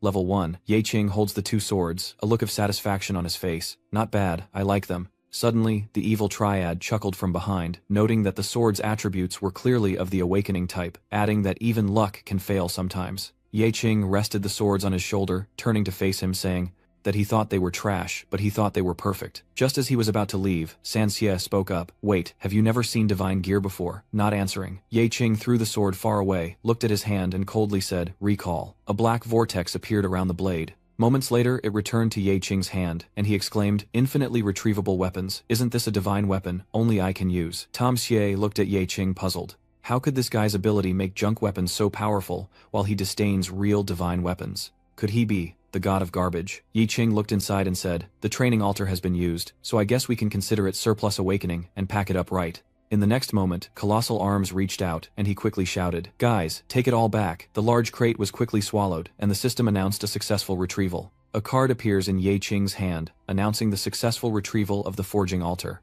You can summon the training grounds at any time now. The card in his hand fades away, and he smiles, saying, Excellent, a limited time event is now available whenever I want. Next time, I'll just use items to enhance sword sense. Even if I fail and the weapon is destroyed, I can use recall to recreate a new sword. I think this is the most overpowered aspect of the Sword Saint. Yi Qing looked at the weapons in his hands, tired of daggers. Let's try out this new weapon. Over here, Tam Ta is shocked. Is this guy planning to use two long swords? He then pointed out that wielding two unfamiliar weapons simultaneously carries a heavy penalty. Not only is attack speed reduced, but accuracy and damage are also severely affected, which is why many people focus on a single fighting style from day one. With that, he thought to himself, this monster insists on choosing a fighting style it's not good at. With his E proficiency, the attribute advantage will be greatly reduced. On the contrary, with my dual swordsmanship at C, I'll definitely have a chance to regain the advantage. Yi Qing then spoke, opening the weapon panel, and a notification appeared. You have not yet mastered the use of one-handed weapons. When wielding two weapons, your attack speed and accuracy are greatly reduced by 50%. Yi Qing asks, can I spend BP to speed up skill learning? The system responds, upgrading dual wielding to level D. Yi Qing thinks, besides repairing weapons, the BP I got from the trash can also be used to increase skill proficiency. This is great. Spend 10 BP to upgrade the dual wield skill to D, then 20 to upgrade to C, followed by 30 to B, and finally 40 to achieve A rank dual wield mastery. He sighs, deciding to just max out the skill. Those words left Tamsaw frozen for a few seconds, his pupils contracting. What are you doing? A system notification then appeared. Two-handed sword proficiency goes from C to B, then A, and finally S. With newfound confidence, Yi Qing wields two swords, his training beginning at S-level proficiency. Silence fills the air, broken only by footsteps. Before Yi Qing could speak, the challenge in this room is over, so a new door should appear. Suddenly Sengzi stopped. I've thought it over, I forfeit this match. With that, he turned away, regretting his reckless plunge into such a difficult abyss. As he walked, he lamented, I have a ton of money waiting to be spent outside, why risk my life here? Suddenly, the system issued a warning, signaling extreme danger. Entering battle mode, Yi Qing became wary of the mist. Something wasn't right. A moment later, he rushed toward Sanxie. Danger, get out of the way. He quickly saves the other, but unfortunately his remaining arm is severed. My arm, the knight cried out. Yi Qing was frustrated, realizing he was a step too late. The thing begins to coalesce. Yi Qing observes. Was that a trap? Was this defense, which even the three evil knights were desperate to break, so easily shattered like paper? The gate's challenge was merely an appetizer. The real final boss wasn't the two knights, but the thing they were so desperately protecting.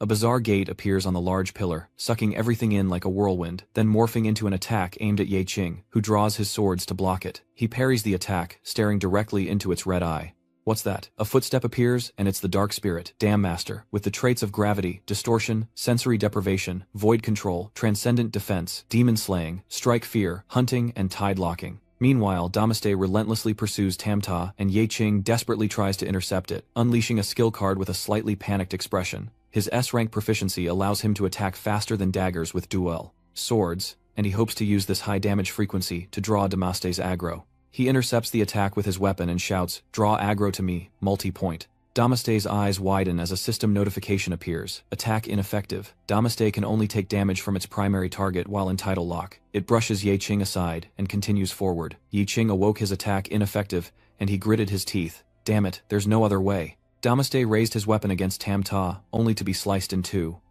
Outside the gate, two figures waited. Han La spoke, pointing inside, saying someone seemed to be dead, with only a single spark of life remaining, while Gocha spoke with his mouth full. Are you talking about that level 1 chicken who didn't know his own strength? I'm not surprised at all. This abyss is for level 30 and above, and it's legendary difficulty. How could a level 1 noob survive on luck alone?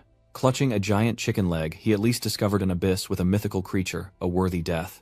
When the headquarters hunting party arrives, we'll clear out the newly emerged mythical beast together. If the Divine Spring user survives, we'll ask for a rescue fee. He looks pretty rich after all. At this, Han La replied, mythical creatures are the only beings that can drop mythical runes, and everyone wants one. He looked at the gate and continued, after all, it's a necessary item for an ordinary person to enter that world, and no one can take it. Inside, Damaste silently announces the absorption of death, dealing damage and increasing its power. Its gaze now fixed on Yi Qing, the target of its hatred. His eyes are full of defiance. Whether this is good or bad remains to be seen. Damaste has finally locked its hatred onto him, but it has also become much more difficult to deal with. Suddenly he reached out his hand, his voice cold. Sorry Wu Sengzi, I need to borrow your body for a moment. The next second, arms rose from the ground, engulfing Sengzi's corpse. At that moment, system notifications began to appear. Parry skill, with dual swords learned. 100 styles learned. Foreworld learned. Meteor strike learned. Yi Qing speaks, he skipped school to learn some dual sword techniques with S-rank proficiency, definitely enough to master most skills. With that, he takes a defensive stance and shouts, "Come on over here." Damaste took his stance quickly, wielding his weapon and charging forward, but suddenly an unexpected look flashed in Yi Qing's eyes. Too fast, be careful to block its attack. A second later, Yi Qing vanished without a trace. A black mass appears behind Damaste, as Yi Qing emerges with his sword. With Meteor Strike, Damaste easily dodges the attack, and a system notification rings out. Damaste is immune to surprise attacks from hated targets. Suddenly, Yi Qing appears before the flying dragon slash. Damaste's eyes lock onto him as he intercepts the attack. He retreated, shouting, "Even a clone can't fool this guy's eyes." Its eyes widened, and it attacked Ye Qing directly. His body weakens. Damn it, is his constitution failing, because he can't recover health fast enough? At this rate, death is the only outcome. Damaste's power relentlessly oppresses him with swirling gravity, and Ye Qing is horrified by the attack. What? A second later, he's pulled toward Damaste, thinking I'm being sucked in. Then Damaste delivers a devastating blow. Ye Qing was sent flying back several meters, and as he stood he said, "Damn it, not enough time to recover my health, and my physical abilities are declining. If this keeps up, I'm as good as dead." Ye Qing uses another skill card, hoping to buy time to recover, even if the healing is only a tenth of what it should be. Suddenly, Damaste vanishes before his very eyes. A moment later, weapon in hand, it appeared behind him. Ye Qing dodged, but was met with a flurry of attacks. Ye Qing takes a few steps back, but Damaste uses a gravity vortex to pull him back in, and he struggles against its pull. Ye Qing moved closer to Damaste, whose figure appeared right behind him. He unleashes a strike of demonic destruction, disrupting the spellcasting. The system announces that the super regeneration spell has been interrupted, and the ground is littered with signs of battle. Ye Qing coughs up blood. The system announces the interruption of the super regeneration spell, and his face turns pale beyond repair. Even a light tap would kill him with only one hit point left. He laughs, knowing that no matter how smooth the battle, the next moment always holds a profound lesson. He looks at Damaste, the unpredictable nature of the abyss itself. "Thank you for teaching me a valuable lesson, Damaste." A moment later, Ye Qing reached out to retrieve his swords, as Damaste stared at them. Instantly, Ye Qing wields two swords, shouting, "Let's continue." He attacks Damaste, and the system announces that his meteor thrust proficiency has increased. Damaste coldly raises his weapon and brings it down in a decisive chop. The system announced that his emergency evasion proficiency had been upgraded, and Ye Qing shouted, "Let's go again." He knew in his heart that he had to constantly learn and grow in battle, fiercely attacking Damaste, while repeating to himself that he must never stop learning. Growing stronger in battle, he points his blade at his opponent, trusting in his own body, and the system announces that his whirlwind sword proficiency has increased. The sword grazes Damaste, and he can see that he's gotten stronger with his own eyes. The system continues to chime, reminding him that his multi-sword proficiency has increased. Ye Qing attacks faster, and Damaste's eyes widen as he swings his weapon around Ye Qing from below. He flies high, thinking he's harder to destroy. The system announced that his dual sword mastery had increased, and he aimed both blades at Damaste's eyes, who fearlessly charged forward, meeting him head-on as their swords clashed.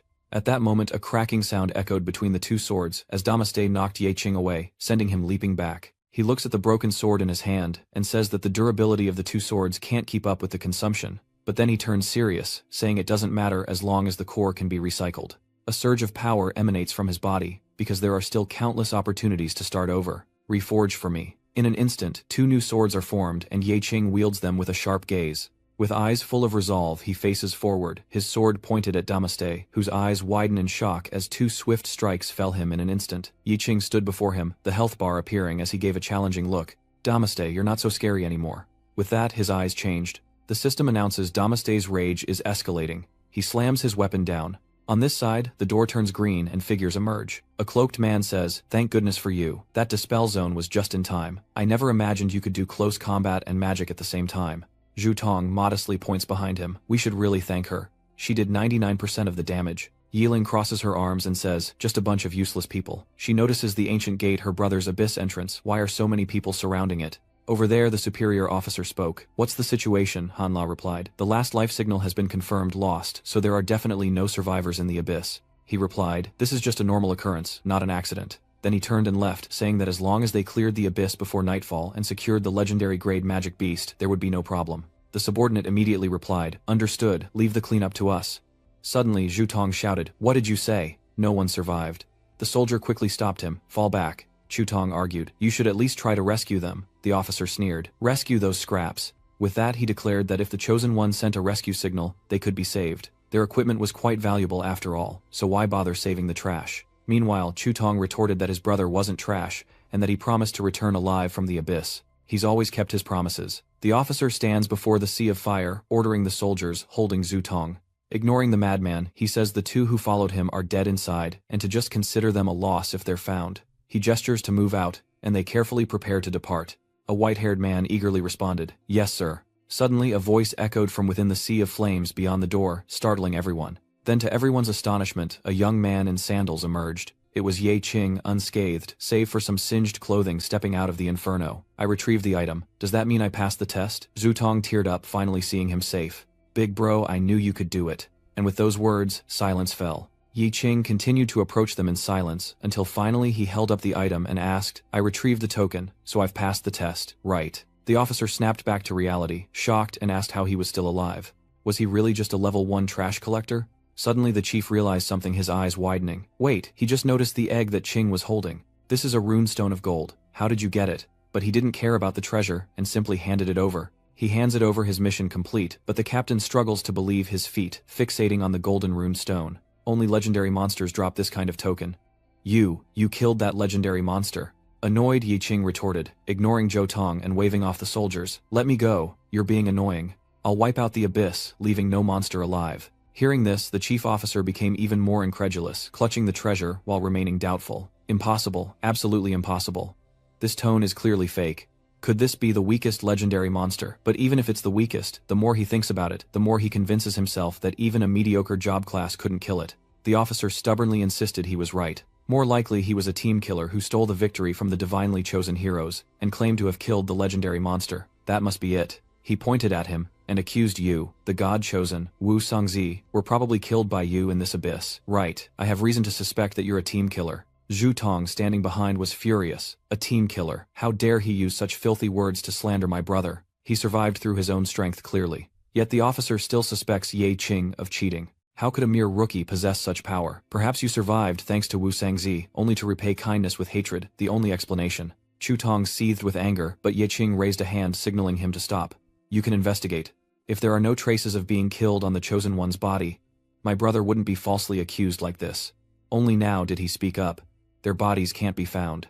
Gu, she also defends Yi Qing, saying that the report stated the empty abyss was empty, with no signs of other monsters, a fact he can confirm. The supervisor is now flustered in an empty abyss. Hearing this, Yi Qing conveniently said, if there's nothing else, then I really don't have any evidence to prove anything. Say what you will, I bear no responsibility for my opponents, dead or alive. These are the rules your supervisors set. So where does this talk of QL's heart come from? With no way to deny it, the chief could only grit his teeth. Was there really no way out? Damn it. And Yi Qing takes the opportunity to press forward. So tell me, did I pass the exam just now? He cursed as he tried to convince himself. Damn it though, I hate to admit it. The officer forced a smile, trembling as he spoke. But congratulations, Yi Qing, you're a level 1 Esper. You've received your World Association Hunter certification, and your level is all-rounder. But after a word of praise, he added a jab.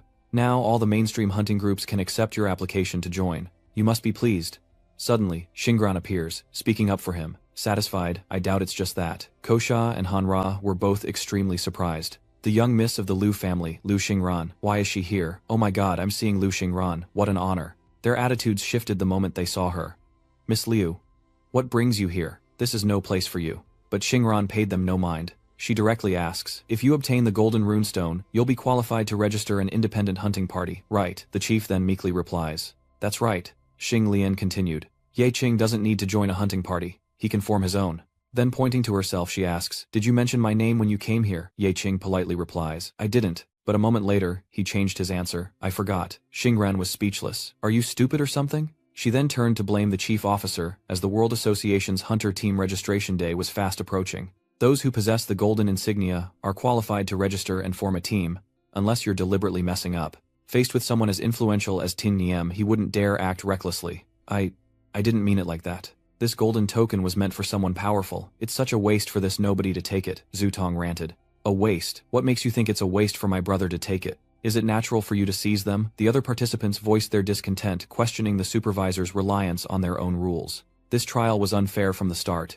I wouldn't be here if not for the forced rules. That's right, even if we get good gear, we can't keep it. Are we just working for you guys? Contrary to their comments, he showed no remorse, and grabbed Yi Qing by the collar, silencing everyone. So even if he took this golden token, it would just be considered stealing. You need a leader who's at least a B rank to form a hunting party, you know. Then the chief turned to glare at him, while Han Luo secretly verified Yi Qing's strength from behind. And you, before entering the abyss, you were only a low rank. The energy stone never lies. If you dare breathe a word of this to the World Association elders, you'll be a laughingstock. But after a few minutes, he hesitantly makes an announcement. Sir, the energy stone detected an A+S rank surge, exceeding standard limits. Just then, Han La's phone exploded. The chief, startled, turned back and asked what.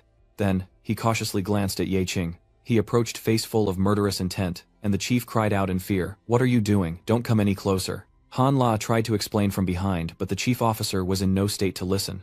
He was trembling, looking pathetically cowardly. I don't know what's happening. No one touched it, but the stats keep rising. It must be broken. However, Ye Qing wasn't so forgiving, unleashing his dark purple aura. You think I'm trash, and you probably have your reasons. Besides, I've heard it so much I don't even bother arguing anymore. I only came here today to get my certificate. I don't want to cause too much trouble. The moment he saw Ye Qing raise his hand, Chief Guan's face drained of color.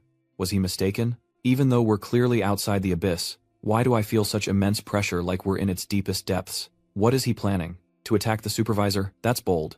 Then Ye Qing created a purple energy sphere in his palm, its power terrifying. He simply wanted what was his. Ye Qing reached forward, and a dark purple energy sphere instantly appeared in his hand. The supervisor then watched in shock as Ye Qing snatched his golden treasure, wordlessly clutching it in his hand with a frown. Seeing this, Han La pulled out a stone to quickly verify. Was there something wrong with the numbers on the machine just now? He had to use the energy stone to test it. It couldn't be. He stared at the cracks forming on the stone and cried out, "This energy stone is unstable. I think it's about to break." Moments later, Ye Qing's eyes widened, a purple light flashing from his pupils, and as for whether he was worthy or not, he unleashed his energy. Purple streaks of energy like lightning crackled as Han La continued to update the chief. It's exploding, the final measurement is S+.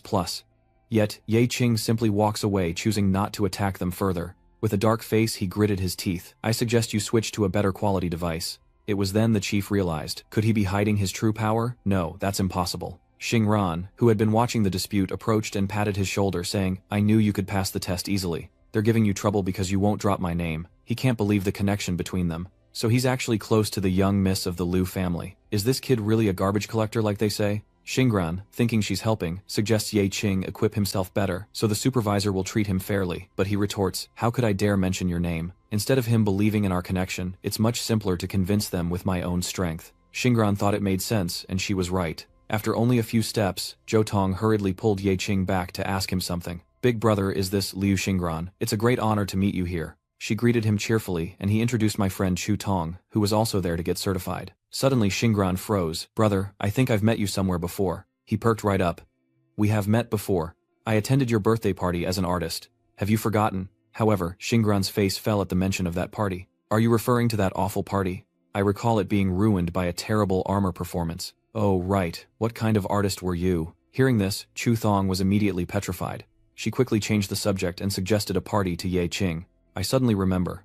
Since we're talking about a party, should we celebrate you passing the hunter exam? How about hosting it at your place? He asked, then realized, oh, my place. Then Ye Qing suddenly remembered, oh, my house. He realized the problem and became dejected. His house was just a rented ground floor apartment, a cramped space. Would Liu Xingran laugh at them right then and there? Xingran was incredibly confused when she saw them both collapse because of what she had just said. What's wrong with you two? She tactfully implied that if it wasn't convenient, but Ye Qing interrupted, trembling as he tried to appear fine. Of course, there's no problem at all. So Ye Qing is just putting on a brave face. He took a deep breath, determined to keep her in the dark. Next, Ye Qing nominated Zhou Tong, promising a great performance and a fantastic venue. I wholeheartedly welcome you to come. Oh, right, Chu Tong seems to have completely lost his mind. Huh, Xingran is still suspicious. Why are they so stiff? Well, see you tomorrow night. Okay. With his hands in his pockets, Ye Qing said confidently, no problem, I'm relieved you passed the exam. I look forward to seeing you tomorrow night, and I'll bring you the fruit. With plans made, Xingran didn't linger. See you tomorrow, she said, and he replied, see you tomorrow. With that settled, Xingran got in her car and left the three of them waving goodbye to each other. As she left, Ye Qing lowered his hand, his face still beaming with a bright smile. Moments later, Ye Qing, preparing to meet someone important, knew he had to change his appearance immediately. That evening, at the familiar little house of the two brothers, Ye Qing Yeju saw him return and immediately asked, brother, weren't you just on a date? Caught off guard, Ye Qing tried to play it cool. Yes, of course, let's say that, but she's not easily fooled. As for goblins or ghouls, the location would be the abyss, right? Ye Zhou finally explodes. You tricked me into going to the dangerous abyss again. Ye Qing pretends not to hear, muttering to himself. Isn't that a good thing? We're running out of money at least for the next 4. But she retorts, how can it be good when you're so badly injured? You need to go to the hospital right now. He rushes into the room scared. It's fine, it's just a scratch. Ye Chu pouted at Ye Qing's door, before rushing into the steamy bathroom, where the floor was stained crimson with blood that wouldn't wash away. Ye Qing is now covered in countless wounds and scars, but he doesn't complain. As he washes, he reflects thankful that Ye Zhou didn't see him in such a sorry state. The old and new wounds he sustained in the abyss gradually became an unhealable part of his blood. He called out, and his system window appeared, revealing that it would actually take several months of rest to fully recover. Yi Qing looks at the words on the reincarnation board. After defeating the Dark Spirit King Damas, I remember receiving this. The memory of that moment flashes back. After defeating him, cards appeared. The system also announced that he had killed the Dark Spirit King Damas, something he couldn't believe he'd accomplished. I defeated the Dark Spirit King Damas without taking a scratch, and the system rewarded me with this purple orb. Notification you have received. Gravity immunity. Yi was overjoyed to hear this. This is Damas's signature skill. I understand now. The system chimes again, announcing 100 attribute points received. Currently, he has 140 points, which he generously spends, distributing them to all attributes as usual. Yi Qing observes his stats for a moment. After all attributes reach 512 points, the marks turn gray. He tries to add more points to a stat, but the system refuses, stating his attribute value has reached its limit and can't be increased further, so he can't increase it anymore. The system then announced that the conditions for reincarnation have been met, and the reincarnation option is now available. Clicking Yes will immediately reset your level to 0, allowing you to awaken a second time. The level cap will increase by 5 and the corresponding stat limits will also increase. Back in the present, he mutters to himself that the max level scavenger has an upper stat limit of 512 at level 1. To surpass this growth limit, I must revert to level 0. Only by returning to the starting point can I awaken again and break through the attribute limits. Yi Qing considers the information, deciding that resetting his level in the abyss is too dangerous, so he'll put it aside for now. Now that he's back in a safe place, he doesn't have to worry about it anymore. Isn't now the time to try reincarnation? He suddenly remembered the chief's words. Even if you take this golden token, you'll be seen as a thief. If you bring this before the World Association elders, you'll be laughed at. You were chosen by a god. Wu Sangzi was probably killed by you in the abyss. I have reason to suspect you're a killer team member. How could a rookie scavenger possess such power? Wu Sangzi must be the reason you've survived this long. Then you repaid kindness with evil, the only explanation. The more Yi Qing thought about it, the angrier he became. He had worked so hard to become stronger. I want to live an honest life, protect my loved ones from being bullied, but that goal is still so far away. I can't accept my growth being limited like this. I have to break through. Yi Qing frowned, his tone heavy with dissatisfaction. He couldn't accept his growth being limited like this. I have to break through this barrier. I have to become stronger than before. The sound echoed through the door, startling Ye Chu. He was stunned, his trembling hand swiping across the screen. A reminder, reincarnation successful. Your level has been set, and your growth limit has been extended to level 5. Yet you don't have to start from scratch. She burst in, demanding, "Stop messing with me. If you're not hurt, where did the blood on your shirt come from?" He froze and turned, and Ye Chu screamed, eyes wide, face flushed. In that instant, a surge of violent energy erupted as she sobbed. "Brother, I think I'm transforming again," Yi Qing said in a low voice, a hint of helplessness and sarcasm flashing in his eyes. "Congratulations, now we have to burn the house down." At the Divine Wind City auction house, a figure quietly appears, strolling leisurely through the crowd. He stands silently before the screen, where various products from the abyss undergo detailed appraisal before being sold. So if they can't be sold on the black market, they have to go through official channels. The best gear goes to public auction, drawing the attention of the wealthy. Immediately, a large man stepped forward, blocking the way with a sharp glare and a stern voice. "Hey, what are you doing here? Irrelevant people are not allowed in here." Without a hint of panic, Ye Qing replied, his tone calm and firm. "I'm a collector here to appraise equipment for auction." He raised an eyebrow dismissively, his chin held high. "A collector, are you?" Each word dripped with murderous intent. "What level do you think you are to be speaking so loudly?" A cold glint flashed in his eyes. "Even after reincarnation and reaching level 5 is level 1 potential, the best I get." He gripped Ye Qing's sleeve, yanking him out, and hissed, "Do you even know where you are? This is the exchange. This is a place where only the wealthiest come to spend, and only the highest grade equipment qualifies for auction in our exchange. What's a rookie like you doing here, causing trouble? Get out now." He simply raised an eyebrow, slowly pulling a glowing object from his sleeve. "So would you like to appraise it first?" He paused, then chuckled derisively. "How laughable you want me to appraise newbie equipment. Fine, I'll humor you, then get lost." A cold mechanical voice echoes. "Zero class." A burst of arrogant laughter, and the man throws the equipment to the ground. "Did you hear that? 0 damage. Just get in the trash where you belong. I'm already being generous by not charging you a disposal fee." But at that moment, a flicker of doubt crossed his eyes. "Wait a minute, this dagger is too sharp. Something's not right." He immediately lies down to examine it. "Wait a minute. Let me see." Appraisal glasses equipped appraisal +1 level. His breath quickened, his arrogant face paled, and his eyes widened in terror. This was a unique item. the appraised item's beauty shines forth. Void Seaver, a unique dagger with a dark abyssal blade, reveals faint starlight embodying death itself. Rumor has it that during a silent hunt, a woman carrying a massive bounty vanished into thin air when cornered, leaving behind a dagger radiating an eerie light. 421. Void-imbued damage leaves behind a teleportation gate, allowing the wielder to teleport within 30 meters, requiring level 31. He who was once arrogant is now nearly insane, screaming with excitement. Division. Was it not Minhee's fault but a mistake? Yi Qing sneered, realizing he almost missed out on a rare treasure. Half an hour earlier, the door slowly opened, and he sighed in relief, placing the heavy box on the basement floor. For the next few days, Ye Zhou would have to stay at a hotel, while he'd have to endure a night in the landlord's basement. Otherwise, my meager savings won't even cover the moving fees. The system says home repairs will cost 2 million, leaving me with only 200. His eyes fell upon the system screen. He needed to find a way to make money from the equipment he'd acquired. He desperately needed money. Yi Qing pondered in silence. However, there are definitely a lot of these non-top-tier items on the market. Most people who change classes rarely switch to a new set of equipment after buying one. He considered this. To the wealthy, such low-quality equipment was basically trash, making it hard to sell. Its practicality was low, so he couldn't sell it for much. Who knows, maybe he could find some good items and sell them for hundreds of thousands. The thought flashed through his mind, and Ye Qing paused, gazing silently at the crafting altar's icon. Intrigued, Ye Qing touched the screen, realizing that abyssal devices could be used outside as well.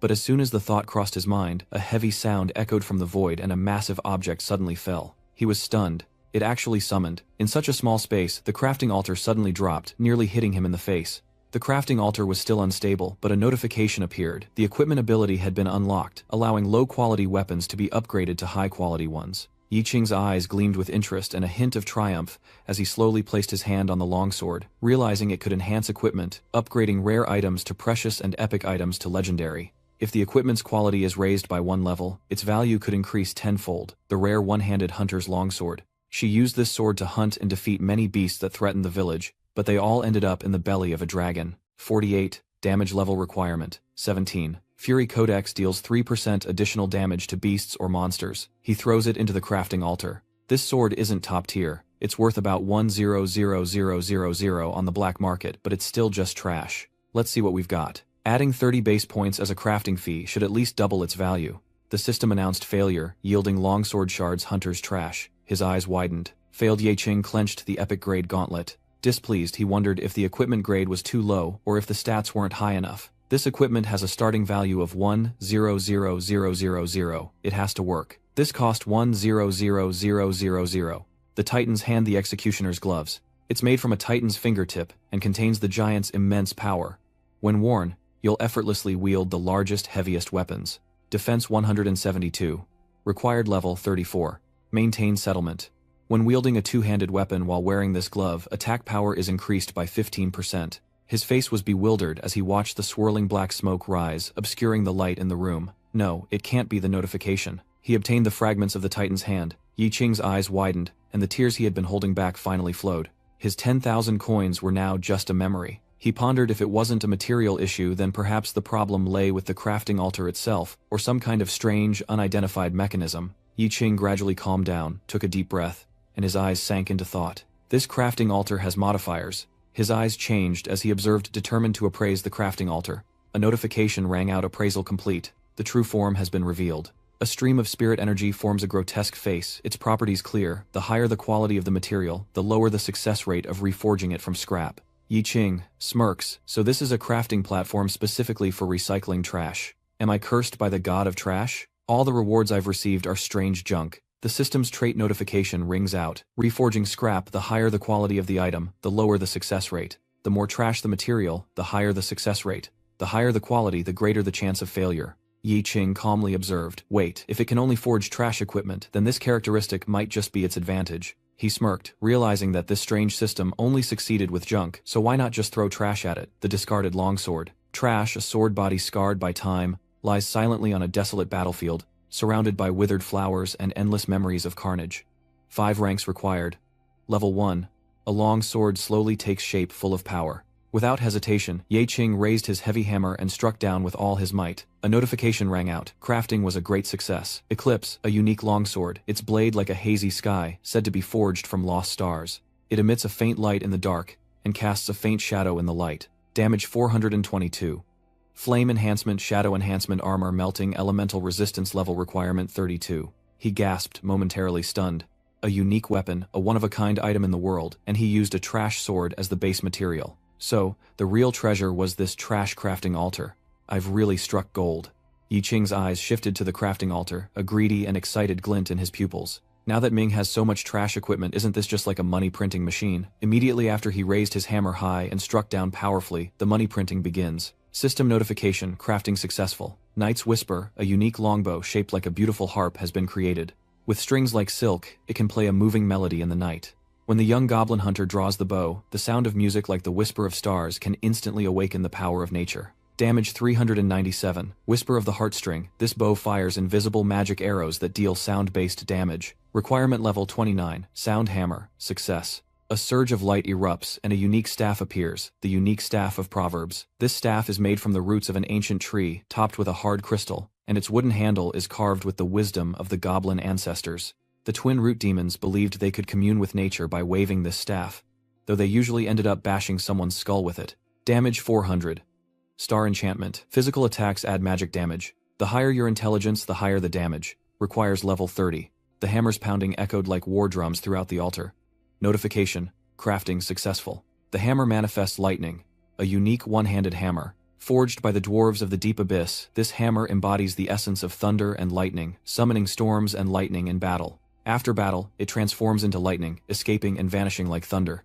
Damage 577. Lightning enhancement. Upon attack, it unleashes a series of lightning strikes and enhances speed. Required level 41. Then a series of sounds rang out, announcing the crafting success, his breath quickening, his heart pounding as if to burst from his chest. All the awakened equipment had been used up, and all the non-awakened equipment had been recycled and turned into basic points. Upon inspection, dozens of unique weapons have been enhanced. Yi Qing looks up at the system screen, which reads, "You have reached Awakened Novice Level 1. Even if you don't kill monsters, you can still get experience points by forging. Just a few hours of forging, and I've already overcome the most difficult part of the transition." A glint of confidence flashes in his eyes. Very well. Now the remaining task is to turn these items into money and my new hunter's license. The scene shifts to a lavishly decorated room, as the manager bows a flattering smile on his face, his voice trembling with excitement. "May I ask where you acquired this equipment? Have I not introduced myself? I'm a collector, though only level 1, but even I can acquire some high-end goods, can't I? Claiming I made it myself would only cause more trouble." His eyes lit up and he nodded eagerly. Yes, you're absolutely right. Collectors aren't ranked by level, only by taste. The fact that you can present such a powerful collection is definitely a reflection of your own strength. He smirked. "I have plenty more here. If the auction price is right, you could earn a lot of commission." He stared in shock as the equipment appeared one by one, his eyes shining brightly, and he stammered, unable to speak. He scurried off to give instructions, preparing the most luxurious VIP room for me. "Prepare the treatment befitting a platinum VIP." In the opulent hallway, Yi Qing raised an eyebrow, a mocking smile playing on his lips. He held up the VIP pass, a faint smile on his face. "What platinum VIP is just this card?" As he turned, Yi Qing bumped into a man, and Xiao Feng turned to curse. "Where did this idiot come from? Damn it, watch where you're going." He paused for a moment, his eyes calm. "Sorry, I wasn't paying attention." He frowned, sizing him up. His clothes were ordinary, not what one would expect in such a high-class place. His eyes filled with arrogant contempt, daring to block even my path. "State your hunter team." Yi Qing remained calm, and replied, "Yi Qing, freelance hunter." Xiao Feng raised an eyebrow. "So that's why you look so pathetic. So, you're a freelance hunter, huh?" he said, proudly pulling out his badge and holding it up. "See this Tatus the A-rank hunter squad. I'm Ling Xiaofeng, also known as Tatus the Madman." Yi Qing's eyes narrowed a hint of hesitation. Tatus is known as a battle maniac. It seems he only recruits simple-minded madmen who specialize in strength. I've cleaned up the battlefield for them a few times before, but was never comfortable. Best not to mess with them, he thought, turning to leave. "Sorry isn't going to cut it." Xiao Feng, annoyed, points his sword. "Do you think a simple apology will suffice? You bastard, it's clear you've snuck in here, based on your attire. Let me remind you, only those who've changed classes with a high-level hunting team can enter here. The likes of you should stick to your own kind." Yi Qing remained calm, knowing that using force here in the World Association's territory would bring serious trouble. His eyes darkened with malice.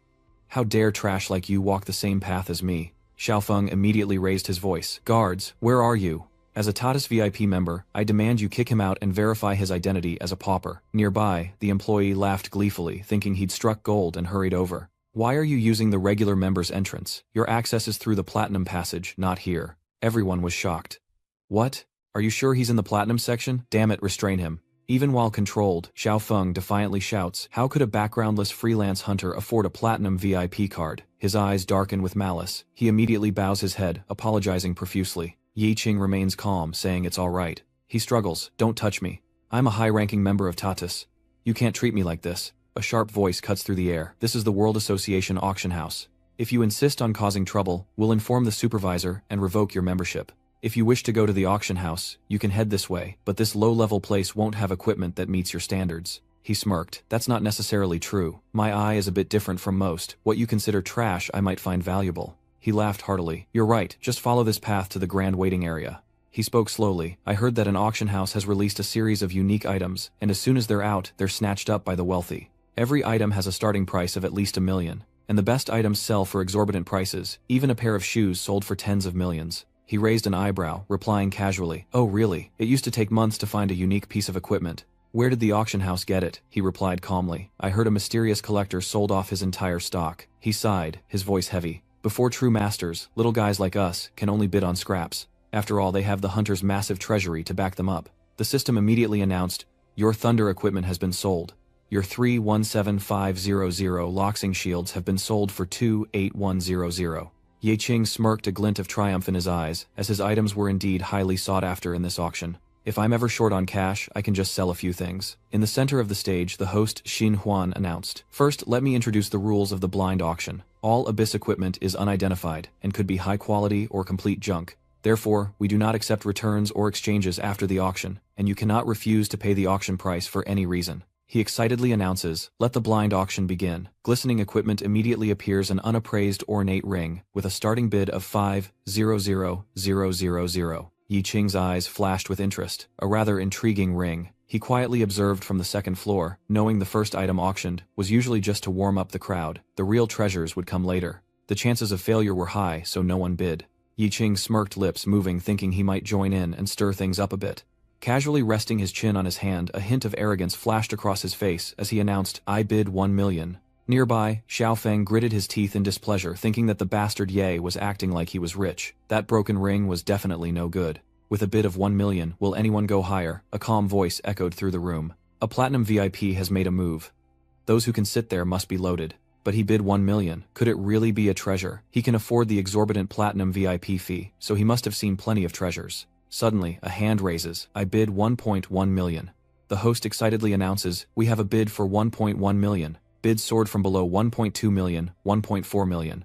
Then Ye Qing declared 2.5 million, an exorbitant price. He cried out in shock, "Platinum, VIP, making a move. This must be good stuff." Xiao Feng's expression shifted, veins popping. "Damn it, trying to show off at this auction, are you? I want that equipment too." He immediately stood up, slamming his hand on the table in anger. 3 million. At that price, I'm sure to win. I must have it. He smirked, eyes arrogant, and quietly bid 4 million, raising the total to 79 million. Hearing this, Xiao Feng was instantly enraged, clenching his fist and pressing it against his head, as his subordinate rushed to stop him. "Calm down, boss. An unverified ring isn't worth 40 million. It's already an absurd price." He glared, his voice hardening. "This guy's got connections. I underestimated him. If he wants that ring, it must be a treasure. We can't let him have it." Xiao Feng roared, slamming his fist on the table. 5 million. The crowd was immediately abuzz. The 5 million level is usually reserved for guaranteed special grade equipment. Spending that much on an unidentified ring could bankrupt a small hunting team. He points directly at Ye Qing. "What do you think? You, Ye Qing, are just a freelance hunter, with maybe 1 million to your name. How can you compare to me? Especially compared to someone backed by a large hunting party." He paused, his eyes darkening. Ye Qing raised an eyebrow and calmly said, 10 million. Xiao Feng's eyes widened, veins popping with rage. "What? Am I hearing things? I don't believe it. How could a freelancer casually bid millions? That's enough to start a decent-sized hunting team." He turned to the host, questioning, "I demand a verification of his account. He's clearly bidding maliciously to disrupt the order. Even platinum VIPs must follow the rules or get out." The host loudly confirms the bid, inciting the crowd's fury. He really has millions. Is he some kind of hidden tycoon? Xiao Feng's eyes darken, plotting to not let this self-righteous man look down on him. He frowned, veins popping. He was Lang Xiaofeng, the Blade of Tatus, and he was here to represent the elite hunter team. Xiaofeng glared at Ye Qing with resentment. How could he allow a freelance hunter to trample him? He stood up decisively, his voice stern. 1 million. Hearing this, the man staggered back in shock. 1 million. Ye Qing's eyes were filled with arrogance, knowing that even if he spent all his money on junk, he could still pull out a special piece of equipment worth the same amount the next day. Is that all you've got? Don't let some freelancer look down on you like that. The host loudly announces 100 million once. Xiaofeng's murderous aura erupts intensely. No, he stubbornly bought this ring, even offering an absurd 100 million. Doesn't that mean this ring is a rare treasure? 100 million going twice. Memories flash, but he's not so sure. My perspective differs from most. What you see as worthless, I see as treasure. The manager respectfully replied, "You're right this way, please." His eyes flashed with blatant dissatisfaction as he cursed inwardly. Damn it, we've got an expert here. This must be a heaven-defying treasure, otherwise it wouldn't fetch such a price. I must follow this to the main hall. Have the host shout, 100 million, Xiaofeng exclaimed, his eyes resolute. 200 million. The crowd erupts in whispers. How much was that? This man is out of his mind. 200 million could bankrupt a mid-tier hunter team. Isn't that Lang Xiaofeng from Tatus? He's a high-ranking member of that major hunter team. So Tatus is this rich, no wonder. He raised his head arrogantly, his voice taunting. Aren't you supposed to be rich? Don't you like acting like a big shot? Come on, keep bidding. I'll show you the financial power of a major hunting team. Ye Qing breathed out a hint of fatigue in his eyes. You win. This treasure is yours. Xiaofeng looked smug, lifting his chin arrogantly. You think you can compete with me, boy? You're still a long way off. The subordinate looked slightly bewildered. Boss, we're here to bid on equipment for the brothers, but you just spent 200 million on a ring. How are we going to explain this to the chief? He smirked. Don't worry, this is definitely god-tier equipment. I never make mistakes. The host excitedly announces, congratulations to Lang Xiaofeng from Tatus for winning the ring. Let's give him a round of applause. He smiles faintly, observing grimly unidentified equipment does have a chance of being divine grade, just like the crafting altar. If the altar of creation was a god-tier item with a trashy exterior, then this is the glittering ring that appeared a flashy garbage iron ring with +1 attack. Xiaofeng smirked, his all-seeing eyes wouldn't deceive him because he already knew the appraisal result. He excitedly yelled, become a divine grade item for me and open everyone's eyes here. The card gradually disappeared, the appraisal began, and black mist emanated from the ordinary iron ring. He paused, eyes wide with disbelief, his face paling as he realized it was just an iron ring. Enraged, Xiaofeng demanded, it's all that bastard Ye's fault. He made me misjudge. I demand a refund. He immediately turned to the host, smiling obsequiously. That 200 million bid must have been a slip of the tongue. Let's just call it a mistake. What do you say? His expression turned grave, his voice heavy. According to the rules you represent, Tatus, once the transaction is complete, your Santatus Hunter group will have 24 hours to pay all fees, or you and your group will face severe penalties from the World Guild. Even an A+ hunting party would be eliminated or disbanded, and you'll be charged with disrupting the auction and sent to a labor camp as punishment. The host said sternly, because your bid was so high, we'll send someone to protect you until you pay at the guild. Xiaofeng frantically struggled to break free. Wait a minute. A chorus of disgruntled curses erupts.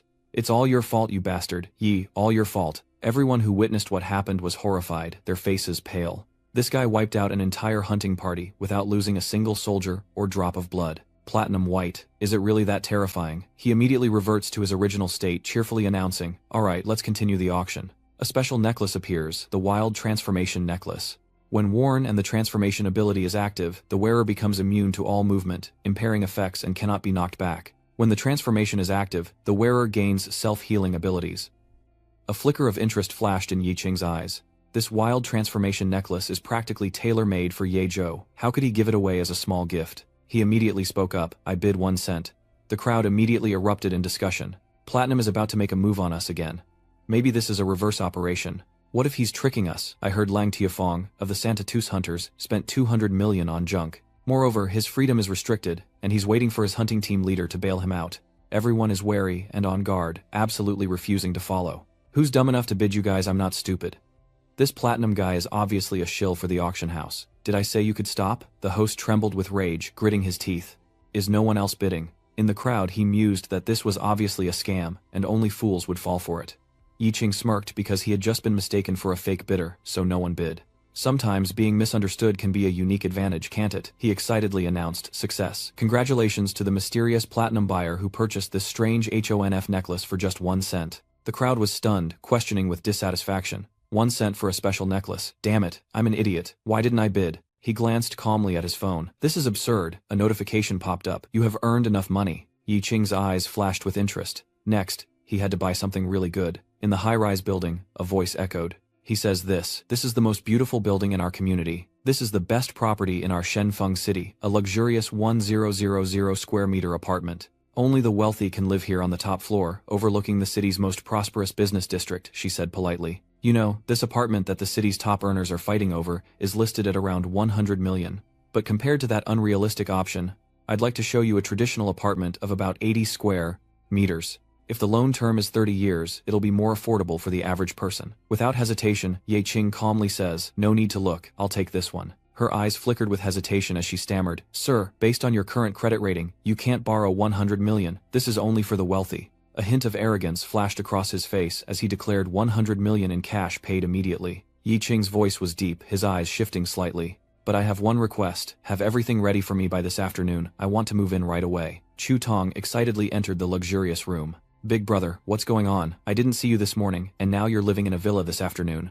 Brother, when will we ever be able to afford a place like this? How much is it a night?" With a hint of pride, Ye Feng spoke with an arrogant tone. "This place is spacious, so even if Ye Chu transforms, she won't have to worry about breaking the roof. Anyway, I bought it in your name, so if you break it, I'll just buy you another one." Ye Chu's eyes widened in disbelief. Did he buy this house for me? He looked around in bewilderment, realizing just how huge it was. His voice even echoed. He gazed grimly at the city lights, vowing she would never suffer again. A flicker of doubt crosses her eyes.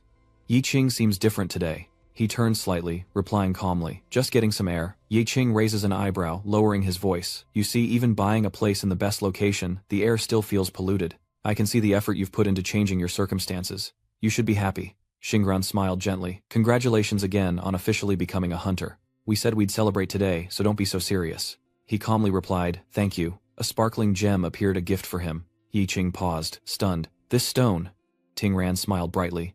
"That's right, I thought about a gift today, so I'm giving this back to you. I've kept this starstone carefully for many years, wearing it every time I descend into the abyss." She quietly gazed at the prosperous city at night.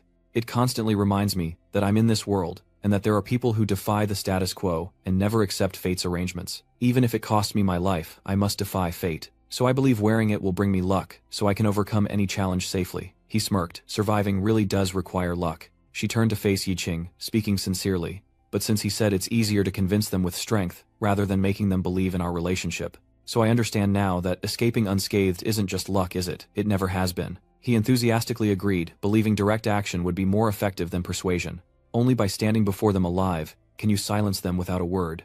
Jingran said softly, "Yes, that's what I like about you. Whenever I try to prove myself as a hunter, I'm just labeled as a member of the Liu family. They'd rather believe in my family's status than accept the results of my own efforts. I simply want to be respected for my own abilities, and one day say the same to my siblings. So I should be the one saying thank you." Yi Qing quietly listened to her heart. "In terms of value, this crystal is worthless. But Ye Qing, your worth, like this crystal, cannot be measured in money." Xingran's eyes shifted slightly. "So whether it's a mansion or a rented house, a luxury car or a shared bike, I value you. The person I like is still a super strong esper." Hearing this, he calmly responded, "It's true that suddenly becoming rich isn't as interesting as red wine and steak. I probably prefer street life with barbecue and beer, but I really do need a lot of money." She had said that once before. Yi Qing gripped the shimmering stone, his voice low and sincere. "If I had more money, I could form my own hunting party, right?" She paused, stunned. "That's right, becoming a hunter squad leader takes a lot of money." His eyes immediately darkened, filled with fervor. "I want to form a hunting party and truly venture into the abyss to challenge it. I can't become strong alone." As she said, Ye Qing held up a special device. "If I can't adapt to the rules of this world's game, then I..." His eyes shifted, a flash of determination and confidence crossing his face. He would have to become the rule of this world. Even at night, the buildings were brightly lit. Yi Qing slowly walks to the municipal waste collection point. Even in a luxury complex like Fan Nan, taking out the trash is a real pain. Not only does he have to take the elevator downstairs, but the nearest trash can is over 100 meters away. Do rich people not take out the trash? Where did Fap Hung come from to question him? Whose servant is this, not knowing the rules? He grumbled, saying there's a designated area for servants to dispose of trash outside the complex, so don't act ignorant of the rules. Taking the filth outside. If outsiders see us, they'll think we're living with those lowlifes. Yi Qing simply smiled and explained, "I'm not a servant. I'm the new owner here." Fap Hung scornfully eyed Yi Qing's outstretched hand and unexpectedly placed a banana peel in it.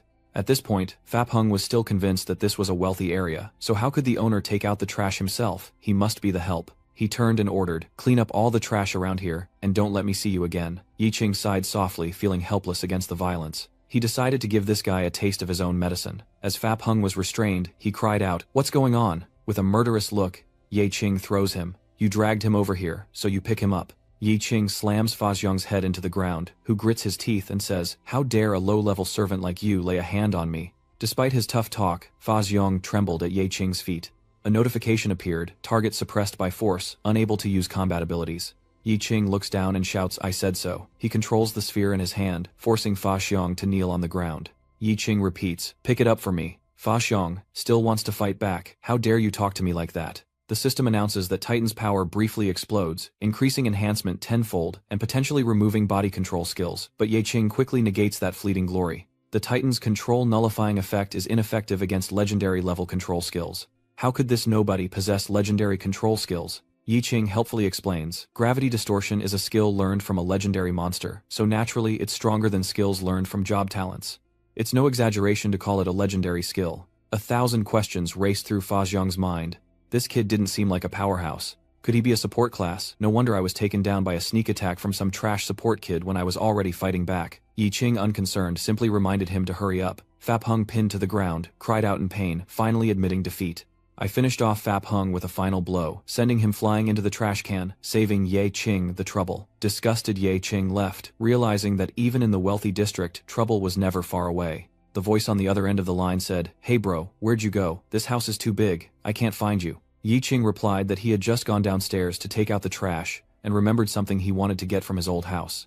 The other person was surprised. His old house. Wasn't it supposed to be cleared out by the landlord? Ye Qing brushed it off, saying he just forgot some things and came back to get them. That day was beautiful and sunny, and Ye Qing finally returned to his beloved home, collapsing comfortably onto the couch, knowing the lottery win was worth it, since his old home was still the most comfortable place to be. The landlord replied, "I can't rent this place to you anymore. Even if you pay, this building no longer belongs to me. Just now a big client bought all the land and paid over 50 years of rent in one go. I don't intend to hide it. Ye Qing, that person is me, and now this land is mine." Later, at the World Guild headquarters during a conference, Scarface was surprised to learn that Tatis had been swindled out of 200 million in an auction. The masked man replies. Tatis then used his personal name to illegally bid in the auction, shifting the blame to Lan Xiaofeng. Tatis has completely severed all responsibility, leaving Scarface concerned. Tatis is a guild we're focused on supporting, and I don't want to cause trouble right now. Have you identified this person yet? The mask responded. He appeared in the hunter exam, and was recently licensed as a full-time hunter. According to our records, he also has close ties to another guild. The Crimson Pledge Society was annihilated. Mask projects Ye Qing's information showing that they've recorded his mana fluctuations from the appraisal stone. He recalled Kaiser comparing the magic traces left at Sierra's death with those from the examination, and the conclusion was shockingly consistent. Scarface wondered, is he a special class advancement? The mask explains, a special class doesn't appear in the job change scroll, and it's likely to destroy the job system. It'll probably cause unprecedented chaos to the rules of the game we created. If we can't control it with rules, we'll make it the enemy of the rules. Scarface affirmed, don't worry, he'll have to play by our rules. He was extremely confident, declaring that they were the gods of this era, and that the order created by gods meant everyone had their role to play. One morning in the waiting room, Yi Qing held out a token to the receptionist, stating his intention to form a hunter team, to which the receptionist asked if he was aware of the requirements. The establishment fee is 50 million paid in one lump sum to the World Association, she added. You also need to have sufficient team management skills, like a licensed hunter. Each hunter group can only enter the abyss that the World Association allows to be explored and led. Following these principles, Ye Qing calmly states that money is easy, and he can transfer it. The receptionist immediately chimed in, explaining that many newly certified hunters were lining up in the hall to fill out volunteer forms, and that he could recruit members for his team there to form a hunting party. So today, you need to recruit at least 4 more members. The information board shows House of the Ragpicker registered members 1 rank E, current status recruiting. No one's interested. Who starts a hunting party this late in the season? What is that? Even the name sounds awful. No one would want to join such a small hunting party, especially since it's a one-man team with an E-rank designation. So based on the system's allocation, your hunter team will operate in E-level areas, the lowest level of resource recovery, and won't be able to participate in abyss hunts. Aside from legally defined activities, your hunter group can only play a supporting role to a main hunter team. So it's back to the old job of picking up trash. Fap Hung never learns, and here he comes to taunt me, saying he just saw me taking out the trash downstairs. This time you're really going to be picking up trash. You're a yay right. Fa Xiong laughs maniacally. Today I'll show you what it feels like to be slapped in the face. You'll pay dearly for insulting me. Today I'll make you eat shit, wag your tail, and enjoy every bite. The onlookers buzzed with excitement. Was Fap Hung, not the son of Elder Fap Thien Lan. I heard he recently formed his own hunting team.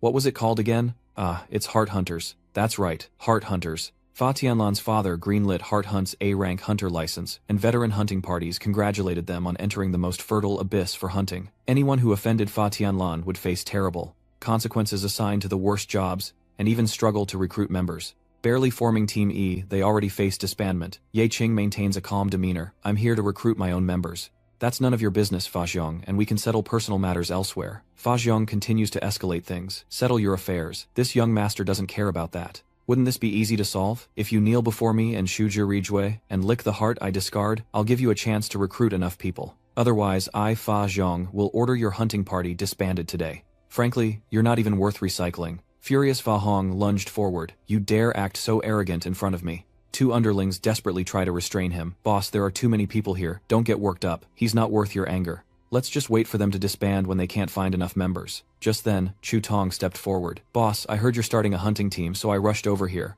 I want to join your team. An underling exclaims, Isn't that Chu Tong? He was in my hunting party for a while, but he's just a poet, completely useless. What useless trash? Chu Tong continued from behind. Boss, I want to be the first to join. Haven't you passed the test yet? Ye Qing asked, confused. A melee fighter who can control the situation should be in high demand. Right. You're still worried about not finding a hunter team. Chu Tong reveals that perhaps it's because he joined a private hunting team and his reputation isn't great, so teams don't want to accept someone like him, yet his face is full of life. But if you'll have me, I'll walk through fire for you. Yi Qing remains skeptical after all this searching. No hunter team wants him. Zhu Tong whispered closely, I was just looking around to get a feel for the recruitment situation of the big hunting teams, and that's how I found out you offended Fa Xiong. Your hunting team's future will be very narrow. I remember that legendary token should at least be for a B-rank team, but it's been downgraded to E-rank definitely because of that fat bear. Ye Qing suggested even if it's just scavenging, it's a good job for us. It doesn't matter if it's E-rank or B-rank. He analyzes that, conversely, the truly dangerous work requires direct confrontation with monsters and must be done by those who consider themselves the main force, while cleaning up the aftermath will be done by us, which is also good.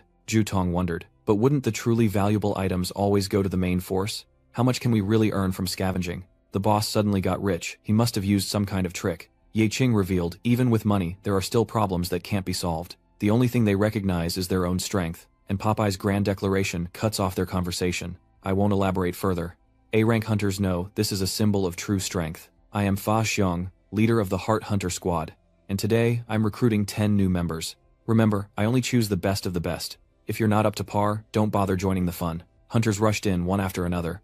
Level 41, Hunter reporting for duty. A level 46 healer requesting permission to join, and a level 49 warrior wanting to enlist. Zhu Tong sees right through them. These old-timers are just trying to curry favor with Fa Xiong's father. Everyone knows his father manages the hunter teams here. These almost level 50 guys aren't rookies, they're just a bunch of flatterers.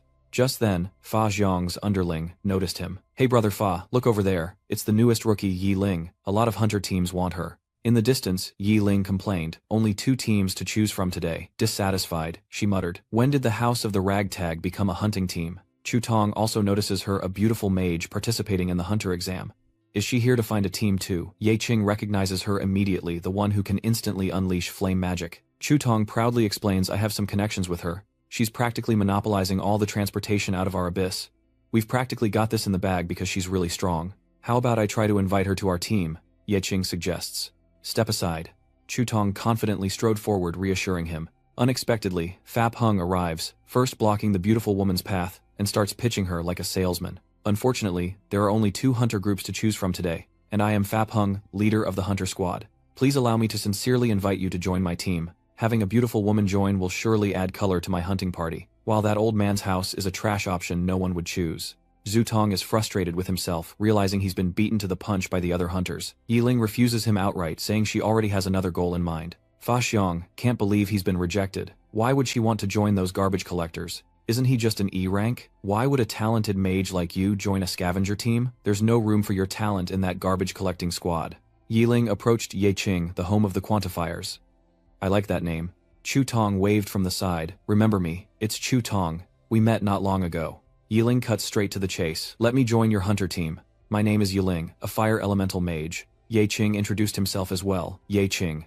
Zhu Tong happily follows. My name is Zhu Tong. Yi Qing shakes Yi Ling's hand, saying their trigonometrical home always welcomes everyone. The handshake lingered a bit too long, making Yi Ling slightly embarrassed, and she quickly turned away. Isn't anyone hungry? Yi Qing asked. Let's order while we wait. He waved his hand. Can I order food here? The receptionist replied, yes you can. Yi Qing looked at the menu, his eyes widening at the prices. Meanwhile, all Yi Ling could think about was food ordering one of everything, while Fa Xiong was still in shock. What's going on? Why did she refuse? Is his underling comforting Fap? There's definitely something wrong with this woman. Our team doesn't need another magic user anyway. Just then, a large figure cut in. Excuse me, I'll just squeeze through. This must be a big shot to make them look like they've seen a ghost. Yi Ling and Zhou Tong, who were eating heartily, noticed the man. It was Wu Ming who had entered, causing a stir among the crowd. Where's the priest? I want to perform an exorcism. And so the rumors spread. That man is different. He dooms all his teammates. Wu Ming is definitely bad luck. Anyone associated with him will meet a terrible end. He's a cursed harbinger of death, an iconic figure Ye Qing recognized instantly. Wu Ming approaches, and I happen to see you at the World Guild, realizing that it seems we still have a match to settle. Yi Qing smiles knowingly. My hunter party is recruiting, and now you suddenly appear. Could it be? Are you interested? Wu Ming nonchalantly took a piece of cake and put it in his mouth, causing Yi Ling to burst into tears. My pastry, Wu Ming continued. If I were interested, would you dare accept me? At this point, the system registered him as unlucky, and the curse's effects would extend to all nearby creatures. According to them, when luck decreases, it's not only easy to fail checks and take fatal blows, but the equipment dropped will be terrible. Fap Hung's subordinate said, you see, after all these years, Vo Min hasn't worn any equipment, definitely, because he's extremely unlucky. Any equipment he picks up is just trash. Fa Xiong chimes in. No one would want to be on the same team as a guy like that. Yi Qing wonders if his reduced luck stat will cause the items he drops to become trash. Wu Ming, munching on a pastry, replies, huh, why do you ask? I suppose it's possible. He confessed, I make my living by skimming commissions from my clients. As long as the reward is great enough, I don't even look at the equipment dropped by monsters until they're all awakened. But for others, Yiling's rage is infuriating. Zhu Tong tried to dissuade him, telling him to calm down, but Ye Qing was intrigued. Excellent. Reach out your hand and join my hunting party. My team needs special talents like you. Yi Qing thinks that the worse the equipment drops, the better the final quality will be for him. Wu Ming can lower the quality of dropped equipment, increasing his chances of getting the best quality. Fa Xiong scoffs, you want that? Crazy bastard. The lackey laughed, wondering how desperate they were to need someone whose luck would drag the whole team down. Fa Xiong continued befitting his name as a scavenger, picking up what no one wants. Wu Ming calmly declared that his team would be swallowed by the abyss and die like dust in the wind. But before that happens, Yi Qing, you'll die by my hand. And with that, Wu Ming extended his hand, and I chose to join the team. Yi Qing looks smug. He's in for a world of disappointment. I won't let the abyss take anyone else. We shall see. The cloaked subordinate mused. He seems strong, the black-haired subordinate added. Every time his team is wiped out in the abyss, only he returns. They call him the Cursed One since every team he's been on has a 100% annihilation rate. Fa Xiong couldn't believe his ears. Someone like that dared to accept. He scoffed, thinking, Ye Qing must be recruiting idiots or psychos. Who would join his team? Meanwhile, Yi Ling cries out in anger, you dare touch my cake, I'll beat you to death, to which Wu Ming calmly replies, Captain, I'm hungry. Ye Qing shouts for the waiter to bring the food. Chu Tong awkwardly tries to defuse the situation, saying, alright, let's not argue, we're all teammates now. Yi Qing happily announces that the team has recruited 3 members, Yi Ling, Wu Ming, and Zhou Tong. With 1 more member, we'll meet the minimum requirement and be eligible for a hunter team permit. Time passes and it's already afternoon, but the team still only consists of the 4 of them. Chu Tong begins to worry. Our popularity doesn't seem to be very good, Yi Ling lamented. More precisely, it's because of the 2 of you that our popularity is so low. See what I mean? Time's running out. If you don't have enough team members, your application will be nullified, and I'll make sure the review board rejects any future applications due to character flaws. Incapable of forming a hunter team, he smugly declares. From today on, not only will you not be a team leader, but even with a hunter's license, you'll face restrictions. This is the punishment for offending me. How does it feel? Diep Khan, you're regretting this now, aren't you? But Diep Khan unexpectedly retorted, my team is already full, of course. Fa Xiong froze for 5 seconds. Enough people. He listed each person, just a bunch of weaklings. Fa Hong was even more delighted and continued. The dumb girl, Wai Ling, Fap Hung, shouts. A nameless jinx and an idiot, clearly someone's missing. Can't you count to 4 or 5? Yi Qing sneered contemptuously. It was those 5 idiots. A figure entered, stunning everyone into silence. Sorry, I was trapped in the abyss and almost lost half my life, but luckily, I made it out alive. If anyone's to blame, it's you for rushing the announcement, leaving me unprepared. After introducing herself, Xingran concludes, oh well, whatever it is, count me in. The crowd murmurs in disbelief. Liu Xingran, the buzzcut man explains, is from the Liu Corporation, one of the World Association's sponsors, and even as the youngest member of the family, holds a top position. Fa Xiong's eyes widened. How could these 2 be on the same team? Weren't people like them headhunted by top-tier hunter teams long ago? The buzzcut man explained, Liu Xingran is a notorious rebel. After refusing the family's cultivation plan, he no longer receives special resources. But even if he's not valued by the Liu family, he doesn't need to join a trash hunter team. So I guess this Ye Qing guy really does have some skill. Fa Xiong didn't want to admit any skill. He only knew some tricks, and if he hadn't attacked first last night, he'd be lying in the hospital today. Let's go, the subordinate asked his boss. The mediocre hunters assigned by the association haven't arrived yet. Should we wait a little longer? We'll take on the A-rank quests, which only drop top-tier items, so there's no scraps for the dullards to scavenge. Currently, 5 people have registered for E-rank, and Ye Qing has been licensed as the leader, with Wu Ming Zhou Tong Yi Ling and Liu Si Ran as members. Next, the scavenger's house can accept E-rank missions. Ye Qing slammed a hand on the table. I'm applying to hunt with you in the A-rank abyss, and I'll take full responsibility for the cleanup. Fa Xiong smiled outwardly, but inwardly he was furious. How could a hunting team like yours with an E-class license possibly carry out my A-class mission? Ye Qing calmly replies that E-class is just the business scope, but there's no limit to the level of the abyss. If there's a spot open on the cleanup crew, why can't I apply? The receptionist announces that the application has been approved. The House of Trigonometry, licensed to participate in the mission with STM, caused Fap Hung to explode. How dare you exploit this loophole in the rules? Ye Qing smirked. So why don't we put aside our prejudices this time, and cooperate? After all, this is an A-rank abyss with generous rewards. Fa Hong immediately retracted his hand. If you want to pick up my scraps, so be it. He reluctantly leaves, thinking he'll leave some scraps for him to pick up. That bastard. Ye Qing is completely unharmed. Then I shall respectfully obey. Team leader Chu Tong asked uneasily. Big brother, are you really willing to be his workhorse? Ye Qing Zhen, and explained. Of course not. Only with the identity of a diminisher can you participate in any abyss hunting mission without restrictions. He continued, even with the worst aptitude, you have a chance to enter the highest level of the abyss as support. That's clearly an advantage. Chu Tong was enlightened. No wonder, big brother. Ye Qing reasons that if becoming a null perception is part of the plan, then his cooperation with Sim is purely coincidental. He chuckles because Sim's mission also includes the Breakystone Black Tower key, leaving Xingran in shock. Ye Qing continues his analysis. The guild's announcement indicates there's a black iron key in a certain abyss hunting mission. STM must have received special treatment to get such a good job. Wu Ming adds that the Black Tower key is the ticket to challenge the Black Tower, and challengers will receive rewards based on the number of floors they climb, for example, removing curses and curing incurable diseases. Yi Ling also has some knowledge, even resurrecting those who died in the abyss. I know countless hunter groups have tried their best to find the Black Tower's key from the abyss gates around the world, but very few have managed to obtain it and enter the Black Tower. Xingran adds, with no exceptions, all of them have become the strongest beings just like my siblings. Zhu Tong was confused. Everyone seemed to know about the Black Tower key, but why was he the only one in the dark? I just want to know if this key can turn me into a superstar in seconds. The others replied in unison. Sorry, you can only rely on your true strength. Chu Tong sighs in disappointment. How boring. I guess I'll just have to get stronger. That's the only way to shut everyone up. Yi Qing was extremely determined. Now it's right in front of us. If we're lucky, we might find the key to the Black Tower first. Either way, the Heart Hunt team, taking the lead, will buy us time to find the hidden room. Xingran's eyes lit up. So this was all part of your plan, including my appearance, Ye Qing candidly admits. Of course not. I figured the Horn Tribe's home would easily gather enough people. But his words stunned everyone, catching them completely off guard. After a convoluted recruitment process, they arrived at the location for their A-rank Abyss mission, emerging one by one from a purple black hole at the connived entrance. Zhu Tong speaks up. First of all, she can actually see the sky and the abyss. She's skipping around like she's on vacation. I can't believe it. Aren't abysses supposed to be closed off like dungeons? Yi Qing replies. Sometimes abysses open up that have no concept of home, nor any directional guidance. These types of abysses are extremely dangerous. If you can't find your way back, you'll be completely lost inside. Sand, I hate sand. Yi Qing turned around, startled. What are you girls wearing? Xingran replied. Don't you know how damaging the sun can be to a girl's skin? Yiling explains. It's for sun protection, they sing as they stride forward. Adrift in the desert, I wander alone. An endless wilderness where dreams ignite. My soul wants to fly through the sky, chasing the wind, while things get tense with Fap Hung. Damn it, I love this kind of vast terrain for finding targets. The mission must go far. Fap revealed that, according to information, the center point of this abyss is located at the desert fortress Oasis. Confused Fap Hung asked, On Oasis. You're questioning life, not even seeing green on the way, and no monsters appear to fight, and this is rated an A-level abyss.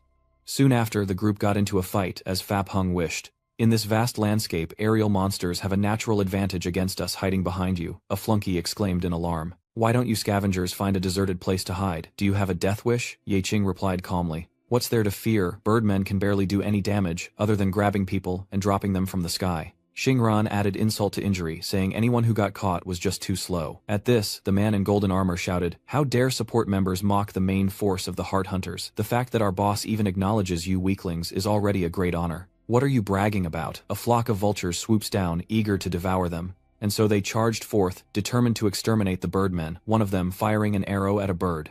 But this only enraged it further, and the bird snatched up the archer. The archer screamed, "It's got me! Help me, you bastard!" The man in golden armor rushed over, but fate had other plans. He lamented, "Damn it, so close."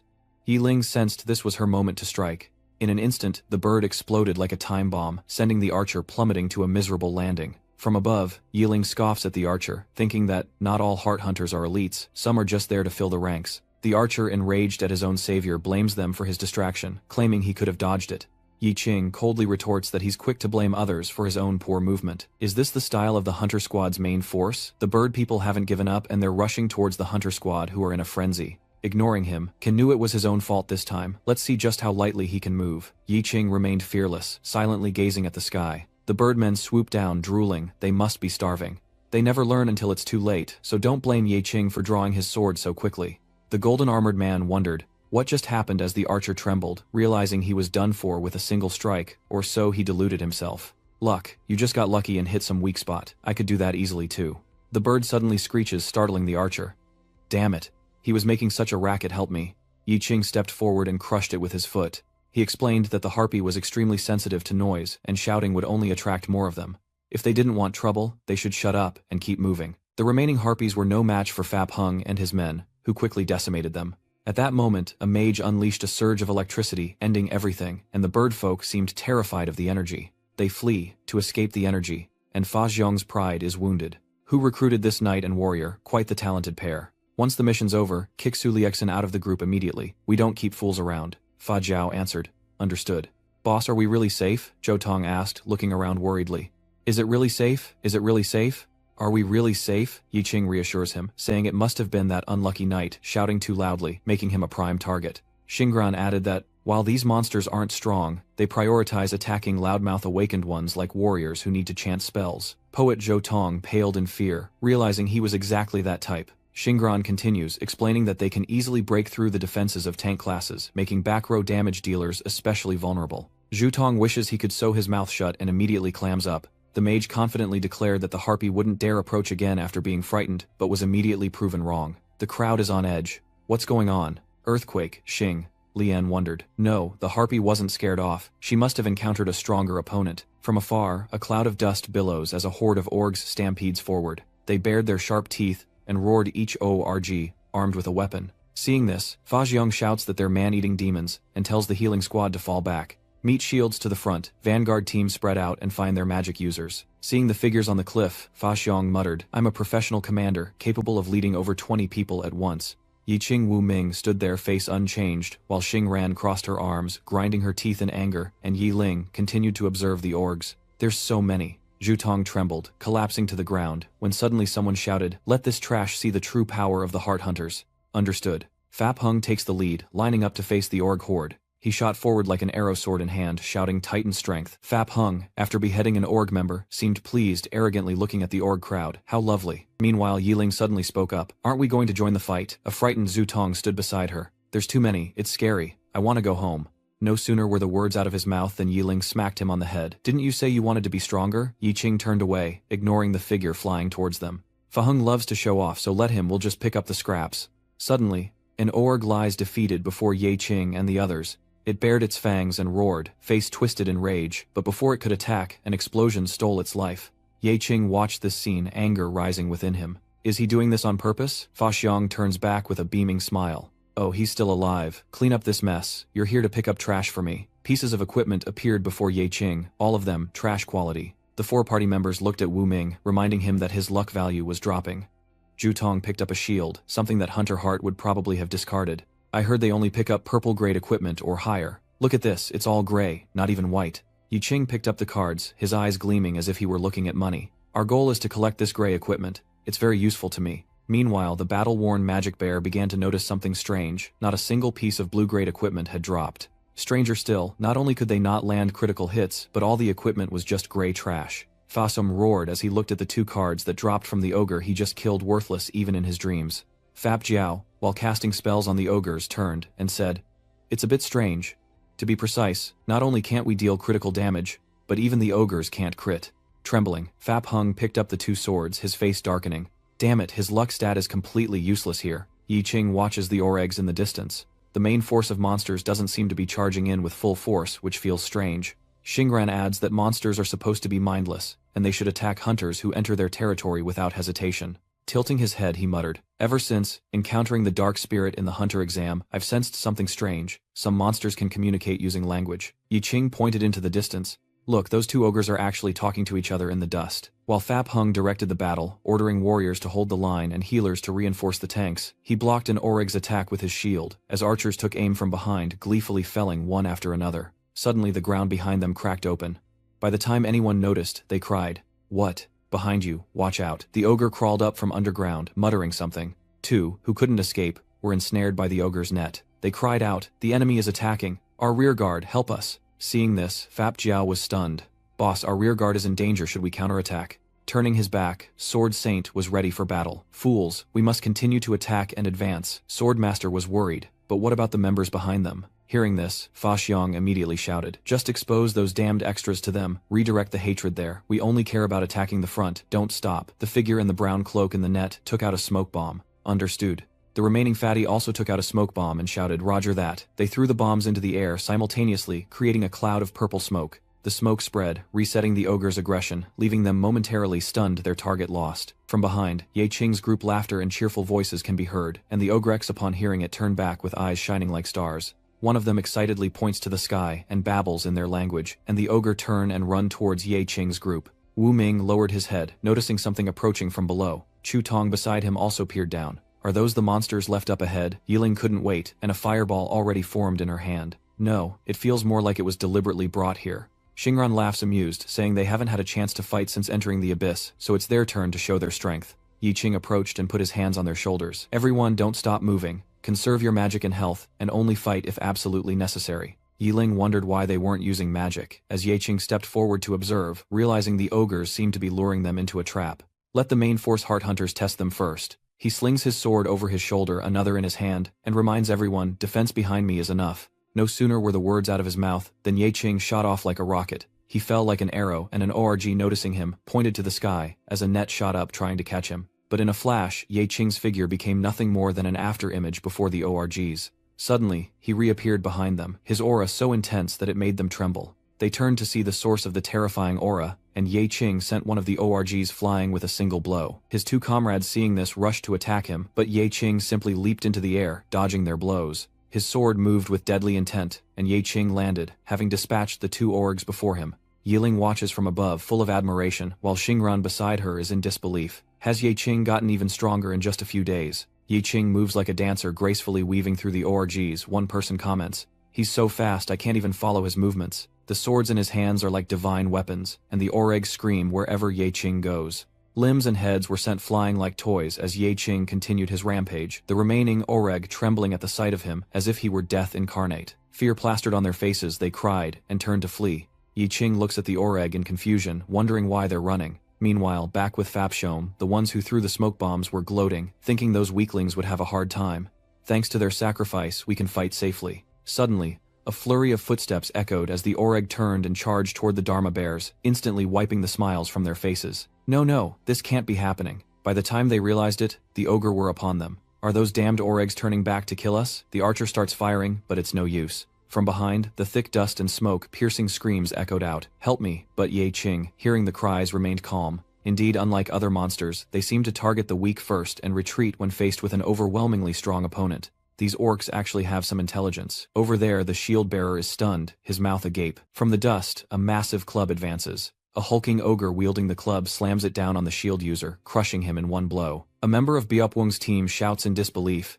MT was killed that easily. Furious, Fap Hung turned and berated the team's healer. "Why weren't you watching the MT's health bar?" Sweat pouring down his face, he stammered. "I didn't even see his health bar change. It was just one hit, and he was gone." From the dust and smoke, a massive figure advances, its foot finally visible before Fap Hung's team. The hulking ORG is Opma, carrying the smaller oreg on its back, who gleefully wields a magic staff. Following them were two figures emerging from the dust, making Fap Hung's team look like ants. Fap Hung gazed up at the ORGs, momentarily faltering.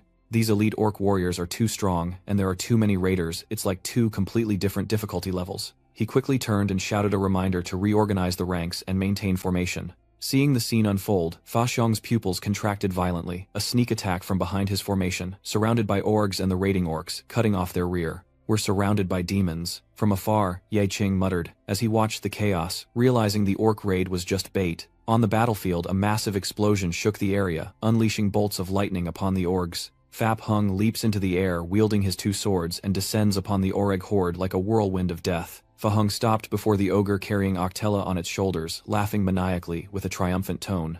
What giant blind beast, before my titanic power, you're all just trash. The two orcs before Fap Hung grinned, seemingly understanding him, prompting him to leap forward, sword in hand. Dai, the sword of Dharma Bear, is ready, and Atma's fist is swung. The two forces collided, creating a significant tremor, and Fap Hung was sent flying by Atma's fist. Emerging from the rubble, Fap Hung sees his arms and sword are nearly black.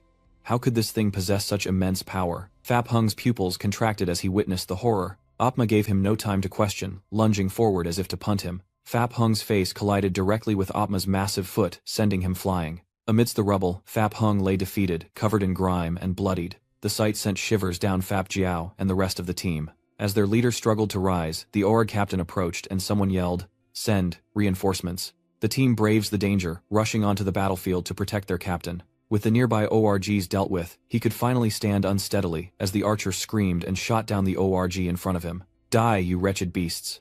Yahello, with her staff in hand, begins to unleash her skill. From her staff, lightning strikes the ogre that the archer shot in the head. Its eyes glow red, and despite the arrow in its head, it's still alive. Fueled by some unknown power, it charges like an arrow, grabbing the archer and causing him to scream, "Shouldn't it be dead?" The other org corpses struck by lightning were swelling at an alarming rate, and the orange-haired girl looked back as someone screamed. "What is this? How can it still move?" The org corpse on the ground swelled, grotesquely, glowing like a bomb. The orange-haired girl finally realized what was happening and shouted, "This is bad, it's necromancy, it's dangerous," just as explosions began to erupt. Screams echoed through the air. "Damn it."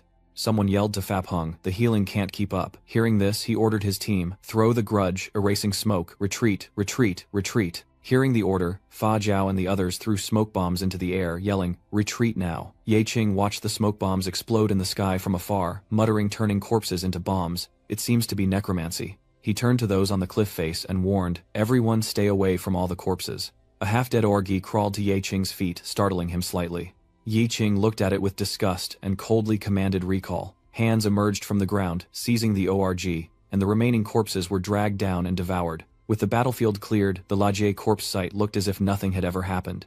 Yiling removed her sunglasses, unfazed by the sight. The bodies vanished, and Chu Tong cheered. "You're amazing, boss." Wu Ming approached from behind. "So, you have this skill. Interesting."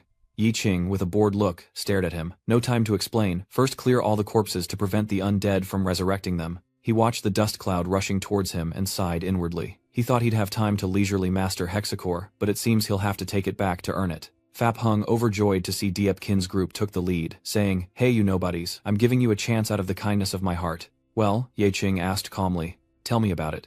You've all been wanting a chance to show your faces, haven't you? Then how about writing in bold, multicolored letters about your outstanding contribution to the battle against the heart-hunting team in this A-rank mission? What do you think? Who knows, you might even get your scavenger team promoted a rank. I'm a sense collector. If I start branching out, my hunter license will be revoked. What am I supposed to do then?" Fap Hung joked. "Bro, what's with all the reporting talk? Didn't you say we should drop the prejudice and work together?" He winked, offering his whole heart. This time he sincerely invited him to join them as a hunter group cooperating with Hunter's Heart. "I guarantee it." And the sight of it all disgusted the Ye Qing squad.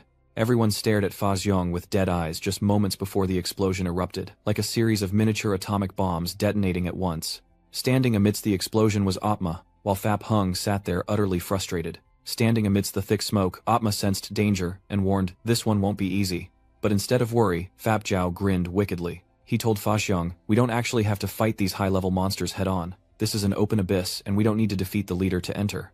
We can completely bypass this fight and go straight to our objective." Fap Hung, looking worried, asks, "Bypass the fight, but they'll attack us anyway." Seeing Fap Hung's hesitation, Fap Jiao persuaded him, "Weren't you already annoyed with those weaklings? Just lead them to the blind behemoth and let them play a game of sacrifice." Hearing Fap Zhao's sweet words of persuasion, Fap Hung's eyes lit up as he exclaimed, "Excellent, well said, my father." Fap Zhao added, "It doesn't matter if those weaklings die, with my father backing us, who would dare question our captain's responsibility?" Still riding high, Fa Xiong smugly says, "So I'm extending a very sincere invitation." Meanwhile, Chu Tong, looking doubtful, whispered to Ye Qing, "Big brother, they just want us to be cannon fodder. Don't think I can't see through this." Standing in the back, Wu Ming speaks up. "Even if the Heart Hunters put in all their effort, they'd be almost completely wiped out, and now they're inviting us to join. It's clearly a trap." Xingran puts his arm around Ye Qing's shoulder, adding, "There are many powerful monsters to challenge. I think this is a good opportunity to train ourselves, don't miss it." Yi Qing Fa Xiong seems to be awaiting your decision. He asked, "What do you think of my offer? We can provide you with the same treatment as an A-rank hunting team, and even give you an extra share of the spirit stones." Hearing this, Ye Qing seems utterly bewildered, not by Fa Xiong's offer, but by the conflict among his teammates. With Zhou Tong and Xing Ran pulling him in opposite directions, he's completely lost. While Zhu Tong urged him to refuse, Xing Ran was all for joining. It was too good to pass up. Ye Qing began to speak, maybe, but before he could finish, Fa Xiong excitedly cut him off. "That's the spirit. No wonder you're the one Brother Fong chose. Let's move forward together and witness our friendship." But in the meantime, Ye Qing, looking exhausted, seemed at a loss for words, with both sides around him. One was smiling, the other clutching his head from being hit, but utterly disappointed. One cheered, "It's fine, just kill them all, I don't care about the rest." But then, Ye Qing put his arms around Zhou Tong and Xing Ran, saying, "Wait a moment, we have an internal meeting." Fa Hong could only scratch his head, looking clueless as Chu Tong offered his own argument. From the start, that magic bear had ill intentions and wanted to eliminate us. Seeing Ye Qing holding a golden card, Zhou Tong asked, "Big brother, are you really serious about participating?" Yi Qing then opened the card, giving Chu Tong a shield that shocked him, and instructed, "Take this small shield with you, it may save your life in crucial moments." After taking the shield, a stunned Chu Thong gasped, "Bro, this shield is legendary, it's on par with Yi Ling." It was the first time he'd seen a legendary item. Holding the shield, Chu Tong was overcome with emotion. Tears welling, he choked out, "I have some crystals saved to repair it, I can't lose this legendary shield." But in contrast, Yi Ling looked extremely interested. "Let me take a look." Hearing this, Ye Qing generously replied, "Fix what? If it's broken, just throw it away, and I'll give you a new one." He immediately went to Xingran and asked, "You have healing abilities, right? Knight's talent?" She replied, "I suppose so, it's just that I'm not very good at healing skills." Although healing magic should be a core skill for knights, Yi Qing makes his decision. "Alright, you're the nanny." Hearing the word nanny, Xingran reacted sharply, shouting, "Nanny, I've always braved the abyss alone. I'm completely unsuited to be a nanny." But then, they both looked towards the two struggling over the shield. "Lend me some," Ye Qing requested. "This time I don't need to rush into battle. Your mission is to protect our backline classes, Zhu Tong and Yi Ling. You're the only one with the job change skill to protect everyone. Only you can get them out of the abyss safely." Amidst the squabbling, Chu Tong turns and says, "Sis, I'm entrusting this to you." Yi Ling adds, "Actually, I'm not that bad. It's like parents caring for their children." Yi Qing places his hand on Xingran's shoulder, entrusting her, "I'm counting on you to take care of them." Xingran could only sigh. "I understand, but where am I going to get healing skills?" As Zhou Tong knelt down dejectedly, Ye Qing said, "Your fire magic can be cast instantly, so prioritize attacking close-range monsters, and don't let them be too close. Imprint the mark on the undead, and the corpse will rise after 5 seconds as a walking bomb. You need to keep a safe distance, understand? But I can incinerate them up close. They won't even have a chance to explode." Feeling reassured, Ye Qing turned to Wu Ming, who was picking his nose in the back, looking utterly bored. He flicked a booger in front of Ye Qing and coldly said, "What are you looking at? I'm not going to die." Yi Qing was speechless. "You said, forget it, whatever. Then you confidently affirmed that your mission would be simple." Standing before his comrades, he declared their mission to independently eliminate the Brain and Tiola Brain without the aid of the Heart Hunters. Fap Hung seemed eager. He said, "Our Heart Hunting team will flank around back, while you guys just need to draw the big guy's attention. Oh, and be very careful of the kid riding the big guy. It can blow that color away," but Ye Qing's squad doesn't seem to care as they rush forward. It seems their goal is a quick strike and retreat. Seeing this, Fa Xiong seems annoyed. "Are these trashy guys stupid? Why are they rushing ahead like that? They're not even grabbing an enhancement." But he was helpless as he watched their figures head straight and disappear into the thick smoke. Fap Hung ordered that they quickly detour, or else all the hatred would fall on them once the others were destroyed. His subordinates responded with a resounding, "Yes, Captain. Nephew, come over here." Amidst the swirling dust, Yi Qing spoke with mocking disdain, as the Oregs roared with fierce eyes, triggering an explosion that ripped through the area. But these Oregs are no match for Ye Qing, who stands tall without breaking a sweat while they lie motionless, clueless as to what just happened. But that's not all. Another one quickly draws a sharp knife, ready to fight, riding on an Oreg uttering strange symbols. Hearing this, Ye Qing was confused. He said, Hey, what? What are you talking about?"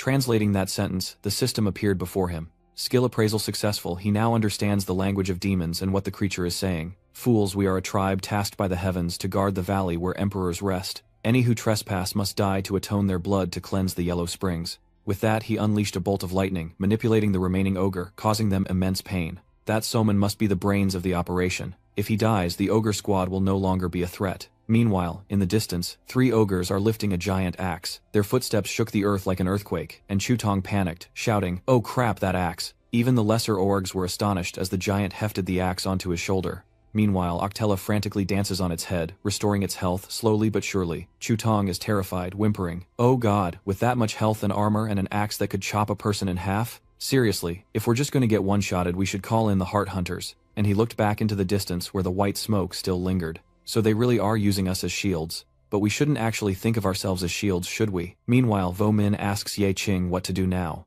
Yi Qing responds, Saman spirits also create shields, which not only hold enemies back, but upon death become materials for suicide bombs to inflict even greater damage. So I'll take care of beheading, and you all just need to clear the surrounding area. Wu Ming, ever stoic, simply replies, understood. But instead of following orders, he suddenly charges forward like a god, leaving Ye Qing's shouts echoing behind him. I wasn't finished, but you still calmly spoke to the others. Did everyone hear that clearly? Clutching his blade, a fierce aura surrounds him, as he vows, I won't let a single one escape. Shinran replies with fiery spirit, leave the rear to me. Yi Ling likewise laughed amidst the roaring flames. I'll turn them all into charcoal. Wu Ming, as always, charged headfirst into the ORG forces, while Chu Tong, still fearful, hid behind a rock, weakly declaring, I'll try my best too. The ORGs charged forward like a storm, and Wu Ming fearlessly met them head-on, unleashing powerful strikes. With each swing, another body falls. Suddenly, an ORG tries to ambush him, but Ye Qing notices and saves Wu Ming's life. He sliced the ORG in two, a smug grin on his face. Take care of the small fries for me. As he fought, Wu Ming nonchalantly replied, yeah. Amidst the chaos that he asked Wu Ming to clear up, he alone rushed towards the giant ORG with an intense aura. Ye Qing showed no fear or hesitation. Meanwhile, his teammates cheered him on. Amidst the chaos, Xingran exclaimed, I want to charge in and slash. Tu Chutong, with arms outstretched, encouraged him. Just like big brother Wu Ming, Yiling sitting on a large rock felt bored, wondering, can't you let a few come over here? Suddenly, Chu Thong sensed something and glanced behind him. The ogre were splitting up and ambushing the others. He shouts that there are monsters behind them, and without another word, Zhou Tong unleashes chains from his back, binding fate, the power of darkness, and stopping time. Before long, they were bound. Some struggled to run, others to break free, but unable to see the chains, Chu Tong grew smug. He boasts that his incantation skills have improved, and Yiling continues to use her push-and-pull tactics with him. Maybe he's not such a burden after all. Startled, Chu Thong turned to ask who was the burden, when suddenly she unleashed a series of devastating moves, causing the area to explode. But then she urged him on, forcing Chu Tong to quickly flee, yelling at the idiot to get out of the way. Once safe, Chu Tong pointed an accusing finger at Yiling, expressing his dissatisfaction. Couldn't you see I was right here? Yiling, unfazed, mockingly blew on her finger still ablaze. The boss said, we have to inflict damage or the body will self-destruct. It's your fault for not giving me the shield. Before he could react, an org suddenly burst from the ground, and Chu Tong exclaimed, not again. Are these ground rats digging everywhere? Before Chu Tong could even react, Yiling suddenly leaped into action, surprising the ORG who could only gape in astonishment. But Yiling, on the other hand, seemed to be enjoying herself, as if killing monsters was a daily hobby. She asked, you guys really like digging holes, don't you? Immediately, she unleashes a torrent of powerful flames through the solid earth. Are these tunnels connected? After completing the task, she turned to Mok Zhu Tong with a smug look, only for him to retort in the most adorable way. I think you're the real ticking time bomb. Meanwhile, Xingran smiled contentedly at the two and praised them. Not bad. Immediately after, she reminds the two, just stay behind me, I'll help you block the monsters, and if you get hurt I can heal you. From a distance, he respectfully addressed her as Big Sis, while Zhu Tong, noticing the orgs behind Xingran, warned her to watch out. But Xingran, seemingly aware of their intentions, confidently snapped her fingers and said, if they're frozen, they probably can't explode right. As she finished speaking, the monsters around her were instantly frozen solid. With the immediate threat neutralized, the two praised her in unison, much to Xingran's delight. Big Sis is so mighty. But suddenly Xingran turns away, her face worried as she wonders. Meanwhile, back with Ye Qing, the giant monster is unleashing a furious assault. As the monster landed an earth-shattering blow that he barely dodged, the system appeared, Fury attack power plus 100%. Barely avoiding the fatal blow, he declared that if mere contact meant death, then an attack power increased 100-fold was meaningless. If they can't touch him, the damage is meaningless. Autella then gives an order. Just then, a horde of monsters emerged from the ground and surrounded Ye Qing, but what were they compared to him? With a single move, he wiped them all out. Oella was astonished by the sight, but it didn't end there. Ye Qing unleashes his ultimate move, saying he's returning Oct's discarded horn recycling and reclaiming it. Ye Qing's attack sends Oct reeling in agony through the air, and before it can recover, an explosion erupts. Meanwhile, sensing the explosion caused by Ye Qing, Fa Xiong stood by, ready to reap the rewards. He smiled contentedly, saying that the sound meant they were probably annihilated. After the explosion, only half of the creature remained. Oma lifted it up, seemingly mourning the loss of its comrade, but then unexpectedly devoured it. Witnessing this horror, Ye Qing was taken aback, saying devouring allies to strengthen oneself. What a savage way to survive. Immediately after absorbing Oma, it became even more terrifying and violent than before. No, rather than Oct controlling it, it's restricting Atma's power. It seems it has successfully evolved into a completely new form. The true form of the Atma. The monsters around him were incinerated, leaving only bones behind. Xingran was healing Yiling, whose HP was rapidly increasing. With Healing Touch, her life points would recover, and her burns would heal instantly. Yiling replies, "Thank you." Meanwhile, Zhu Tong, still full of energy, swings his sword at a monster and asks, "Hey, where's that old guy with the big sword? He's been gone for a while now. Could he be dead?" Suddenly, Wu Ming sneezes and coldly asks, "Is someone missing me?" As for Yi Ling, she chimed in, "The weird old man you're talking about is alive and well, so don't worry about him." Even so, Zhu Tong relentlessly cursed and blamed Wu Ming, asking if he had any sense of teamwork. "We're fighting for our lives here, and you won't even lift a finger to help."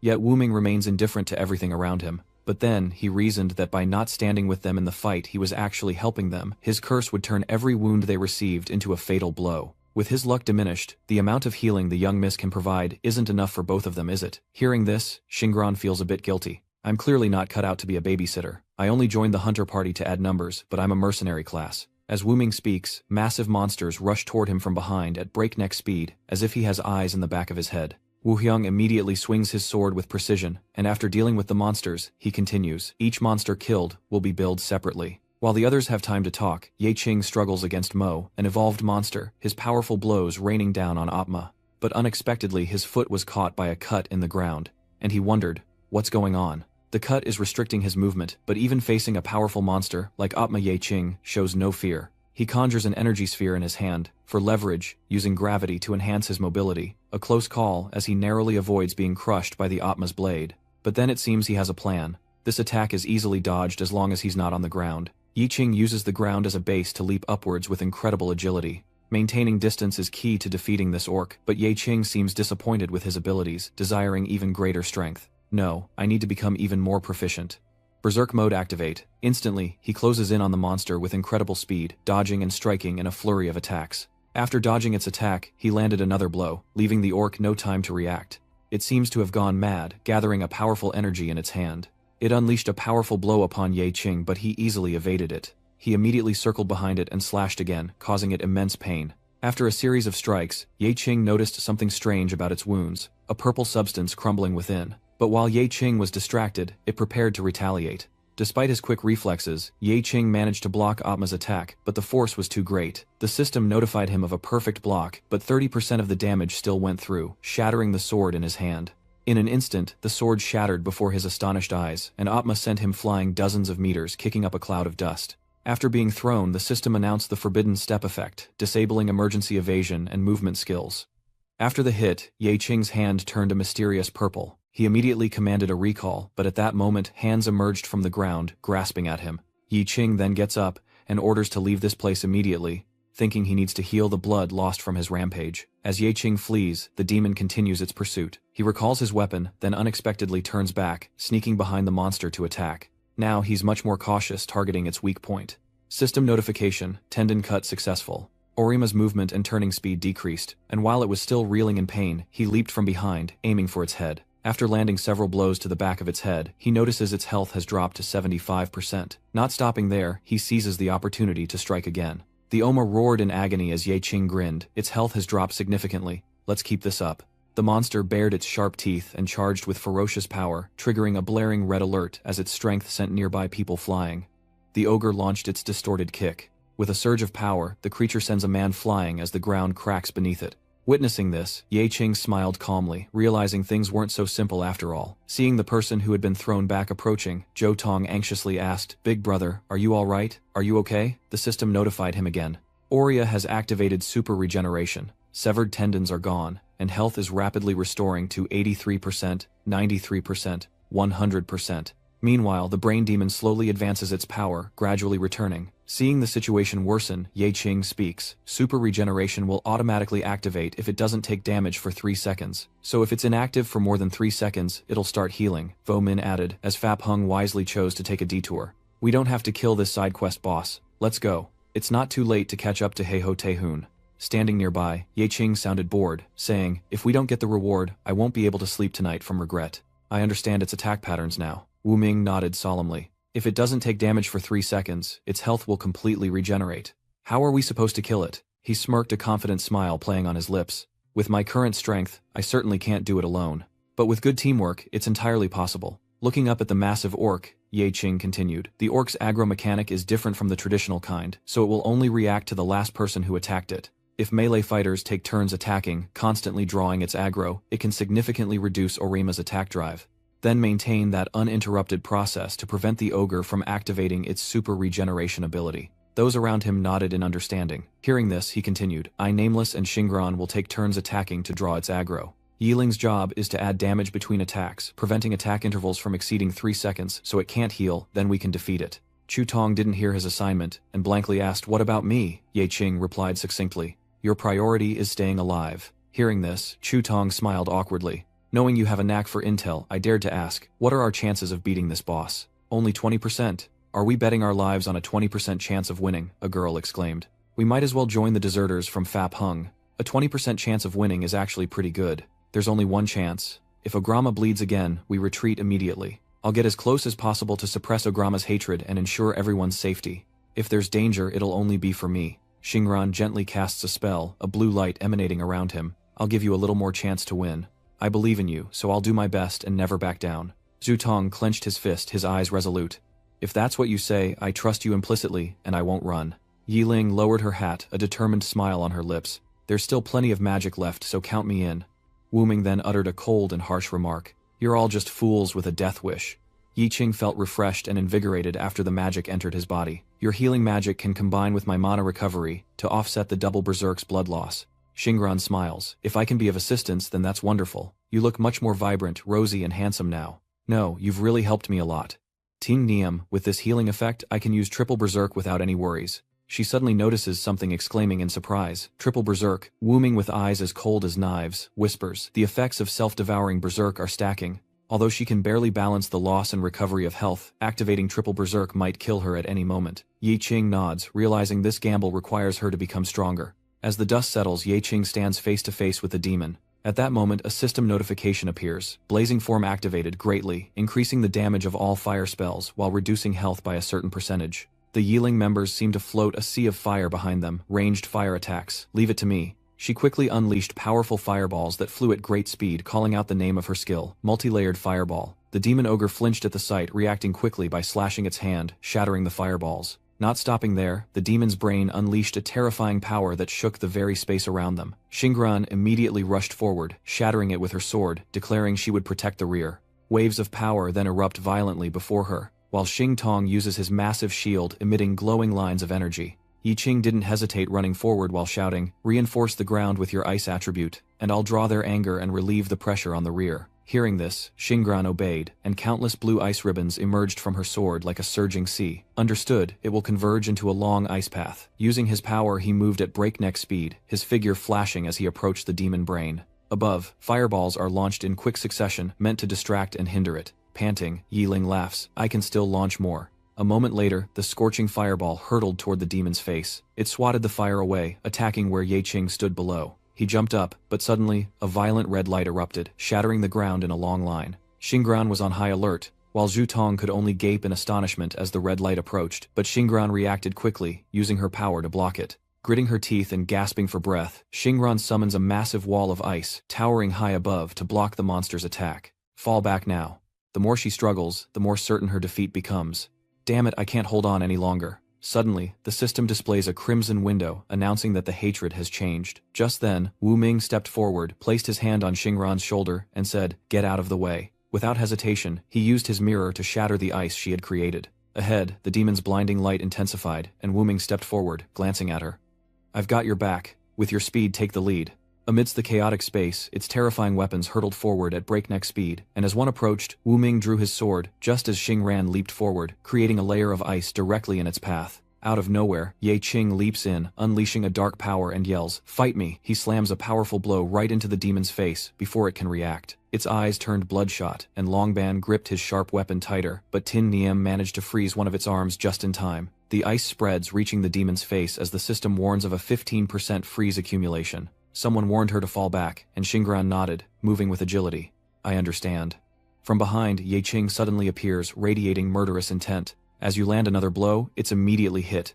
Yiling, add to the damage. As Yiling sips her drink, her fiery energy surges, and on command, her signature fireballs are unleashed. From there, it detonates a large area. The orc mage is repeatedly struck, and is dazed as it barely dodges the last blow. Not stopping there, the irritated orc unleashes its fury, shaking the dust and rocks, forcing Yi Ling to flee, giving Ye Qian another opportunity to strike. The system begins to register its dwindling life force, 78%, 69%, 63%. The demon couldn't take it anymore, its dragon hand clenched into a fist as it charged forward easily, capturing Ye Qing in an instant. At that moment, Wu Ming attacked, raising his sword and rushing forward, severing the monster's arm and freeing Ye Qing. Ye Qing lands gracefully, praising his ally.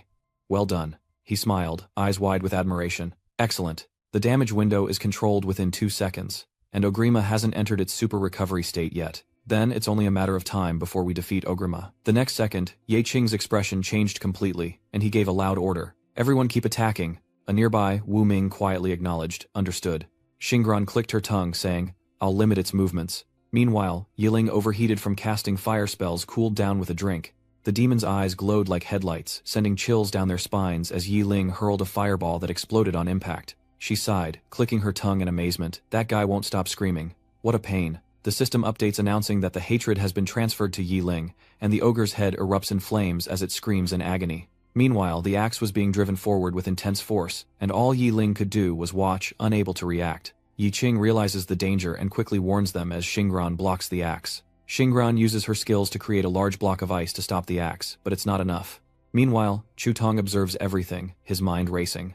Ivo Dan and Tin Niem will take turns attacking to draw its hatred, while Wei Lang will supplement damage between attacks, preventing the pause from exceeding 3 seconds so it can't regenerate, so we can defeat it. Remembering Yi Qing's words, as for you, Chu Tong, just stay alive. This news hits him like a ton of bricks. He knows his leader has a special ability to gather intel on their targets. I have to ask, what are our chances of beating this boss? Yi Qing's words echoed in Chu Tong's mind. About 20%, along with Yi Ling's stunned reply. What, bet on a 2 in 10 chance of winning at the cost of dying? It would be better to join Fatty Bear's deserter group. Unable to bear it any longer, Zhou Tong charged forward using his shield to block the rampaging axe. He shouts a warning. Turn towards me, you son of a bitch. In the pitch-black room, Chu Tong's figure sits in solitude. Damn it, I just wanted to make a little extra money.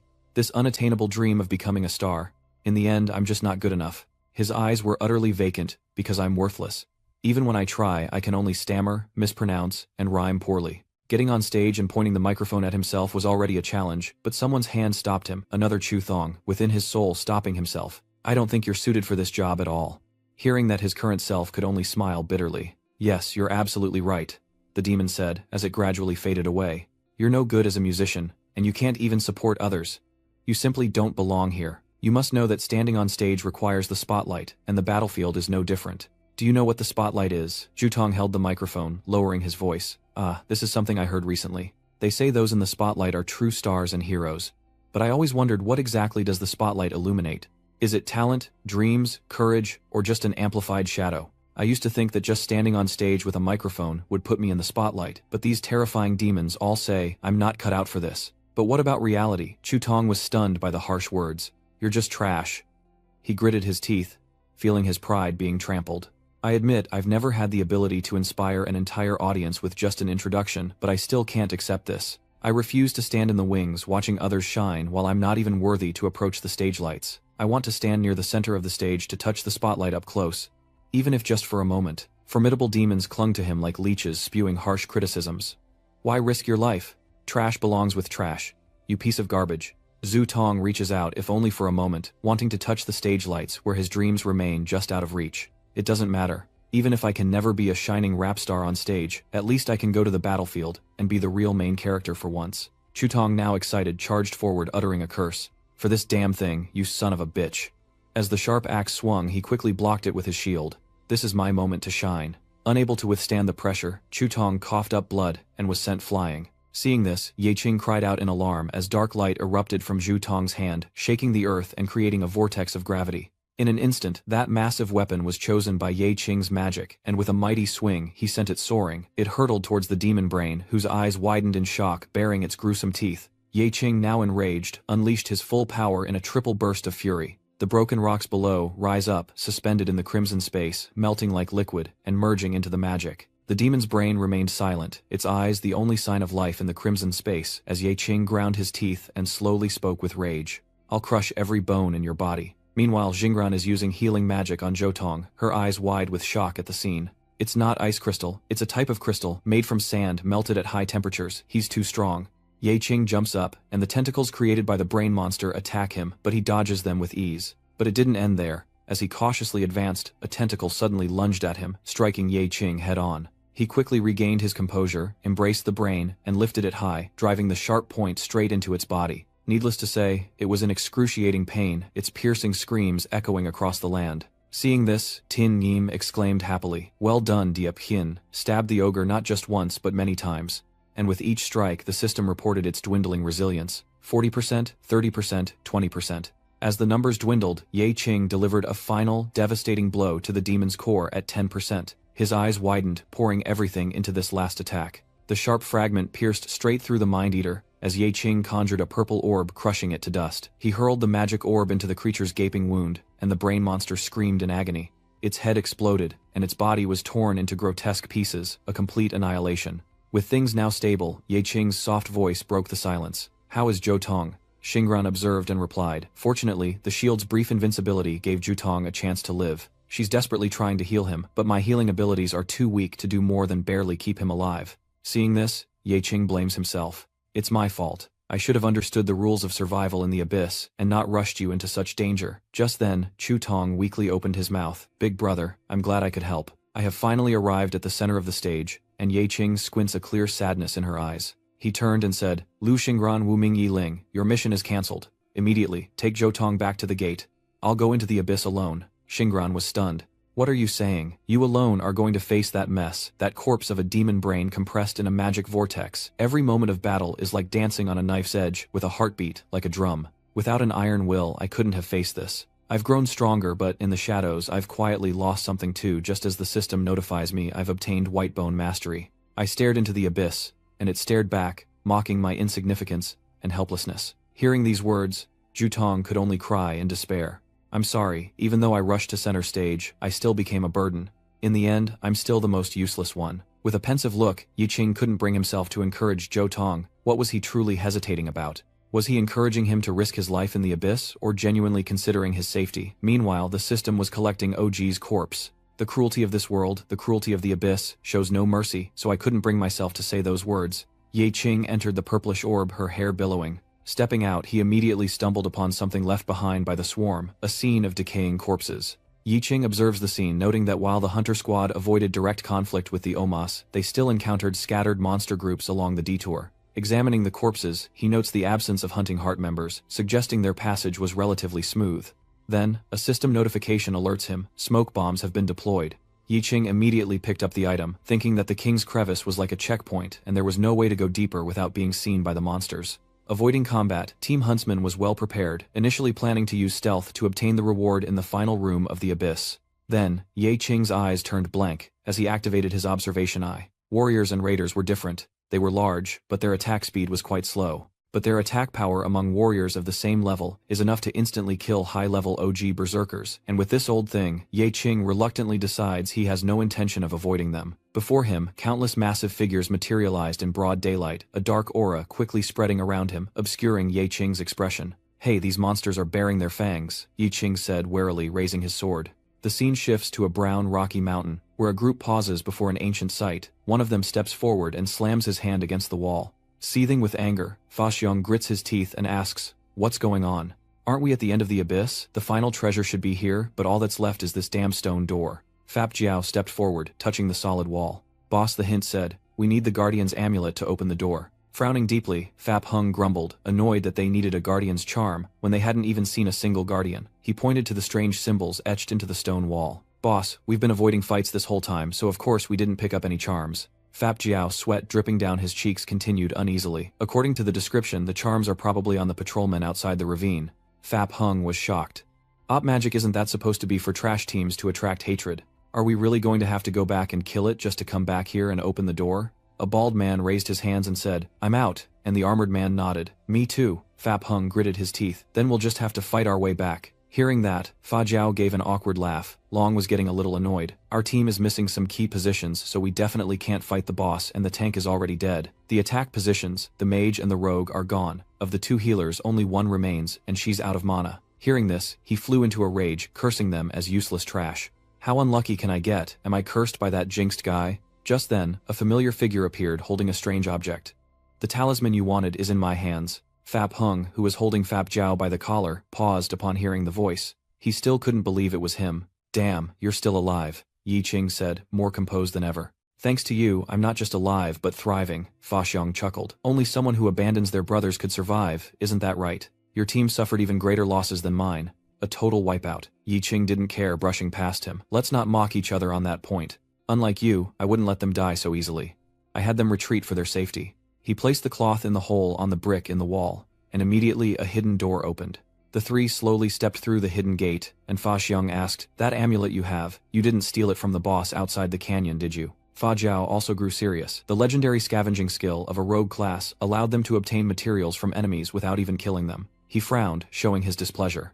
Isn't his public job a sensory nullifier I could accept? Legendary sensory nullification, but theft too. Yi Qing turned back, his tone sincere. Don't overthink it. I killed Brain Demon and there were some other obstacles. Doubtful. Fa Xiong puts a hand on his shoulder, stopping him. How did you kill that thing? Even together we're no match for it. To prove it, Yi Qing punches the wall, the sound echoing. Seeing this, the others gape in astonishment as he calmly asks, Want to try it yourself? Fap Hung immediately changed his tune, becoming obsequious.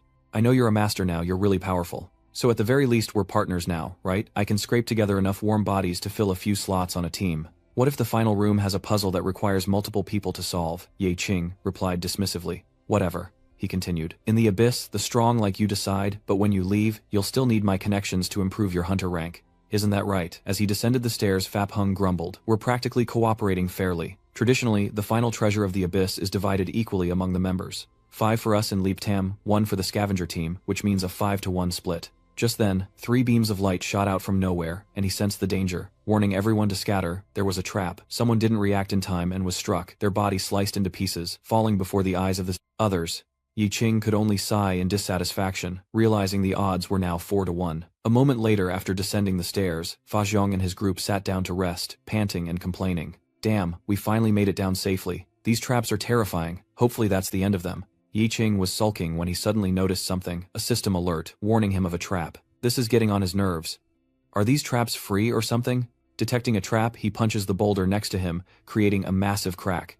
The pillar topples as the system warns of triggered traps.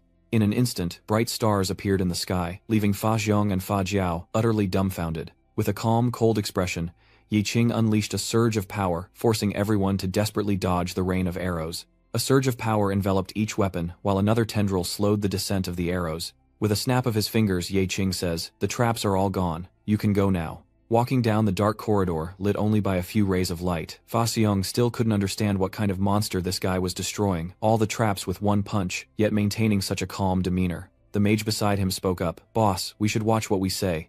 We might need him to disarm traps. He clicked his tongue, cursing directly. Afraid of what? He's alone, and there are 5 of us. No, 4 of us. After acting so tough, Fap Hung steps forward, forcing a friendly laugh. Why did our good brother suddenly stop? Is something wrong up ahead? Suddenly something stopped him in his tracks. Before them lay a mountain of glittering gold. They greedily rushed forward, their eyes widening at the sight of the gold, and the deeper they went, the more astonished they were to see mountains of gold. Damn, Fap Hung picked up a diamond, exclaiming he'd never seen such a pure gem. Even if we turn it in, why would we bother with the academy when we have all this? The other man chuckled ecstatic. We're rich. As everyone eagerly gathered, the gold and jewels, Fa Xiong snapped his fingers and boomed. Hey, clear out your packs, we're filling them with treasure. We'll return in glory. The others cheered in response. Yes. Looking at the gold, Yi Qing was uninterested and instead felt a sense of unease. Something's not right. Watching the gold coins fall, there seems to be a slight disturbance. As the coins rained down, he saw something terrifying, a system alert dragon detected. Yi Qing tensed. Dragons were incredibly rare in the Abyss, with encounters only recorded in S-rank Abyss worlds, and sightings numbering less than 5 worldwide. From within the glittering pile of gold coins, a pair of horns slowly rises. It's Novelis, and she doesn't seem pleased. Someone has disturbed our slumber. To find a woman atop the gold. How intriguing. The female novelist rested her chin in her hand, her tone icy. Leave behind all your best equipment, you low-level creatures. She lay down on the pile of gold, then respectfully withdrew as novelist drifted off to sleep. I can pretend I didn't see you. The group could only remain silent. Fa Heng couldn't believe his ears. Did I hear that right? A demon capable of speech and in human language no less. Novelist suddenly awoke, her face etched with alarm. I almost fell asleep. Wait, I guess I already did. She glanced down, noticing the 4 humans still lingering below. Oh, you're still here. Greedy creatures, even the air you breathe reeks of rot, making me sick. Novelist's eyes gleam with an enchanting golden light. Oh, she slowly rises, and takes a very demure step forward. Dressed in rags, you dare set foot in my territory. You're soiling my golden floors. But Ye Qing's expression didn't relax in the slightest, and Fa Xiong, far from being afraid, sneered. A humanoid monster, a rare type recorded in the monster database, and a beautiful one at that. Brothers, if we kill one and register it in the illustration library, showing off a little wouldn't hurt, right? Boss, we should listen to her. This woman is not simple. She might even be a boss-level monster. He glanced over a flicker of amusement in his eyes. What is there to fear? She's just a pretty monster guarding her treasure. There are 5 of us, why should we be afraid? Besides, her aggro seems to be locked onto that weakling so we can get a sneak attack in. However, no sooner had Fa Xiong spoken than Novelist summoned a lightning-like power. That power formed sharp arrows rushing towards them with the passing breeze, leaving Fa Xiong speechless and screaming. Oh no, what's happening? Even Ye Qing is being targeted by these marks. He quickly braces himself. From atop the golden mountain, Novelist's figure soars into the sky, scattering coins as she ascends, creating a terrifying wind that whips up the dust around her. She slowly floated towards Ye Qing, gazing at him as she spoke. So, little brother, gold crystals or other shiny things? She asks demurely, hands clasped at her chest. Surely you have something to offer me, right? This revelation shocks Fa Heng. What, this demon is actually a money-grubbing fiend? Novelist then noticed something in Ye Qing's pocket and without hesitation used her magic to teleport it out. Ye Qing was shocked quickly, snatching it back. Don't touch my things. Novelist was slightly annoyed, her expression displeased. It's just a worthless trinket. Why do you treasure it so? How ridiculous. His eyes turned hollow, his teeth grinding. Every demon must have a weakness. Even dragons can be defeated if their weakness is exposed. Novelist purses her lips, realizing the nature of his special technique. Of course she snapped her fingers, causing one of Ye Qing's eyes to explode. Novelist caught the eyeball, trying to use your skill to probe me. She was ecstatic. Your eye will make a fine offering. Ye Qing clutches his eye in agony as Novelist throws it into her mouth. Ye Qing witnessed everything, his rage reaching a boiling point, unleashing a surge of power twice as strong. He thought he'd reached his limit, but no, his power tripled. Violet light enveloped Ye Qing, and in the darkness, his remaining eye shone with a sharp glint. Ye Qing grabbed his sword instantly, appearing before Novelist, showing no mercy as he swung a blade straight at her. But Novelist simply flicked her fingers, sending Ye Qing flying, skidding across the floor. Ye Qing fell to the ground, forced to admit that her power was immeasurable. A true god. Watching all of this, Fa Heng shouts, "This woman is not a monster we can include in our illustrated library." He throws something away. I've made enough time to go. The object he threw exploded, creating a thick white smoke. The thick smoke obscures Novelis's vision, but she can still make out her silhouette. Carrying some diamonds, Fa Heng urged, "You idiot, how can we carry something that big? Hurry up." A jaw with sharp, prominent teeth, brimming with fiery magic, unleashes a torrent of terrifying power, engulfing the 2 figures. The magic is incinerated, and the space is consumed by a sea of flames. Barely escaping, Fa Heng watched his comrades burn, his eyes wide, teeth grinding. Damn it all to hell. His eyes fell upon a diamond lying nearby. The fool said to grab it and run. So he seized the opportunity to crawl over and grab it, thinking just one of these is enough. But as soon as he touched it, a violent explosion erupted before Fa Pyong's eyes, and he stared in disbelief at the scene unfolding. Now Novelist appears in a completely different form, a dragon with piercing eyes. So you dared to sneak and steal my dragon treasure? You've got some nerve. Before Fa Xiong's very eyes, Novelist's unsightly foot touched the ground, and began to transform into a more appealing, beautiful human foot. Novelis returns to her human form, her eyes flashing with coldness. So, the dragon's treasure is burning, to the touch, is it? With that, Fa Heng realized the diamond in his hand was burning hot. It scorched his hand black, and as he dropped it with a yelp, a sharp sword suddenly flew towards Novelis. She reacted quickly, turning her head and shattering the sword into pieces. Novelist clicked her tongue, lamenting the loss, while Yeching, who threw the sword, was met with her contempt. Even trash dares to launch a sneak attack. Novelist conjures a green light with her hand, while Fap Hung tries to escape with the diamond. Perhaps I should teach you what true rebirth really means. This power quickly enveloped Yeching, leaving him stunned. But Novelist, anticipating this, raised 2 fingers, summoning yet another force. The power instantly strikes Fap Hung, causing him to scream in terror before he's engulfed in a violent explosion, leaving only his agonizing cries. Novelist then turned to Yeching and said, "Rather than worms licking gold coins, I prefer a stray dog that can dig a crown out of a pile of corpses." She slowly walked towards him. "What have you sniffed out?" Yeching answers honestly. The Black Tower key was one of her hidden treasures, a fact that stopped Novelist in her tracks. She grabbed him by the collar and roared, "Insolent fool, how dare a lowly human like you mention our treasure? We are dragons. Give me the key to the Black Tower, and I'll stay away from your treasure." Novelist remained as cold as ever. Why should a proud dragon care about the demands of a stray dog? His hand gently summoned a magical black orb. "I have a reason you can't refuse." In an instant, ghostly arms appeared, along with a massive opening gate, and the gold coins were sucked inside, reclaiming everything. Seeing this, Novelist burst into tears, frantically running back and forth to reclaim her treasure, even pathetically biting the ghostly hand. "Stop, stop, you deserve 1,000 cuts." Yeching smirked, a faint smile playing on his lips. Even if she killed him, she couldn't stop the devouring power of the void. Defeated, Novelist's eyes welled up, her voice seemingly unyielding. "Damn you," he continued, striking at her heart, or else watching her treasures of millennia turn to dust. He clenches his fist, and the vortex of power tightens around the treasure trove. A pile of junk, really. Novelist could only watch and scream in fury. "Stop it, you shameless carrion dog." She stomped her feet in frustration, unable to do anything, while Yeching smugly gathered power as the system announced the permanent freezing and retrieval of the hegemon's authority was complete. Novelist raises her hand, her voice laced with bitterness. "That was the 18th birthday gift we prepared for the 1,352nd dragon." The magic hand opened, releasing a wisp of white smoke as the system reported the inextinguishable flame, now worthless, had extinguished itself on the edge of oblivion. And then other hands reached for the book, intending to take it away. Novelist desperately tries to reclaim the ancient scroll, lamenting that those sandstone boxes must not be touched. Inside are our lost baby teeth. And that spear, the tassels are made from dragon scales. She wept like a child, tears streaming down her face. Spit it out now." Yeching's eyes flashed with a sharp glint. "Then let's trade it for the key to the Black Tower." She didn't want to see the first of the Snow Dragon King's rebellious generation come to be, along with his smile. Trash, wasn't it? Novelist relents, nodding repeatedly. "I'll give you anything, it's just a broken key." Soon the two arrived at an ancient and dark building, the dragon's repository of knowledge. Novelist and Yeching walked down the corridor as she introduced the place. "Besides accumulating treasures, our dragon race also collects knowledge." Novelist quickly opens the dusty door, but it's been 300 years and no one has been here.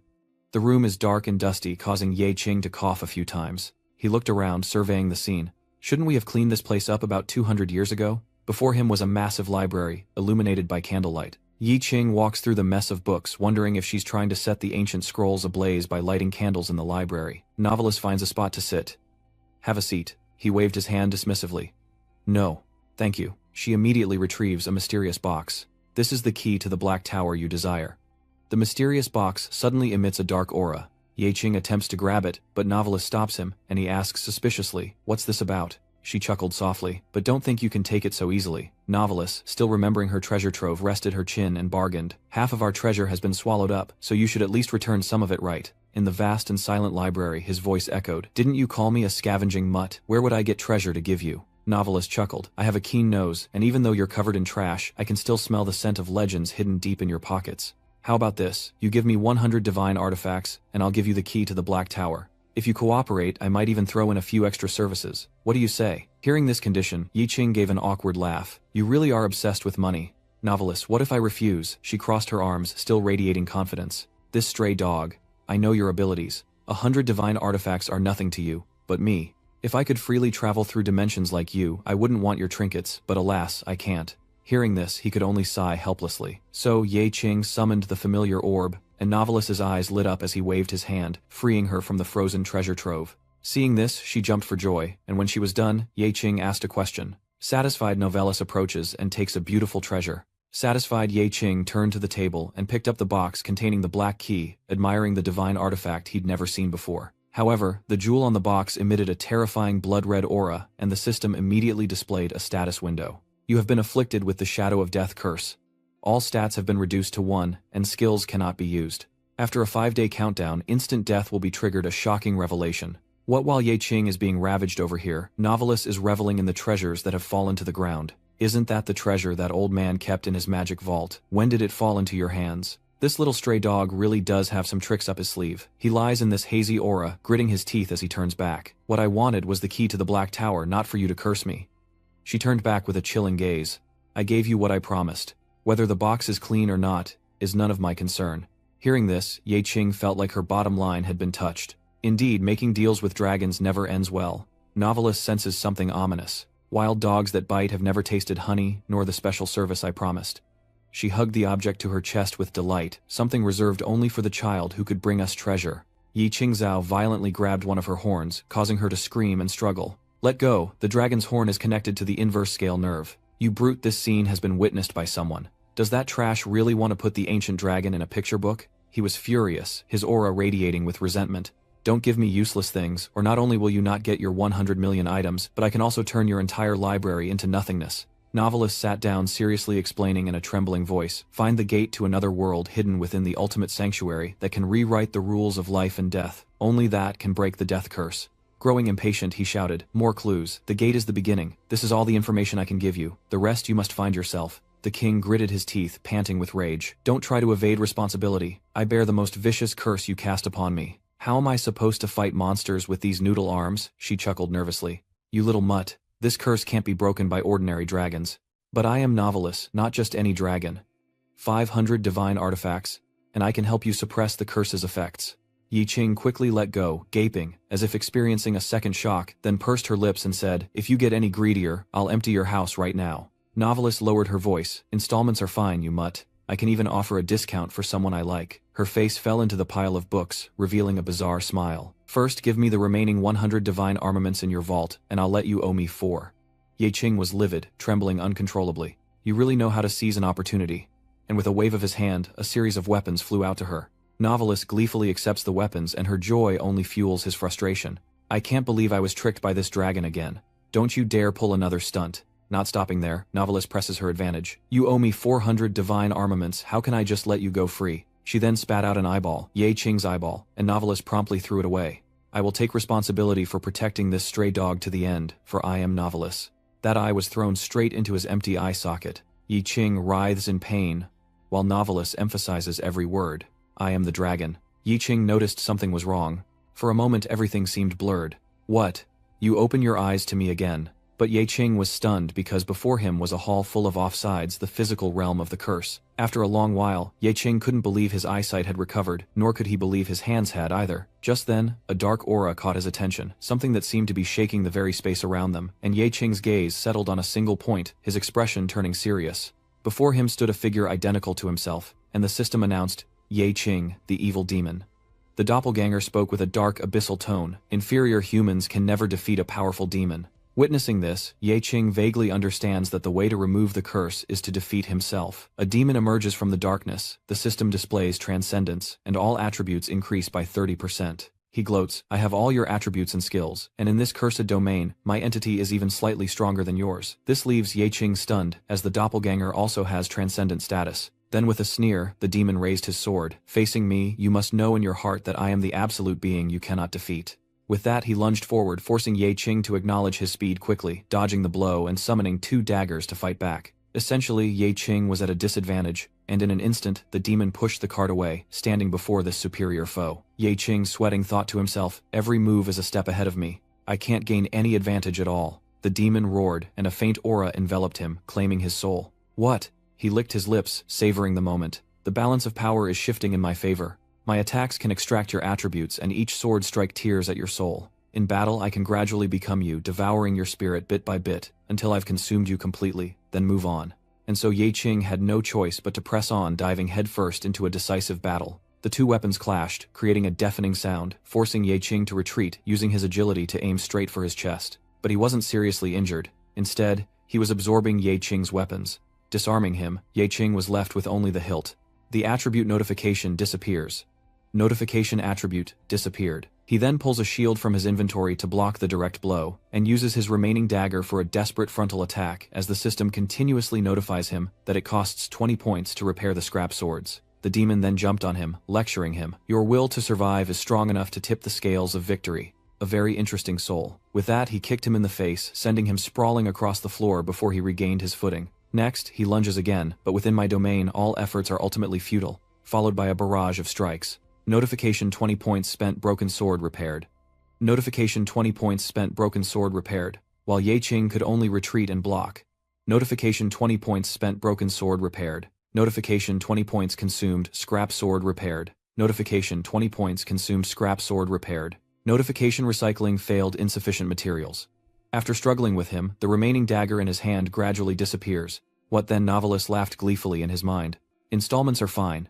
I can always lower the interest rate for people I like, you mutt. First give me 100 divine items from your vault, and you can owe me the other 400. This made Ye Qing furious, wondering if he was doing this on purpose. In an instant, distracted Ye Qing was slashed several times, falling to the ground as system notifications appeared, and his attributes vanished. The demon suppressor pointed and scorned him while absorbing his soul. See before the rules, all your resistance is futile. Absorb what? Faced with someone as powerful as I'm becoming, you're starting to feel the pressure. He drones on. Now kneel and worship me. After I devour you, I might even spare a thought for you. Otherwise, I'll erase your memories, replace you, start from the abyss, destroy your family, murder your friends, and torment those you care about most, and I won't feel a thing because I'm not you. He then reached out and squeezed Ye Qing's throat, and in his days-old memories suddenly flooded back. If you enter the abyss and live, then live to leave it. Don't risk your life with me any longer. I'll finish the rest of the journey alone.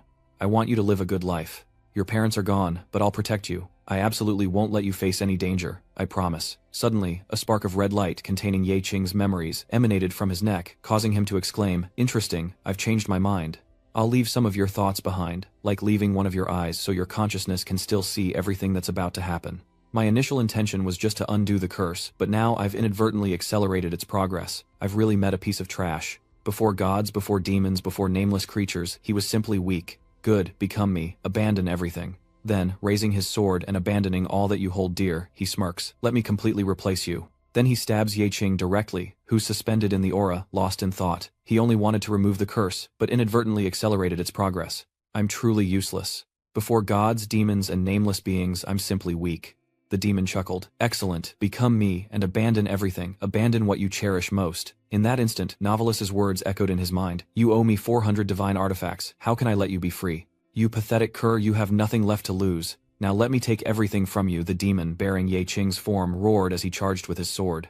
But as the blow landed, Ye Qing blocked it with his bare hand, shocking the demon. "What?" He gritted his teeth, his eyes flashing with terrifying power. "My sword is your sword, and your sword is mine." The demon sensed something was wrong and disengaged. "What?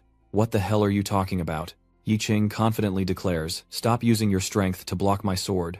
Your power is my power, and my power is yours." He hurled the vilest insults, asking, "What the hell are you babbling about? Why won't you die?" Undeterred, he declares, "I will never submit to anyone, and I will never become you. Before your powerful voice, I won't let anyone take me away. Only I have that right." Novelist witnessed everything. "I told that cur I'd take responsibility to the end. I am Novelist."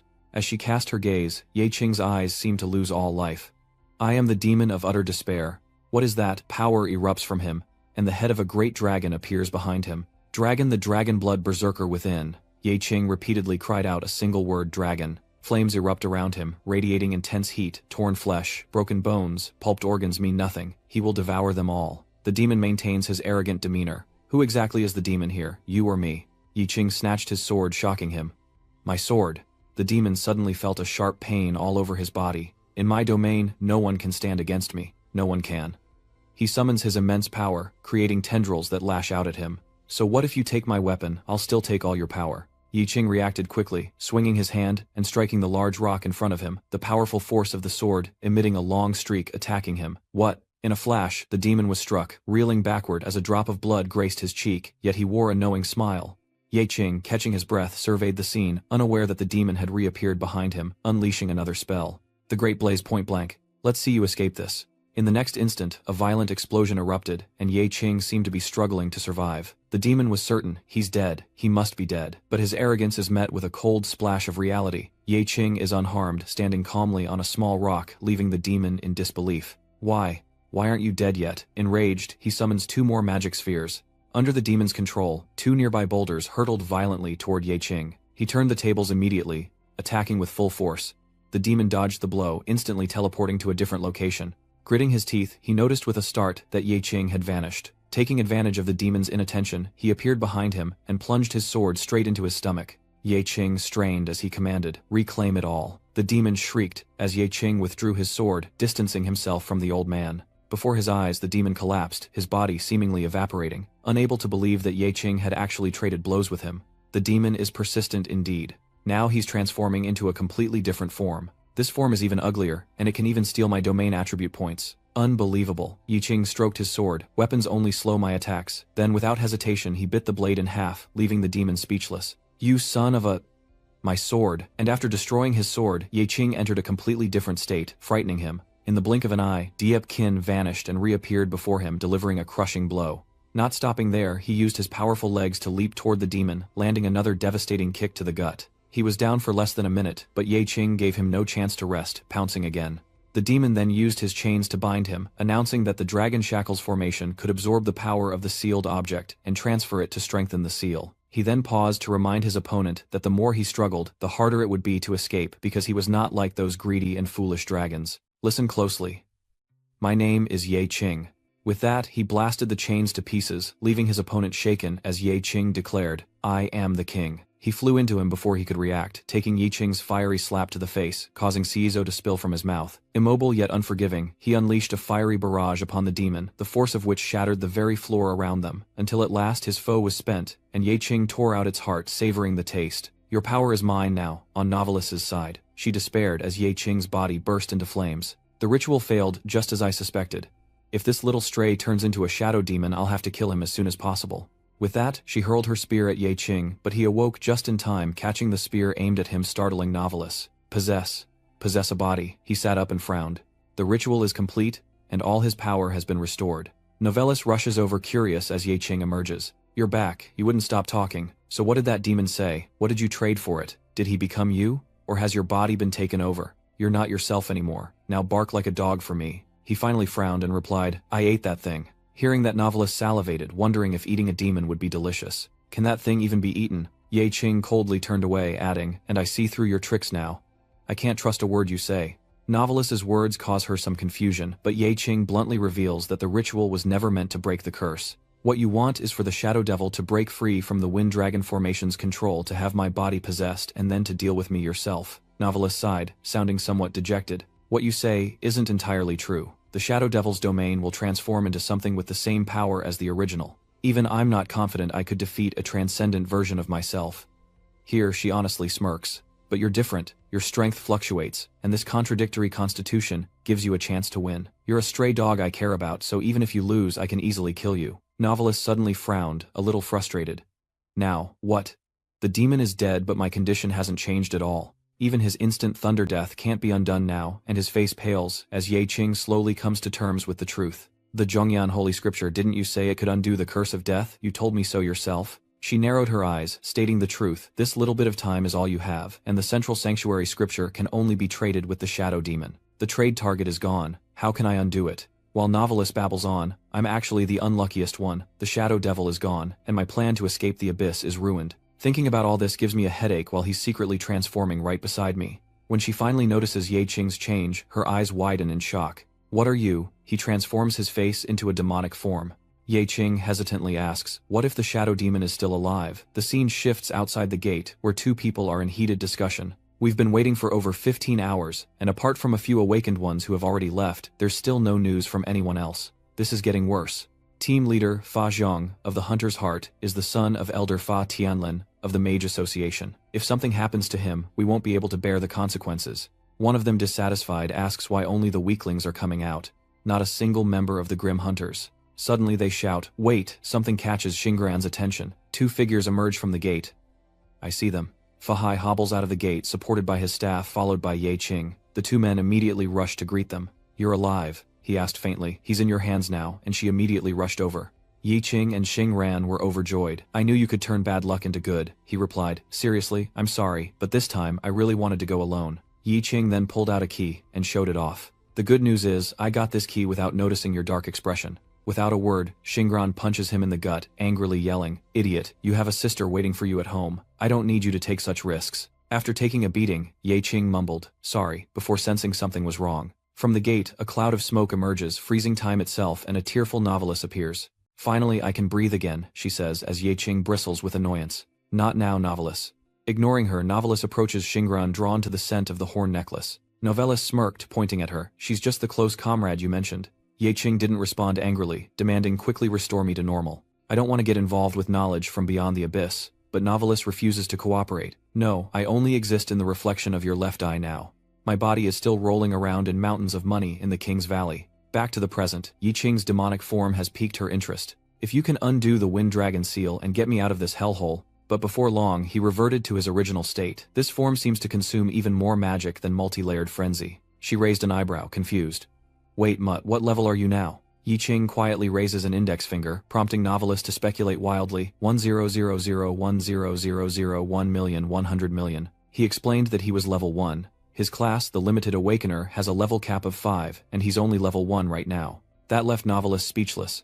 A level 1 shadow demon, a pathetic weakling scrub. Ye Qing, wounded in his pride, angrily shouts that even if he's weak, he's the one who knows the shadow demon. Novelist closed her eyes, deep in thought. After all, he was the second-generation shadow devil, so he should have the power to transport part of her body. Ye Qing urgently demands, "Give me the key. I won't take you out of the abyss, and I don't want anything to do with you ever again." But novelist suddenly moves closer to observe him, saying, "Your eyes are dragon recognition, eyes just like my beautiful eyes." She happily points to her left eye. "Your eye and my nerves are linked, your vision will resonate with mine. Our connection cannot be severed. This is the Dragon Eye contract, a part of the dragon's eye," she declared, leaving him stunned.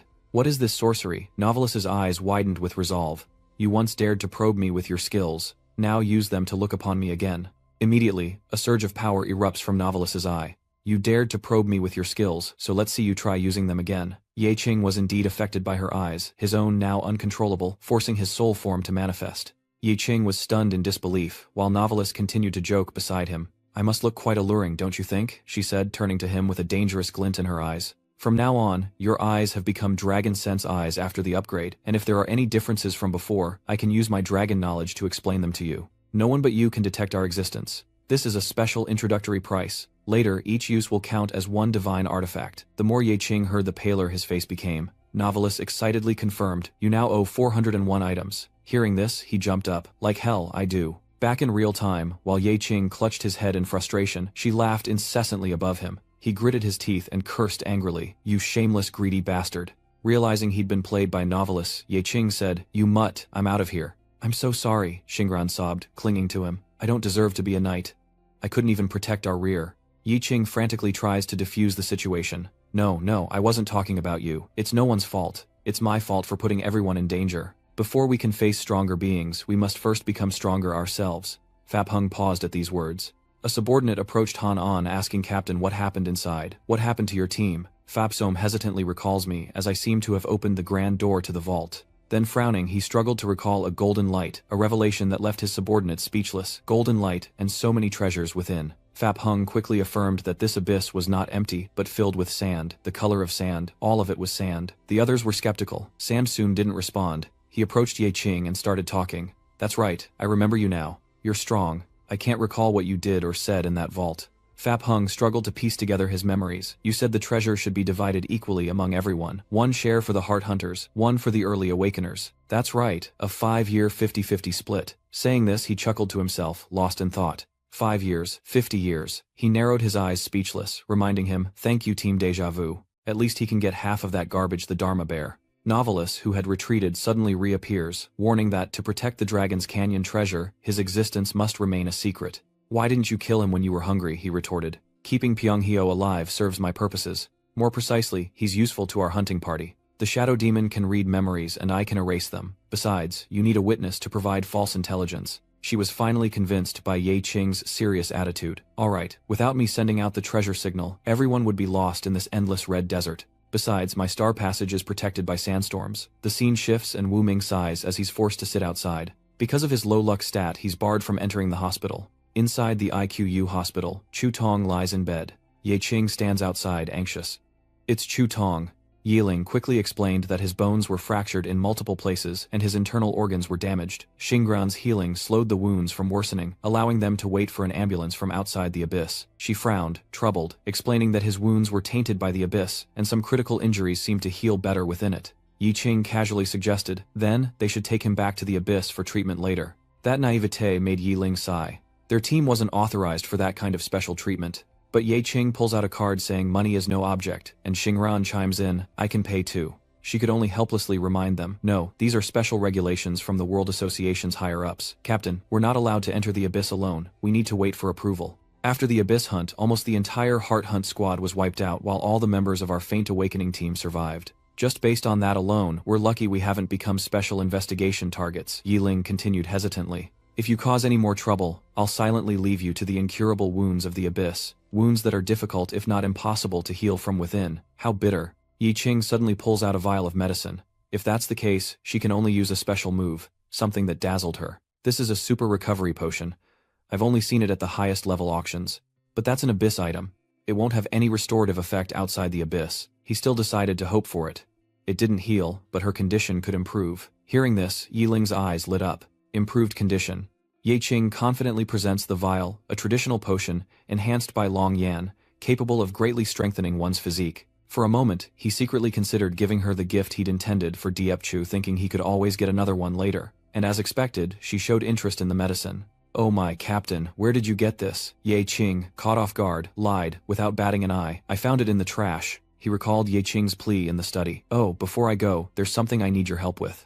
Novelist lazily replied. What is it? He pulls out a potion and chooses to be evasive. It's said that every part of a dragon is a treasure, with countless secrets hidden within used to create powerful artifacts. As expected, that stirred her pride. Of course. Ye Qing continued. I just saw a unique formula in the corner of the secret manual inside the library. In addition to the super healing potion as a solvent, it also requires a drop of dragon saliva as the main ingredient. Novelist was taken aback by this information. Dragon saliva. She immediately poured the potion into her mouth without hesitation. You make my saliva sound so appealing. Novelist held it in her mouth for a moment, then spat it back into the bottle. The system then displays a notification. Dragon saliva acquired a strengthened version of the super recovery potion. This potion is completely random. In addition to the fixed effects, it also has arbitrary chaotic effects that will only be revealed after use. She excitedly pointed it out to him, saying it was a success, and since they waste a lot of saliva while sleeping, anyone who needs it can just take it. Yi Qing felt disgusted holding the potion, and tactfully refused, saying that according to the recipe, only 1 drop of dragon saliva was needed. Back then, Yi Qing hesitated, not daring to risk it. Chu Tong needed to recover some stamina, but I wasn't sure if the random effect would cause any harm. He suddenly coughed a few times inside, and Chu Tong struggled to say, I've already died once, so I'm not afraid to die again. Even if it's poison, I'll drink every last drop. As he said this, he sat up, conveniently removing his mask. Please give me a chance.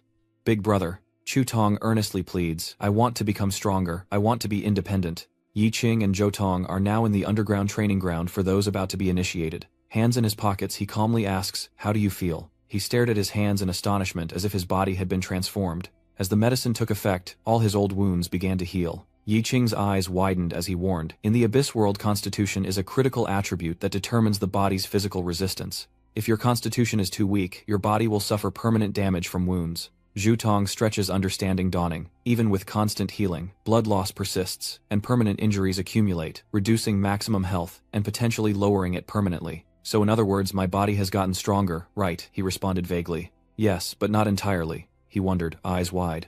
Your stats have increased, so why aren't you stronger? Ye Qing explains emotionlessly. Attribute growth only affects the outer layer of muscle. But in the Abyss, fighting monsters isn't just about stats, it's about thought and awareness. Every high-level demon in the Abyss has at least 1 or more mechanisms. If you can't fix your body's problems, and rely only on your stat advantage, it won't work. Your arrogance will be your downfall.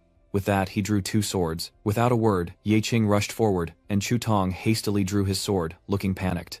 Don't worry, Ye Qing reassured him. I've used my sensory ring to suppress my level to match yours. Ye Qing then attacked mercilessly, disarming Chu Tong, sending his sword flying. He pressed the 2 swords against his neck, causing Chu Tong to break out in a cold sweat, as Ye Qing sternly reminded him, attack me with everything you have, including the intent to kill. But he was a little confused. Big bro, what are you talking about? Are you trying to teach me combat skills? Why do I need a killer's mentality? He simply waved his hand, stirring up the dust around him. Ye Qing glared and threatened. If you don't dare kill me, then I'll kill you. Jotong makes people afraid of him. Is he hallucinating? The leader looks like a demon. He finally snaps, grabbing the sword, and Yeching is visibly shaken. Yes, yes. Jotong hurriedly lunged for the sword. Damn it, I'm on drugs and a little stronger now. But Yeching is already on my tail. He grabbed the sword and warily turned around.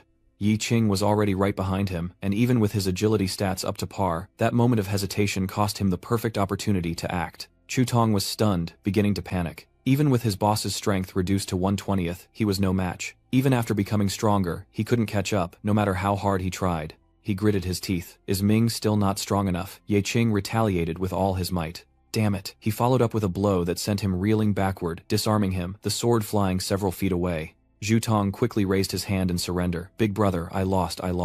But Yeching doesn't seem inclined to let him off the hook just yet. Picking up the sword, Jotong hesitantly suggests, give me that potion again. As long as it makes me stronger, I'll accept any side effects. Contrary to his expectations, Yeching simply asked, answer me again, why do you want to become stronger? After a moment's hesitation, he stammered, I don't want to be laughed at again. Yeching emotionlessly asks, anything else? Jotong obediently replied that he wanted to one day stand in the center of the stage and become the main character, then asked, anything else? He earnestly replied, I want to become an unparalleled powerhouse recognized by everyone. Aren't those reasons enough? Yeching raised his eyebrows and told Jotong about the past, how an obsession with power can turn a person into a monster, like the aberrant Blood Moon, who fell into the abyss in his determination to gain strength at any cost. I don't want you to become that strong. Jotong was shaken by those words. What kind of strength is he talking about? Yeching sits in front of Jotong, placing a hand on his shoulder. For a better life. Jotong's eyes widened in astonishment.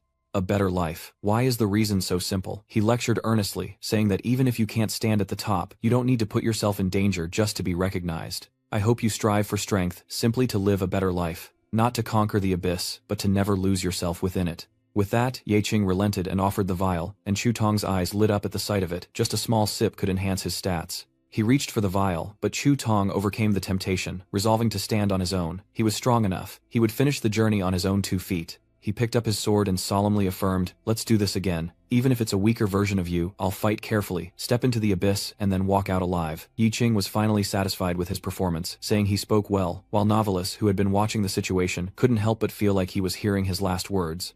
Furthermore, your life only has 3 days left, and I've calculated that your chances of survival are only 1.7 inches. 10000. She rested her chin on her hand. Also, wasn't that potion expired? Recalling when Jotong drank it, dragon saliva was a completely random concoction with unwanted side effects and random chaotic effects that couldn't be identified. Until ingested. At that moment, the system appeared, identifying the medicine as useless, a fact he could scarcely believe. Was it no different than drinking water? After drinking it, he coughed twice, prompting Yeching to rush over worried. Jotong, are you okay? After drinking it, he was not only fine but elated. This medicine works. I feel like myself again. The system chimes, announcing, you have consumed an unknown potion, activating the legendary poet Pan's lost item search. He received an experience point reward. His experience bar went from 99.9% to 100%, and he leveled up. Jotong was ecstatic after feeling the recovery. I think I'm okay again. Yeching smiled, slightly delighted. Luckily it wasn't a deadly side effect or sudden death. Nullification is good news in a way. Suddenly, Novelist chimed in. Hey, are you saying my spit isn't clean or something? He replied emotionlessly. Of course not. She looked at him curiously, wondering why the medicine was so effective, despite clearly not working. Could humans have some special recovery ability? Yeching happily replied, it's a miracle, a miracle. Then his eyes turned to Novelist. How could a dragon who hoards treasure understand the miracles unique to humans? She smirked and suggested. Then tell me what you call a miracle. Yeching vaguely explained, live your life to the fullest, and miracles will happen. The scene shifts to the World Guild building, as Yeching, hands in his pockets, walks inside. He brushed past Xiaofeng, their eyes meeting, and Xiaofeng glared at him. Yeah, you bastard, he spat with open hostility. Xiaofeng, long time no see. He angrily retorted. Long time no see. More like running into you in a dead-end alley, you trashy yeah. I can't believe I'm seeing you at the World Guild Association. Finally realized you need to find a backer, huh? But Yeching brushed past Xiaofeng without interest, dodging him. Seeing this, he hurriedly blocked his path. Where do you think you're going? I haven't forgotten about that debt. Xiaofeng pulls out a ring and shouts, you bastard, you think I forgot? You swindled me out of 200 million for this broken iron ring. I'll never forget that it was 200 million. This trash ring made me the laughingstock of Tatis. He nonchalantly pointed to a nearby trash can and suggested, if you're so ashamed, just find a place to throw it away. Like over there, for example. Xiaofeng subtly waved his hand, signaling two of his henchmen to appear, a sight that filled Ye Qing's face with disgust. Are you planning to keep it to bother me again? How troublesome for you. Seizing the opportunity, Xiaofeng commanded. You're talking nonsense. Now I order you to buy back this trash for 200 million. He frowned, clearly annoyed. Wasn't this just forcing a bid? Why should I buy it for you? Isn't this against the rules? But he's brazen, countering that those are the auction house's rules, and this isn't the auction house. You don't have any platinum VIP privileges here. I'm Tadas, and I have connections. If I say pay up, you pay up. If I tell you to eat shit, you eat shit. Xiaofeng ordered his men to strip him of his gear until he paid back the 200 million he swindled from him, but his subordinate protested. Boss, this guy's gear is all trash. Even if we strip him down to his underwear, it won't be worth much, and he's cursing non-stop. Is he really all trash? Isn't he supposed to be a collector of ultimate gear? How can everything he has be trash? Xiaofeng frowned, and made a decision. Even if he's trash, that just proves he's useless. Take him to the black market hospital, and I'll sell his kidneys to pay off the debt. While dealing with the nuisance, Yi Qing's eyes suddenly widened as novelist burst forth from within him. Annoyed, Yi Qing asked loudly, "What is it now?" and quickly got to the point. "I think what this guy's saying makes sense. This ring is indeed a top-tier piece of equipment. He confessed I used appraisal on it before, but it was just a normal iron ring." Novelist waved her hand, smiling. "That was before, but I'm a dragon. I can tell treasures from trash." With that, she opened her mouth wide, unleashing the sleeping spirit of fire, and declared, "In the name of Novelist Galakron, break the lock of the ninefold seal. Using red scales as its shell, and dragon blood as its guide, let its forgotten true name see the light once more. Let the sealed dragon's breath ignite once more, unleashing its true name." Novelist breathes on the ring, revealing its true form. Excitedly showing off her prize, she says, "Take a good look, this is its true form." The ring's information appears: Breath of the Flame, Dragon Ring of Extinction. This seemingly rusty iron ring actually comes from the ancient Dragon Clan, a secret treasure of the Dragon Clan's high priest. You've used your flames to refine it for years. Legend says that at the end of the Crimson Flame era, the Flame Dragon Clan, to withstand the extraterrestrial fire, compressed the breath of the last adult flame dragon into 3 rings. This is one of them. Because its power was too wild, the ring's true form was sealed, causing the surface to gradually rust into ordinary iron. Only those with a discerning eye can see its true value. Yi Qingshu was shocked. Such a thing existed. Novelist proudly showed off. "The average appraisal skill only sees the surface, but my dragon eyes can see the soul of an item, revealing what's been sealed, forgotten, or even lost to the item itself." As time resumed its course, Xiaofeng's voice echoed once more. "Don't think you can disrespect me just because I'm being nice." As expected, Ye Qing made his decision. 20 million, I'll buy it. That decisive action left him stunned. "Say that again. I didn't quite catch it." Without another word, he transferred 200 million to you. Xiaofeng's system then notified him that he'd received the funds. He stared blankly at his phone. Was it really that easy? Ye Qing urged him impatiently. "The ring." Seeing this, his subordinate shouted with joy, "Boss, what are you waiting for? He gave you 200 million. Have you forgotten how unlucky that ring was? If we return the 200 million, the boss's reputation in Tadas will be restored, and we can finally hold our heads high with pride." But Xiaofeng was still a little wary, and he turned to count again. "Wait there, 11 trillion, 10,000, 100,000, hurry up and give me the stuff." Satisfied with the amount, Xiaofeng handed it over to Ye Qing, not forgetting to taunt him. 200 million. Right on the money. Turns out you're even better as a victim than I am. Here, Ye Xian, take this cursed thing. This kind of trash is only fit for trash like you. He quietly touched the ring, and its shape began to change. Only then did Xiaofeng notice the ring's transformation. It seemed to be of the highest quality. He cried out in shock, seeing the ring in Ye Qing's hand, who smirked and asked, "We made a deal, so we're all good now, right?" Now he wants to go back on his word, and take the ring back. "Boss, this isn't how things are done. We're the Tat organization after all. We can't be so obvious." But Xiaofeng wouldn't listen, determined to keep both the ring and the money. Hearing this, Ye Qing uncomfortably pulls her hand back. Is he going to help now? Tadas's bad reputation precedes him. He grits his teeth, and Xiaofeng's body begins to glow. With that, he transformed into his werewolf form. "It's daylight robbery. What can you do about it?" Novelist saw this and sighed. When humans become greedy, even dragons like us are ashamed. Yi Qing felt helpless. Some people are born not to listen. One punch from him would send them flying, so he just wants to cleanse this world. Xiaofeng crashed to the ground as his men panicked. "Boss," Yi Qing casually threatens, "are you going to carry your boss away or not? Or would you like to try as well?" The underlings were terrified by his words. "We'll carry him." Suddenly, a figure appeared right behind him, someone who can easily produce 200 million and defeat Xiaofeng with a single blow. Team leader Ye, of the Notjok family, lives up to his reputation. His underlings cried out at the sight of him. "Chairman, it's the chairman. What brings you here? This man is the chairman of the Santatas crew." Iron Fist Arbiter Nguksun appeared and immediately offered 500 million for the ring. To further emphasize his credibility, Nuke Sun added that even a third-rate hunting party couldn't afford a third of this amount. But I'm willing to pay 500 million to buy the ring on your hand. Lele, even the legendary Blood Moon ring only fetches around 250 million on the black market. Ignoring him, Nagut's son pulls out a check and begins to write. Because I admire talent.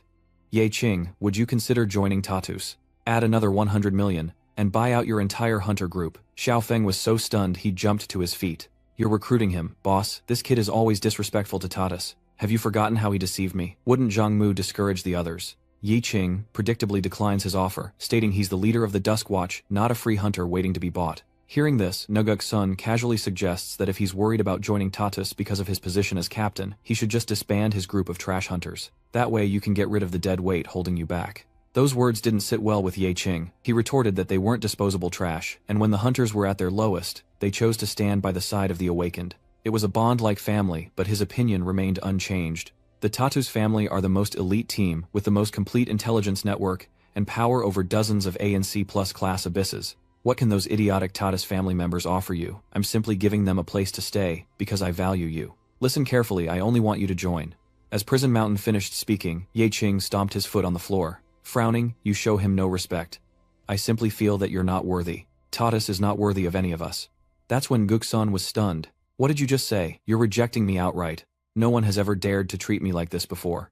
A low-ranking hunting party that isn't even qualified for independent hunts is nothing more than an inferior group, only able to survive by relying on the distribution of the larger hunting parties. Yi Qing's brow furrows deeper with each word. It seems he's forgotten something. Even the lowest-ranked captain is still a captain. To maintain the most basic respect between two independent hunting parties, what do you have to say as a captain? Hearing this, Nguksun grinned and burst out laughing. Well said. Elder, he's right. You're a stubborn one to be moving today. He suddenly has a crazy idea I forgot to mention. Elder Thien Lan has appointed me as the acting captain of the hunt. The old man is still thinking about what happened to his son, and it seems he's going to put all the blame on the House of the Dull-Eyed. Before the thunder strikes, you need to learn how to be a stray dog. I take back my previous offer. How about we, as the president of Tatus and the captain of the House of the Dull Senses, renegotiate a mutually beneficial agreement? But Yi Qing turned to leave, asking what there was to discuss. Not letting him go, Prison Mountain quickly offered a deal. The final codex. Am I right? Is that why you came to the guild? Ye Qing stopped in his tracks, turning back warily. Don't tell me you have that information. Having achieved his goal, he happily boasts that not only that, but the ownership of this abandoned abyss happens to belong to Tatus. That abyss was closed due to an accident years ago, and I'm the only one who can restart the hunt. Prison Mountain grinned, demanding I've shown my chip. Now it's your turn to ante up. As time passed, Ye Chu, who was at home listening to the story, was shocked. Brother, you actually agreed to their terms. Yi Qing sighed helpless. They had the intel, leaving him no choice. She quickly moved on. This meant another joint hunt into the null zone, with only 2 members allowed. Who would he take? He frowned and sighed repeatedly. This was indeed a difficult problem. According to Tatus, the abyssal haunt was likely an abyss ruled by an immortal being. Yi Qing was frustrated, remembering Wu Ming's attitude upon hearing the news. I am an immortal being, and you want to deal with so many types. Do you believe I'd even dare to kill you? Ye Qing sighed, realizing Wu Ming was out of the question, and then he remembered Zhou Tong, who was in special training, and confidently claimed he could change Ye Qing's mind in a month, which led to him postponing the team's hunting missions. The more he thought about it, the more depressed Yi Qing became. He really didn't seem to have a choice. Spirit Infect Ice Knight Yi Ling, Fire Mage. Elemental damage is more effective than pure physical attacks against undead creatures created from magic. Yi Zhou's face darkened as he sneered. 2 women and 1 man. You really know how to enjoy yourself, don't you? He snapped back to reality, trying to explain himself. What was he even thinking? I'm the one without a choice here. Who made your brother's hunter team so miserable? He doesn't even have the right to choose his own team. She frowns and sighs. If only I could help you right away. Ye Qing quickly sat up to comfort him. Don't worry, take your time, and one day you'll be more powerful than me. Ye Cho suddenly revealed his sharp teeth. She grits her teeth. You're still going on this mission alone, with those 2 girls. Then a cloud of smoke rises, causing his chair to tilt backward. She transforms into a monstrous form, menacing him. Diep Chu, I absolutely forbid it. Yi Qing was already struggling with Ye Zhou, and now Novelist is mocking him too. It's not easy being you. How could he explain to his sister that there was another woman in his left eye? He was furious. Jing Yi, moving through the neighborhood with 3 drunks, noticed the nearby alley and smirked. Is your sister drinking alone and lonely? Yiling glared and coldly dismissed him. Get lost. In the once quiet alley, an explosion suddenly erupts from within. Yiling unleashed her power, causing the 3 men to scream. Damn it, it's so hot. You bitch, let go. She gritted her teeth, tightening her grip. Trash deserves to die. But then, Yiling's other hand shot out to stop her, her personality shifting completely. No, don't do this. It's Lang Wai taking over. She looked at the men with remorse. I'm sorry, I didn't mean to, she's just a little upset, please just go, I beg you. They were spared, but didn't forget to curse as they ran, crazy bitch. Those words successfully triggered Yiling to reappear. I absolutely won't let those filthy hands touch a single hair on your head. But then Ling Yi interjected, reassuring her. This is my choice, sister. We're one body, aren't we? Finally, under her persuasion, she relented. One day I will return this body to you, Lang Wai, whole and unharmed, no matter the cost. The appointed day arrives and a group gathers on the road on one side. Zhu Fengke, the arrogant captain of the Heavenly Light seat, Jian Bai, who scoffs that Han Ye, only third-ranked in Divine Wind City, dares to block the second-ranked. On the other, Sinver, captain of the Frozen Tears army. He grunted in response, and Bai's subordinate suddenly chimed in, saying if he couldn't even speak, he'd help him cut his tongue off so he wouldn't be embarrassed in front of his brother. I recognize him. He has the two sharp thorns of the Abyss Phantom Fortress on his waist. So, the tradition that no one can see the boss of the Abyss has been broken by the Dark Knight Tears. He quickly draws his sword, wanting to start a pointless fight. The Luminary seat's rank far surpasses you sewer rats.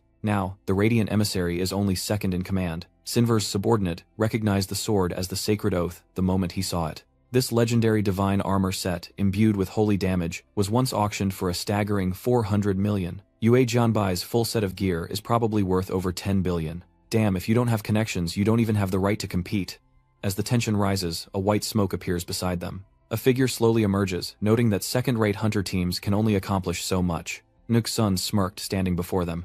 At least you all know who the real boss is. His appearance alone was enough to stop their fighting, but Nuk Sun ignored their reaction and got straight to the point. The Abyss, a level S dungeon, requires 4 hunter groups to send their most elite warriors.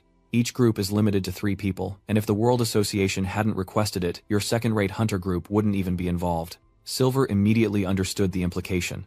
President Lei, that's not right. So we're just here to run with you, Prison Mountain doesn't hesitate to admit. There's a reason I invited you all here. I've applied to the Elder Council to participate in the Joint Hunter Plan. Abyss technology can transmit and record everyone's vital signs and combat data in real time, and some of our hunter teams are being treated as observable specimens. As expected, Jianbai and Simv were not happy with the offer, feeling like they were being treated as guinea pigs. I wondered how anything could be so good.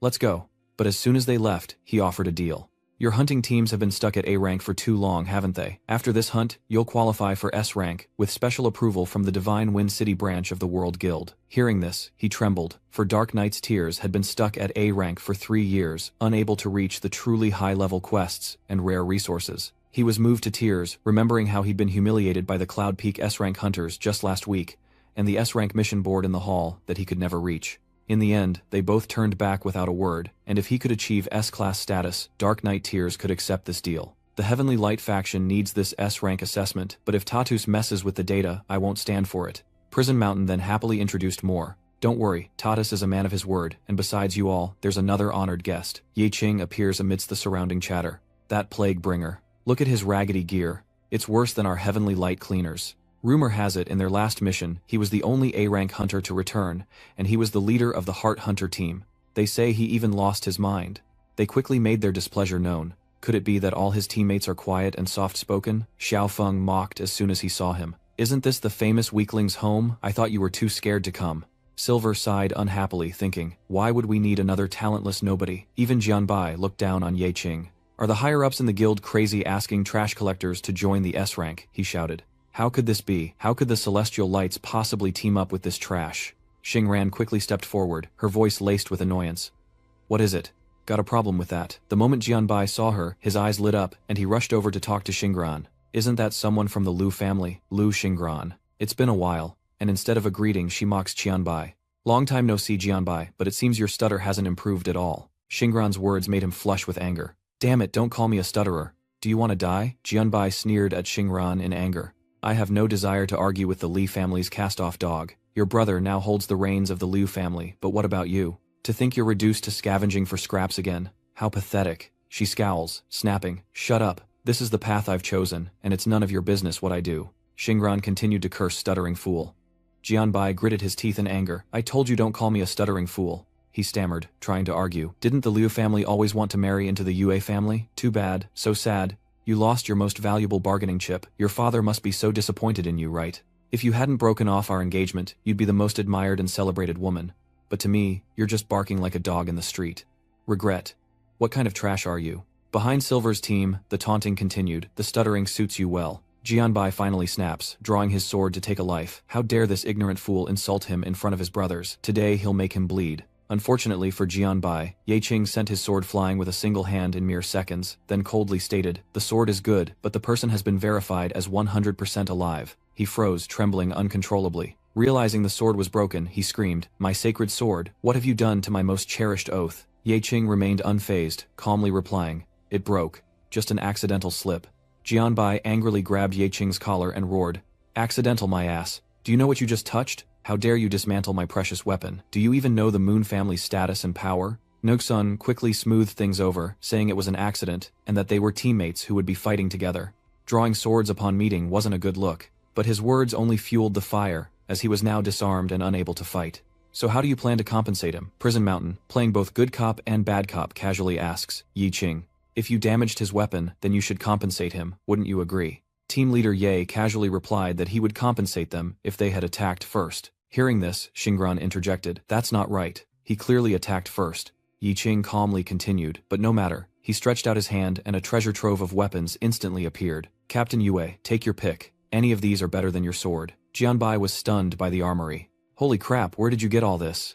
Novelist suddenly appeared, scolding, "How could you so easily show the dragon's hoard to others?" Ye Qing retorts with a frown, "Dragons hoard my foot. This is clearly my bag," she retorted defiantly. "Your bag is part of our treasure, and anything you put in it belongs to us." He snapped back, "Don't act like you know everything, and go snooping through other people's bags. We agreed last time that I would return it to you, and I was even the one who offered to give it back." Novelist flew to the weapons and declared, "We shall engrave the mark of the dragon upon them, in the name of Novelist Galakron. Anyone but us who dares steal from the dragon will be punished with soul-devouring flames, and I am on the exemption list." Hearing this, Ye Qing was startled and stopped him. "Wait, don't exclude me, and make decisions on your own." Meanwhile, Jianbai was still carefully observing the armaments. "What are these?" The faint traces of these ancient runes emanate a wisp of ancient magic, leaving Silver pale with shock. "Compared to these, the weapons I wield are mere trash." "Very well, your armory is indeed rich. These are clearly top-quality items that can't be found on the market." Ye Qing looked at the pile of weapons for a while. Since he couldn't explain it clearly, it was best to just talk nonsense. He decided to bluff, saying, "My vision is different from most hunters. I excel at recognizing discarded items that others overlook," Ye Qing confidently stated, pointing to his right eye. "Then I use my extraordinary true eye ability to appraise them." Hearing this, Xiaofeng was stunned. "Wait, you were serious about that auction, and you weren't lying about the ring." He frowned, lamenting inwardly, "Stop imagining things." He suddenly grew curious. "Then, where did you get all this divine equipment?" Ye Qing quickly retorted. "It's a trade secret, don't ask." Meanwhile, Xingran eagerly tugs at him. "I want one." Prison Mountain laughs with amusement. "Wonderful. You must know the importance of supplying top-tier hunters with divine gear. Right, no matter where you get it, our top-ranked hunter group must control this, and I absolutely will never allow that. Someone with so many divine artifacts could partner with other hunter groups." Fearless Ye Qing asked directly, "Is that praise or a threat?" He reiterated his previous offer. "Perhaps both Tatis is willing to pay above market price for your divine equipment. Just consider it carefully, especially if you want to enter the abyss. Then I'll find a way to get it." With that, Prison Mountain turned to remind Jian White. "Captain Bake, don't you know when to quit? Captain Ye is also my esteemed guest, so don't be rude to him and the members of the Sensory Deprivation House." He was speechless but agreed. "Why do you keep speaking for him?" "Fine, I'll let you off the hook this time. It seems I'm not in the mood to take advantage of anything." After a moment of consideration, Jianbai casually grabbed an item, this one. With that settled, he returned to the original issue. "Our team is complete, so there's no need for further ado. According to the intel, this Abyss Spectre uses divine equipment, so it's bound to drop items. Therefore, we need to agree on a method for distributing the spoils, and I have a proposal." Minguk-sun produces dice, and explains that according to the World Guild's traditional loot distribution rules, loot is calculated by zone, and the person with the highest roll gets the loot. Nguk-san tossed one to each of them, and Silvers remarked that it was no wonder they were seasoned hunters, even their method of division was old school. Jianbai, on the other hand, was still a little dazed. "Dice." Over here, Novelist raises an eyebrow, looking at the dice in Ye Qing's hand, as if it were fate itself. Though not particularly useful, it is a divine artifact imbued with the power of law. When fate's moment is frozen, its judgment is like a set rule, and even a dragon's seal can hardly break the law of this dice's power. Hearing this, he asked curiously, "What kind of power is the power of law?" She quickly gave a brief explanation. If it inhabits a weapon, it's divided into grades, from low-grade scrap iron and rotten wood, to true treasure-grade divine artifacts. Because the rules reside within equipment, all sorts of trash-tier divine gear with varying qualities are born. If they reside within humans, they create thousands of professions, offering a ladder to the heavens, but also erecting insurmountable walls. Thus, rules residing within humans give rise to various character classes, granting people extraordinary power, but also limiting their potential for growth. If it inhabits a monster, it creates a disaster, giving rise to ants that can devour dragons and demon lords, who can shatter the void, creating monsters with titles like Elite and Legendary. As for the abyss itself, the power of the rules can turn it into an eternal prison, making it both more dangerous and more valuable. Because the rules reside within the abyss, it becomes more dangerous, yet more likely to contain treasures. These four are the known laws, but there is a higher, more ethereal law that governs the cause and effect of events within the abyss. Yi Qing was stunned by the information. It could even control the law of cause and effect.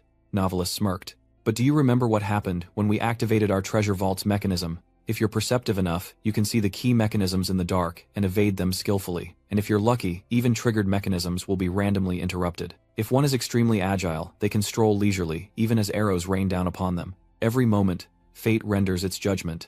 With hands on her hips, she declares that rolling the dice of fate is nothing more than cheating. Only by unlocking the true name of the dragon's eye can one see through it. The system displays information. Dice of destiny. A humble throw, the result must be lower than an arrogant throw. Yi Qing thoughtfully looks towards Prison Mountain. So that's how Lei Yushan earned his title as the Iron-Fisted Arbiter. If he uses the Dice of Destiny next, then all future judgments will be decided by fate, which is fair to all four hunter groups, and there will be no bullying the weak, huh? After a moment's thought, he smirked and said, "Appraisal complete.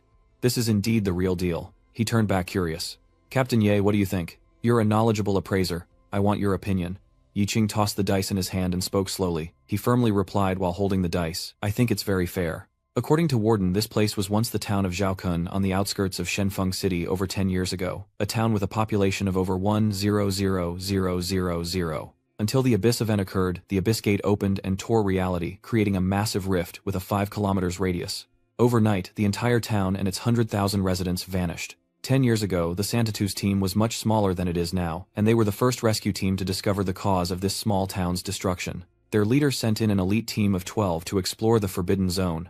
Upon entering the abyss, they discovered the entire space was shrouded in a thick fog, with gray snowflakes drifting like countless embers of life, yet to be extinguished. Even more terrifying, the missing townspeople weren't truly dead. Their souls trapped here, twisted into vengeful spirits wandering the mist wailing. The members' ears were filled with agonizing screams, as if countless hands were tearing at their nerves. Their initial plan was to delve deep into the abyss's core, but after only 3 kilometers, the leader ordered a retreat. The dense fog within the abyss disoriented the compass, leaving even veteran hunters unable to find their way. The team of 2 quickly became completely lost, and to survive they decided to split into 4 groups of 3, each exploring in a different direction. They agreed to leave a dust mark at their starting point and return every hour, but one team, Black Crow, Hotep, and 100 Spirits Woman, was attacked by an unknown monster in the thick fog.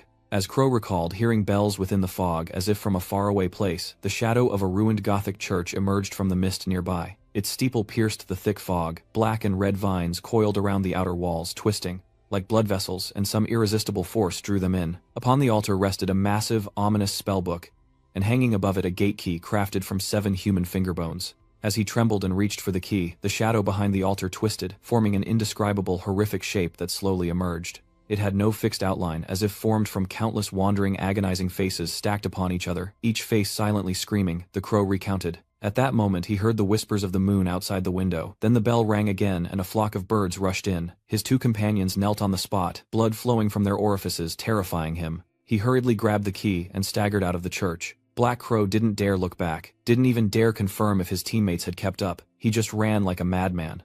Until a miracle occurred, he stumbled upon the traces left from the beginning, waited 6 hours at the appointed place, but the other teammates who had split up to act never appeared. Even more bizarre, the bone key in Crow's hand began to heat up, becoming too hot to hold, and fell to the ground, its head spinning like a compass, leaving a long trail before stopping and pointing in a specific direction. Left with no choice, he followed the key's guidance, and finally found the exit of the Abyss Gate. The moment he leaped out, the rift behind him convulsed violently, as if something was furiously slamming against the boundary. With his last bit of strength, Raven forced the bone key into the lock in the void, and the Abyss Gate slammed shut without a sound. And the achievements of this Abyss Gate were sealed here, never to be opened again. Prison Mountain produced a key, explaining that it was the only clue Black Crow had left behind, and they planned to reopen the gate. At that moment, the system notified him that the mysterious bone key had been used, and a gate opened. Before entering the Black Dungeon, he confirms that the Abyss's tech can transmit their signals and locations to the system interface in real time, even allowing remote communication. Now everyone needs to clarify their roles and responsibilities within the team, Silver says. First, how are we dividing up tasks? We Dark Tiers only like to play dirty, and we never fail, so we're all assassins. Let me reiterate, we will never charge ahead. Next, it's Bai's turn. My profession is, as a sword master, I've chosen to bring 2 members, one to be my sword sharpener and the other my sword bearer. To his right is the sharpener, and to his left, the bearer. Xingran raised an eyebrow, taken aback by Jianbai's uniqueness. A sword sharpener. This is the first time I've ever heard of that profession. And a sword bearer who just carries the sword. Is that even a real job? Yi Qing affirmed with a pout. A talisman master and a bottomless backpacker with immense storage, truly rare professions. Prison Mountain was speechless. He brought along 2 nobodies in such a dangerous situation, but Jianbai didn't seem to care. I alone am enough for battle. The other 2 are merely here to witness my elegant fighting style. An assistant is simply unnecessary. He turned helplessly to Ye Qing. Don't tell me you brought 2 more people to watch the show. He readily accepts the position while I'm an all-rounder, meaning I can handle any role. Hearing this, the man clears his throat and scolds all-rounder. That's quite a boast, kid. Don't think you can fool me with just a sword. Jianbai smirked. I also have an arsenal, and my collection is no less impressive than yours. To ensure the boss has enough medicine, I brought 1,500 different kinds, he repeats with satisfaction. That's right, 1,500. Only then did Jianbai realize something was wrong and shout. Shut up, what kind of idiot takes medicine before a fight? I said I need to take medicine before fighting. I said I can't fight without taking my medicine. Meanwhile, the other guy could only weakly respond to the scolding. No, nothing like that. Boss, you didn't say anything. Xiao Feng proudly introduced. Our boss is a dark knight, I'm a werewolf, and behind me is a light priest, all top-notch. Seeing the judgmental faces of Ye Qing's team, he angrily shouted. What's with that look? Don't think you can sneak a punch on me like you did back at the world's finest guild. Xiao Feng stood on a rock and roared. Look closely, a werewolf's transformation power doubles at night, and if there's a full moon, my power doubles again. If we had clashed here, then you would have been the one to fall. That action made the priest back away, as if he didn't know me. I'm not close to him. Yi Ling sighs, wondering if these boastful people can be trusted. With that settled, Prison Mountain suggests that no matter how you look at it, having one of their own in the team is more advantageous. So without a doubt, he will lead this abyss hunt. But Silver doesn't think so. The Iron Fist Arbiter hasn't even started, and he already wants to be a dictator. As for who gets to lead, why not let fate decide? What do you say? He knows what's right, and responds accordingly. Very fair. The rules are simple. Whoever has the highest score becomes the leader and goes first. The person with the lowest score must obey the person with the highest score and arrange their position according to their score, with Gushan scoring 16 points. He chuckled gleefully. Looks like fate is on my side after all. Based on these results, I assume no one questions my position as team leader. Right. Meanwhile, Shin barely misses with 15 points, clicking his tongue in frustration, just 1 point short of a tie. Jianbai with 9 points cleared his throat and ordered, You only have 4 points. Do you even know the rules? Fall back. He was speaking to Ye Qing, who only had 4 points. After the commotion, they finally entered. With the commotion over, it's time to depart. They gradually made their way inside the gate, and Guksun quickly retrieved an item for use, a device used in the abyss.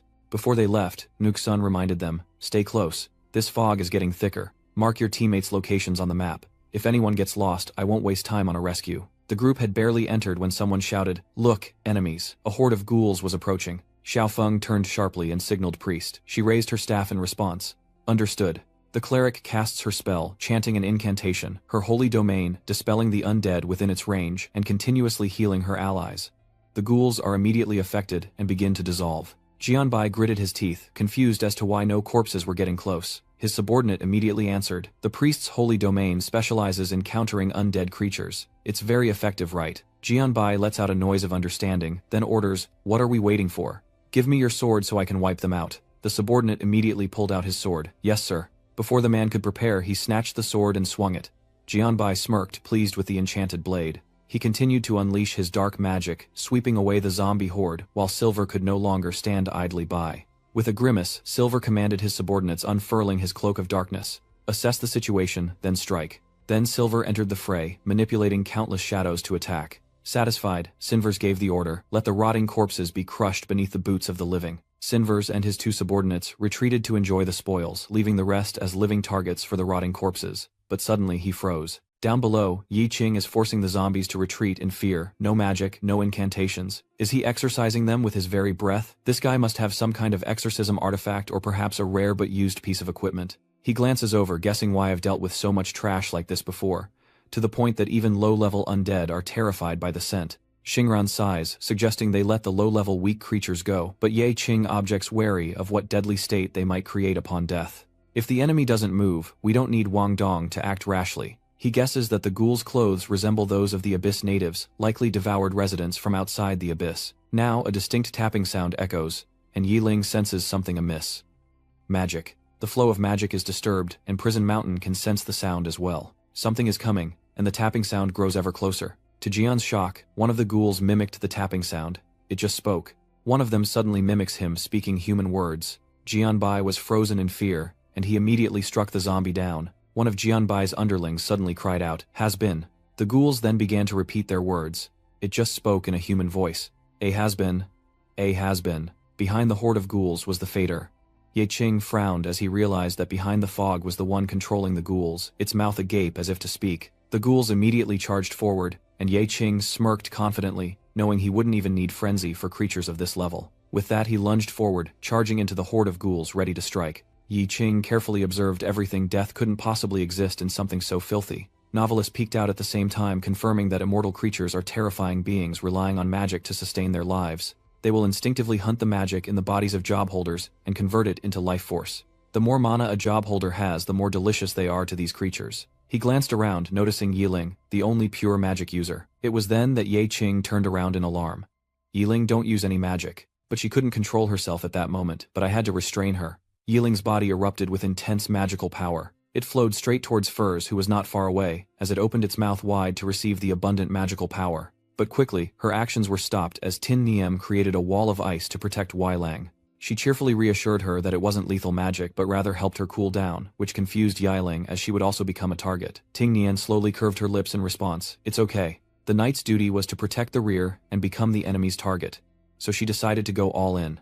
A ghoul leaps over the shield and lunges forward, but Xingran freezes it with a swing of her sword. Only a few ice shards remained on the ground as she sped up the process and charged forward. Tin Hiem focuses her power, creating a large sphere to sweep away the ghouls, but as soon as one group is defeated, another is ready to advance. She frowned, glancing at them. It wasn't over yet. After resting, Yiling rejoins the battle, clearing the way, and Xingran acknowledges with a smile. Understood. Then Yiling bent over, pouring all her strength into the battle, unleashing a flurry of attacks to support Xingran's karmic fire.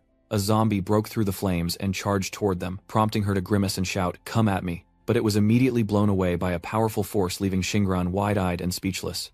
Yi Qing slowly approached them, raising his hand to unleash his magic, a vortex of gravity. "Don't even think about it," Yi Qing muttered, frowning. "Hurry." He cleared his throat and yelled, "Get back here." Then he continued to pull the corpse fiend. Yi Qing used his magic to bind the creature, encasing it in a large sphere, before flicking his finger, sending the corrupted corpse crashing to the ground, where it lay, flattened like a puddle of mud. Yi Qing continued to observe the defeated ghoul as it began to reform, when suddenly a sword hurtled toward him. With just 2 fingers, Yi Qing effortlessly stopped the blade. Jianbai offered an awkward smile, attempting to smooth things over. "Sorry, this damn fog. So thick-skinned. My sword control isn't great at telling friend from foe." "Bug." He smirked, clearly unashamed. "Captain Ye is so generous, surely she won't mind such a small misunderstanding, right?" Not wanting to argue, he scoffed and flung the sword away, burying it in a nearby zombie. A few drops of its blood splattered onto his shoes, sending Jianbai into a frenzy. "Filthy, so filthy," he screamed, ranting that his Celestial Light Squad was a renowned hunting team known for its elegance, unlike those insensitive trash dwellers. "Quickly wipe the blood off that sword for me." Yi Qing raised an eyebrow, responding emotionlessly. Still worrying about this, in the abyss, Jian Bok shuddered, covering his mouth in disgust. "That's the fundamental difference between us. Captain Ye, I don't even want to touch the hilt of my sword anymore." At the same time, ghouls appeared behind Jian Bok. Gritting his teeth, he unleashes his magic, rambling on about how the beauty of swordsmanship lies in its ability to destroy enemies from thousands of miles away, while remaining pristine. A horde of zombies groans as they close in. The moment arrives and Jian shouts, "Swords come," as a multitude of blades appear, which he uses to decimate the approaching ghouls. "A sword is just a tool that gets dirty. It's not worthy of touching its master's skin," Yi Qing sneered. "So I thought swordsmen should cherish their swords, but Jianbai doesn't seem to care about that at all. How childish." He attacks the zombies while preaching that a dirty sword loses its worth like a warrior losing honor or a woman losing her purity. With that, Jianbai bowed as if giving a speech. "Because I cherish these servants so deeply, the bond between master and servant must be strictly adhered to. The master sets the rules, the sword enforces them. The master maintains purity, the sword carries the filth. Master." Xingran ignored him and turned to the boy questioning. Something's wrong, these pale ones are regenerating faster and faster in the mist. She hesitantly speculates that this fog is a type of magical energy, providing them with nutrients to regenerate. Ahead lies the border of the Silver's Grand Cemetery. Where is that guy? She quickly spoke up from behind. I haven't seen him since the beginning. Did he get separated from the group? Hearing this, he gritted his teeth and cursed them as trash, unable to deal with even this level of weirdness, truly third-rate. Just then, one of them stepped forward begging him. As a subordinate of Silver's, he tried to calmly explain the situation.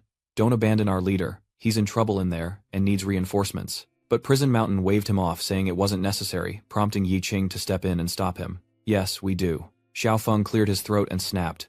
What do you mean by that? You dare defy the captain's orders, he frowned, reminding her that this was a team effort and as captain he was responsible for every member. Nguk Sun then shifted all responsibility to Diep Kin, saying, as captain, how should I order the House of the Apathetic to assist Sinvers? Xingran couldn't help but retort. Why only send our team? He didn't care at all, turning to leave. Why don't you go save people alone in a place like this, wasting your magic power? Don't forget we used fate to decide the command before entering the abyss. Before leaving, Nguk Sun made it clear that he wouldn't stop him from saving people. Yi Qing finally accepts his responsibility, declaring he will save the people, since that's what was said. I don't agree with Sinver. I'm simply fulfilling my responsibility, and the burden a captain must bear for you. Remember that. Below, Jianbai couldn't resist the urge to join them. How brave. How could I let you have all the attention? You're underestimating our heavenly light seat, aren't you? I'm going too. Nguk Sun gritted his teeth, looking impatient. I'll give you 5 minutes tops. The number of weaklings in the Great Cemetery will only increase, and even if you retreat to the edge of the area, you'll inevitably attract a horde of monsters. Chapter 80. Xingran turned and suggested I'll go with you, but Ye Qing reassured her, you and Ling Yi just stay here and guard this place. Before leaving with him, Jianbai also gave orders to his men. You two stay here and guard, she urged. Be careful. As Ye Qing moved away, his eyes widened, activating his dragon eyes. He could immediately get a sense of the situation, and cautiously warned, avoid the color red. Now is not the time for fighting. He slips through the corpses like a phantom. Even the advanced zombies dare not approach. Just avoid the paters and find the Sinvers. He then runs off to find them. Left behind, he could only marvel at Jianbai's ability to see through the fog, an extraordinary perception beyond the reach of ordinary people. Following him would save them a lot of trouble. Sensing the source of magic, Tu Fuang Tran Diep Kin hurriedly warned that going into such a large battle would cause trouble no matter where they went. But Jian Bok stubbornly went against it. He likes it. The two pass through layers of thick fog. They finally arrive at the graveyard filled with an indescribable gloom. Jianbai looks around confused. The fog here has dissipated, but the fog at the graveyard's center should be the thickest. He sighed, lowering his guard, thinking his luck wasn't bad. No one followed, and the area was clear. But then, Ye Qing suddenly called out, pointing to a corpse and a trail of blood before them, and a figure appeared at the highest point of the cemetery. The Dark Knight stood above, radiating immense pressure as Jianbai chuckled. Talk about luck, we found the boss. Behind them, a figure lurked. Silver, hiding behind a tombstone, whispered, over here, idiots. 2 more steps, and you'll be taking a free trip to the afterlife. He spotted him, and immediately began to mock him. Look who it is. Silver, desperate, lunged forward to cover Jianbok's mouth. Shut your trap, you want to die, don't drag me down with you. Yi Qing was confused. If it could be solved, why were they waiting to die here? Silver cleared his throat and replied, you think I like standing here? He points to the smoke and explains, once you pass that wall demon, there's no turning back. You fool, it's the barrier of the Lord. He proposes a solution where boss-level monsters appear. A chamber structure is created, and typically killing the area's lord will eliminate it. Silver retorted, you think I don't want to kill this mongrel? He looks up and signals, look, that thing can kill my men with a single strike. Silver uses everything he's observed to come to a conclusion. I'm waiting for the boss's rage to subside. It's still too excited. We might have to wait a bit longer. The Dark Knight's eyes suddenly gleam with unusual excitement. Jianbai, fearless as ever, rushes in to show off but must wait for the boss to calm down. What a joke. Yi Qing and Silver were speechless at the sight. He continues to rush in, showing off his skills. A true powerhouse fears nothing. Jianbai summons countless swords, controlling them with ease before finally landing. He smirks, pleased with his impenetrable defense. But before long he froze in place as the unscathed Dark Knight charged forward, swinging its blade at Jianbai. He was horrified, and leaned to one side to dodge, then flung the sword away. As the sword struck the Dark Knight, a system notification appeared. Brutal strike. Each attack shatters armor, directly destroying the target's physical defenses. Yi Qing watched the battle intently, realizing that even a meat shield couldn't withstand a second attack from the Dark Knight. Seeing his sword damaged, he cursed, my sword, you bastard. Jianbai raged, I'll summon more swords and grind you to dust. The Dark Knight declared, I am the enemy of the living, and you will all die here. The system indicated that each attack had the burning effect of the netherworld flame. Then gripping his sword it charged forward as Jianbai spun around, creating a vortex. The two clash head-on, and he's sent flying by the Dark Knight's blow. Yi Qing, sensing danger, shouted for him to dodge, but before Jianbai could react, it advanced. Jianbai scoffs, still so stubborn. If the swordmaster retreats, won't you all laugh? He finally couldn't hold back and entered the fray, completely blocking the Dark Knight's sword. Yi Qing barely holds on, gritting his teeth as he shouts, "You're provoking him, you idiot." Meanwhile, Jianbai continues to yell, "You're trying to steal my thunder." Without hesitation, Yi Qing issued the command. The Dark Knight's Hellfire Frenzy Slash was a fire-based special attack, doubling damage against armor. "If you cherish your sword, then get out of the way." Words that struck a nerve. "How dare you speak to me like that?" Yi Qing looked at the ring on his hand, and a system notification appeared. The Ring of Annihilation's Dragonfire Breath has been activated. Instantly, the ring blazes with light, and a storm of fire erupts. It engulfed the Nether Knight, shocking him, and Jianbai was stunned into place. What's happening? Yi Qing continues to unleash his power. He succeeded in the first step. The Breath of the Fire, Dragon Ring of Annihilation, is effective, and the Netherworld fire has been stripped away. Excited, Yi Qing clenches his fist, realizing this is the power of a 200 million god-tier equipment. He smirked, taunting it. "Your power now belongs to me." The Nether Knight was instantly provoked and roared, and furs emerged from the ground. But unexpectedly, Silver and Jianbok Verse moved first. Without a word, Yi Qing rushed forward, leaping into the air, fist clenched. Yi Qing lands a blow on Furs, who crumbles under the force. A satisfied smirk appears on Yi Qing's face, knowing that as long as the underworld flames burn, its regeneration is nullified. The others quickly rush in, trying to grab him, but Yi Qing leaps into the air, clenching his fist, ready to strike. Another strike lands as one takes advantage of the opportunity, attempting a sneak attack on the unsuspecting Yi Qing. It easily clamped down on him in its mouth, but after only a few seconds, Verse felt his face burning, and his head quickly burst into flames. Silver was shocked. The boss's power has been stolen. This is the first time I've seen this. Jianbai shamelessly took credit, saying he'd taken most of its power. "Where were you before?" Yi Qing stood safely before the thick smoke, but the Dark Knight appeared above him, striking down. Luckily, Yi Qing dodged in time. He carefully retreated a few steps, then leaned in and unleashed a powerful punch, engulfing the Dark Knight in flames. As the flames subsided, the system notified him. Fire resistance amplified, rebound, and immovable as a mountain.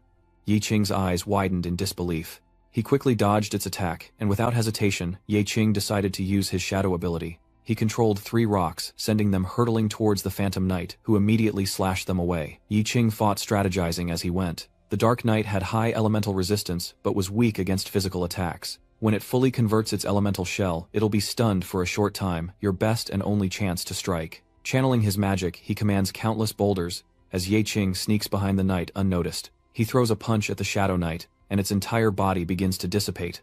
With the undead knight defeated, its form dissolved into weapons, leaving Silver and Jianbai stunned, as Yi Qing dusted off his hands, signaling his work was done. Having defeated it, the two shamelessly rushed forward to claim the spoils. "I knew it.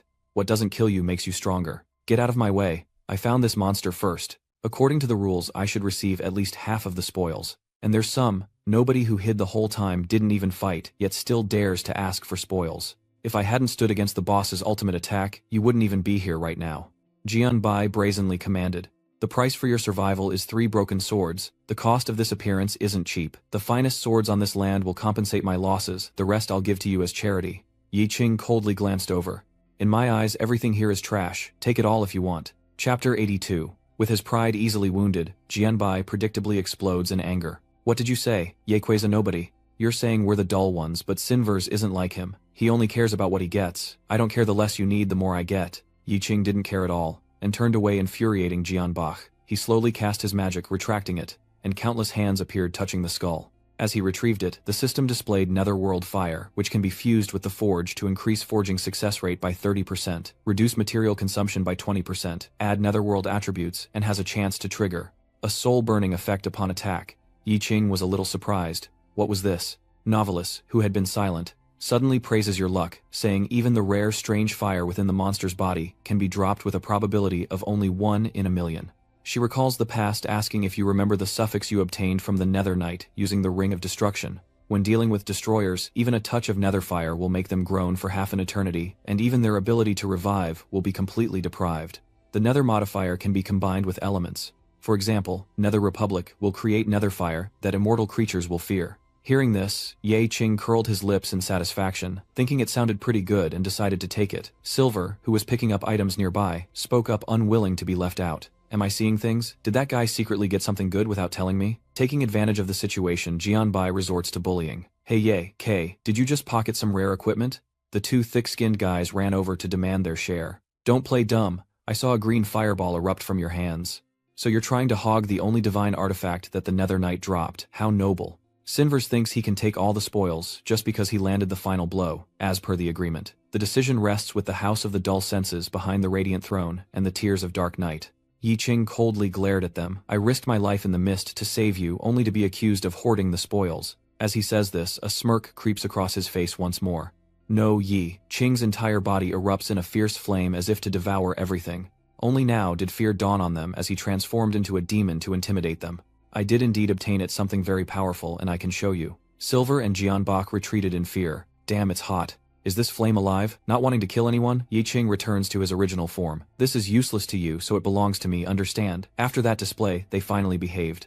Alright, I get it. I wouldn't want that pathetic flame, even if you gave it to me.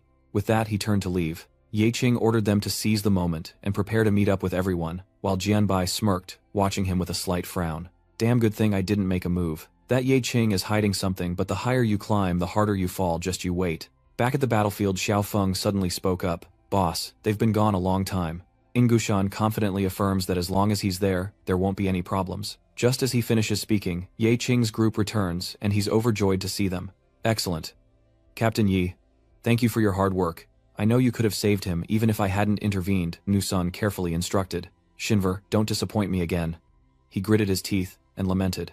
Damn it, I've had such bad luck all day. It must be that not Jock's curse. They continued on their journey, and Xiao Feng approached asking, Boss, is this the Great White Bone Cathedral you mentioned? Nguksun grinned. That's right, this is where the closing ceremony took place. Before them was a massive cathedral, and so they ventured deeper inside. Inside the cathedral, despite the years, everything remains as if new. Suddenly, Prison Mountain stops, his eyes fixed on something glowing ahead, a divine artifact capable of cleansing all curses and resetting all anomalies. Yi Qing paused as well, spotting it the book they had spoken of. Silver wondered aloud what was the meaning of the 11 skeletons. It seems we've been here for a very long time. Chief Lei, why did you lead us to this deserted church without noticing his transformation? His entire body suddenly changed. Yi Qing slowly concluded. We should have come here sooner. Raven, the only survivor of the elite squad of 12. He raised his eyebrows, confirming it was Captain Lei. Hearing this, Jianbai was stunned. What? So the hunt was a lie. The sacrifice was the truth.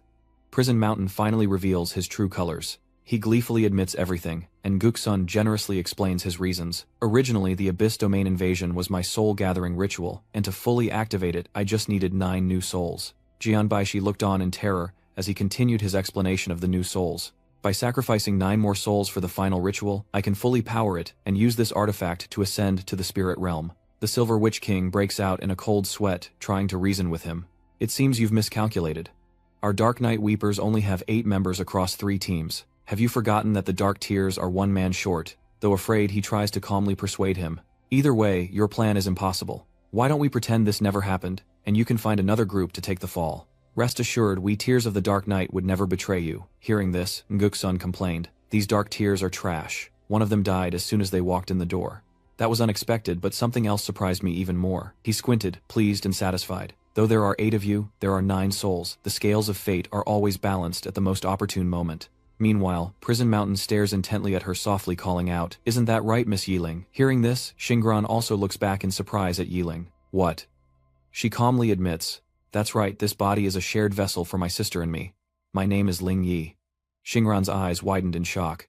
No wonder they felt like 2 completely different people in the previous battle. She frowned in contemplation. I infiltrated the Abyss as captain for the sake of the final relic. He approached, sneering as I looked back, puzzled. Looks like everyone in your group is hiding a secret. I only want to use the power of the finale to separate our souls and return this body to my sister. I don't intend to keep it for myself. The final sanctum can remove all curses from the Abyss, including the one on Su. He frowned, lost in thought. Trapping 2 souls in 1 vessel seemed like something a demon would do. Meanwhile, Nuksun just smirked at them. So the holy relic is finally being used on you small fries. How laughable, you're all just fuel for the ritual. The white-haired man clenches his fist in anger as the pastor beside him raises his weapon, preparing to attack with dark magic. Jianbai grits his teeth in shock, sensing the dark power. Impossible. How can you, a holy priest, do this? Her face twisted in madness as dark power emanated around her. I am favored by both light and darkness, a once-in-a-century priest, chosen by God. Silver glares and shouts, "Even so, there are 3 hunter parties here. Do you really think just the 3 of you from Tatas can win?" The pastor arrogantly launched a powerful blow. "Relying on a useless hunter captain like you, I alone am enough to crush you all beneath my feet." But he quickly rushes in front, swinging his sword and severing the attack. The priest's eyes widened in shock, his face contorted with rage as he gritted his teeth and threatened, "You dare treat my comrades like firewood." The prison mountain remained arrogant. "So what if I am? What do you think you are, heroes? Just ants who think they're right, unable to even make a ripple in the flood of the world." He looked at Yiling, who was glaring angrily, her hands clenched. "Your soul is just a toy for demons to play with, and so is your so-called sister." With a smug look on his face, he shouts, "And you, Ye Qing, you really think your pathetic little scavenger team can change anything? You're all just candles on an altar burning away, until nothing remains, not even dust." The white-haired man also lunges forward, declaring that they should become nourishment for the end. "This is your only value. Ling Xiaofeng Cyrus, the celestial throne, and tears of the night, are yours to handle. I will personally sacrifice the awakened." He responds clearly, and Ye Qing furrows his brow, making a decision. "If that's how it is, then no more holding back. Everyone else charge with me, don't underestimate us." Immediately an attack hurtled toward the white-haired man and the pastor, startling them. Yi Qing's body shot toward Nguksun, shocking him as well. He swung his sword, but he swiftly dodged it, shattering the blade. The pastor was horrified, and Sinver stared in astonishment. Xingran was speechless. Jianbai watched in terror, and as Prison Mountain screamed in agony, his body collapsed. He gasped, "What kind of miserable defeat is this?" His body radiates a palpable bloodlust, as he watches his subordinate's body dissolve, then glances at the remaining troops. "And what about you?" The white-haired man paled. "The boss is dead, what's the point of fighting? We can just surrender." Even the pastor agreed there was no point anymore. He looked bewildered, glancing at that kid, Ye Qing. "Does activating the final sacrament still require so many bodies? Let's see how many more have to die to reach that number." "It's definitely us." Yi Qing calmly advances to the end, no more deaths needed. If it's a real demon, he can directly use the grand ceremony, directly use the final celebration. Jianbai's face was filled with shock. A demon can use that directly. His body transforms head ablaze as he reveals, "Yes, I once defeated a demon." Xingran's eyes widened in shock. "Ye Qing, since when could you do this?" He calmly explains, "Because I accidentally defeated him, I was afflicted with the world's most vicious curse. I really only have 1 minute left to live. It will be quick. He will be killed by the curse's rules, and only the power of the holy relic can remove it." She's still in shock. "Ye Qing, since when? If I had just used it in the end to save you, it would have all been over, right? We had come so far." With a calm smile, Yi Qing looked at them as the book appeared before him. "Sorry that was the original plan, but fate never goes according to plan. If only this book could rewrite someone's destiny." Then he smiled at Yi Ling, stunning her. "If this codex can rewrite someone's fate, I hope it's hers." Yi Ling cried out in a panic, "Captain, what nonsense are you spouting? This was your only chance, so why waste it on someone as worthless as me? You've never truly lived for yourself." "Right, ever since she was forced to share her body with her sister, all her efforts have been for her. You've been amazing. Since we entered the abyss together and lived, we'll leave here alive too." Ting Ran, with tears in her eyes, looks up saying, I won't let you do this." Yi Qing reached out, and the book began to drain his energy. He looked at it, a tight smile on his face. "I'm sorry I have to break my promise this time. I only ask that you use the money I left behind to take good care of my sister. You're the one I trust most." In the name of the devil, he dispels the curse of Yiling, and a vortex of energy swirls around him, causing his body to gradually disappear. Go see the body you struck. It should have the world of freedom." Then the setting sun cast its light upon the people standing among the tombstones. That selfish man chose to escape, saving the hunter group from being targeted by the World Association. A bouquet of roses rests on the grave. Thanks to him, the Pale Awaken's house has now successfully achieved a nomination rating. Beside her, Xingran stared at the tombstone, smiling. He was indeed dead, but the moment he fell, his body vanished as if someone had dragged him into the abyss. "He might fool everyone else, but not me. He's inscrutable." "Why do you say that?" She holds a stone in her hand, still smiling calmly. "He's not trash, so he'll definitely come back someday. And when he does, he'll shock everyone." The stone in her hand glows. "I believe this."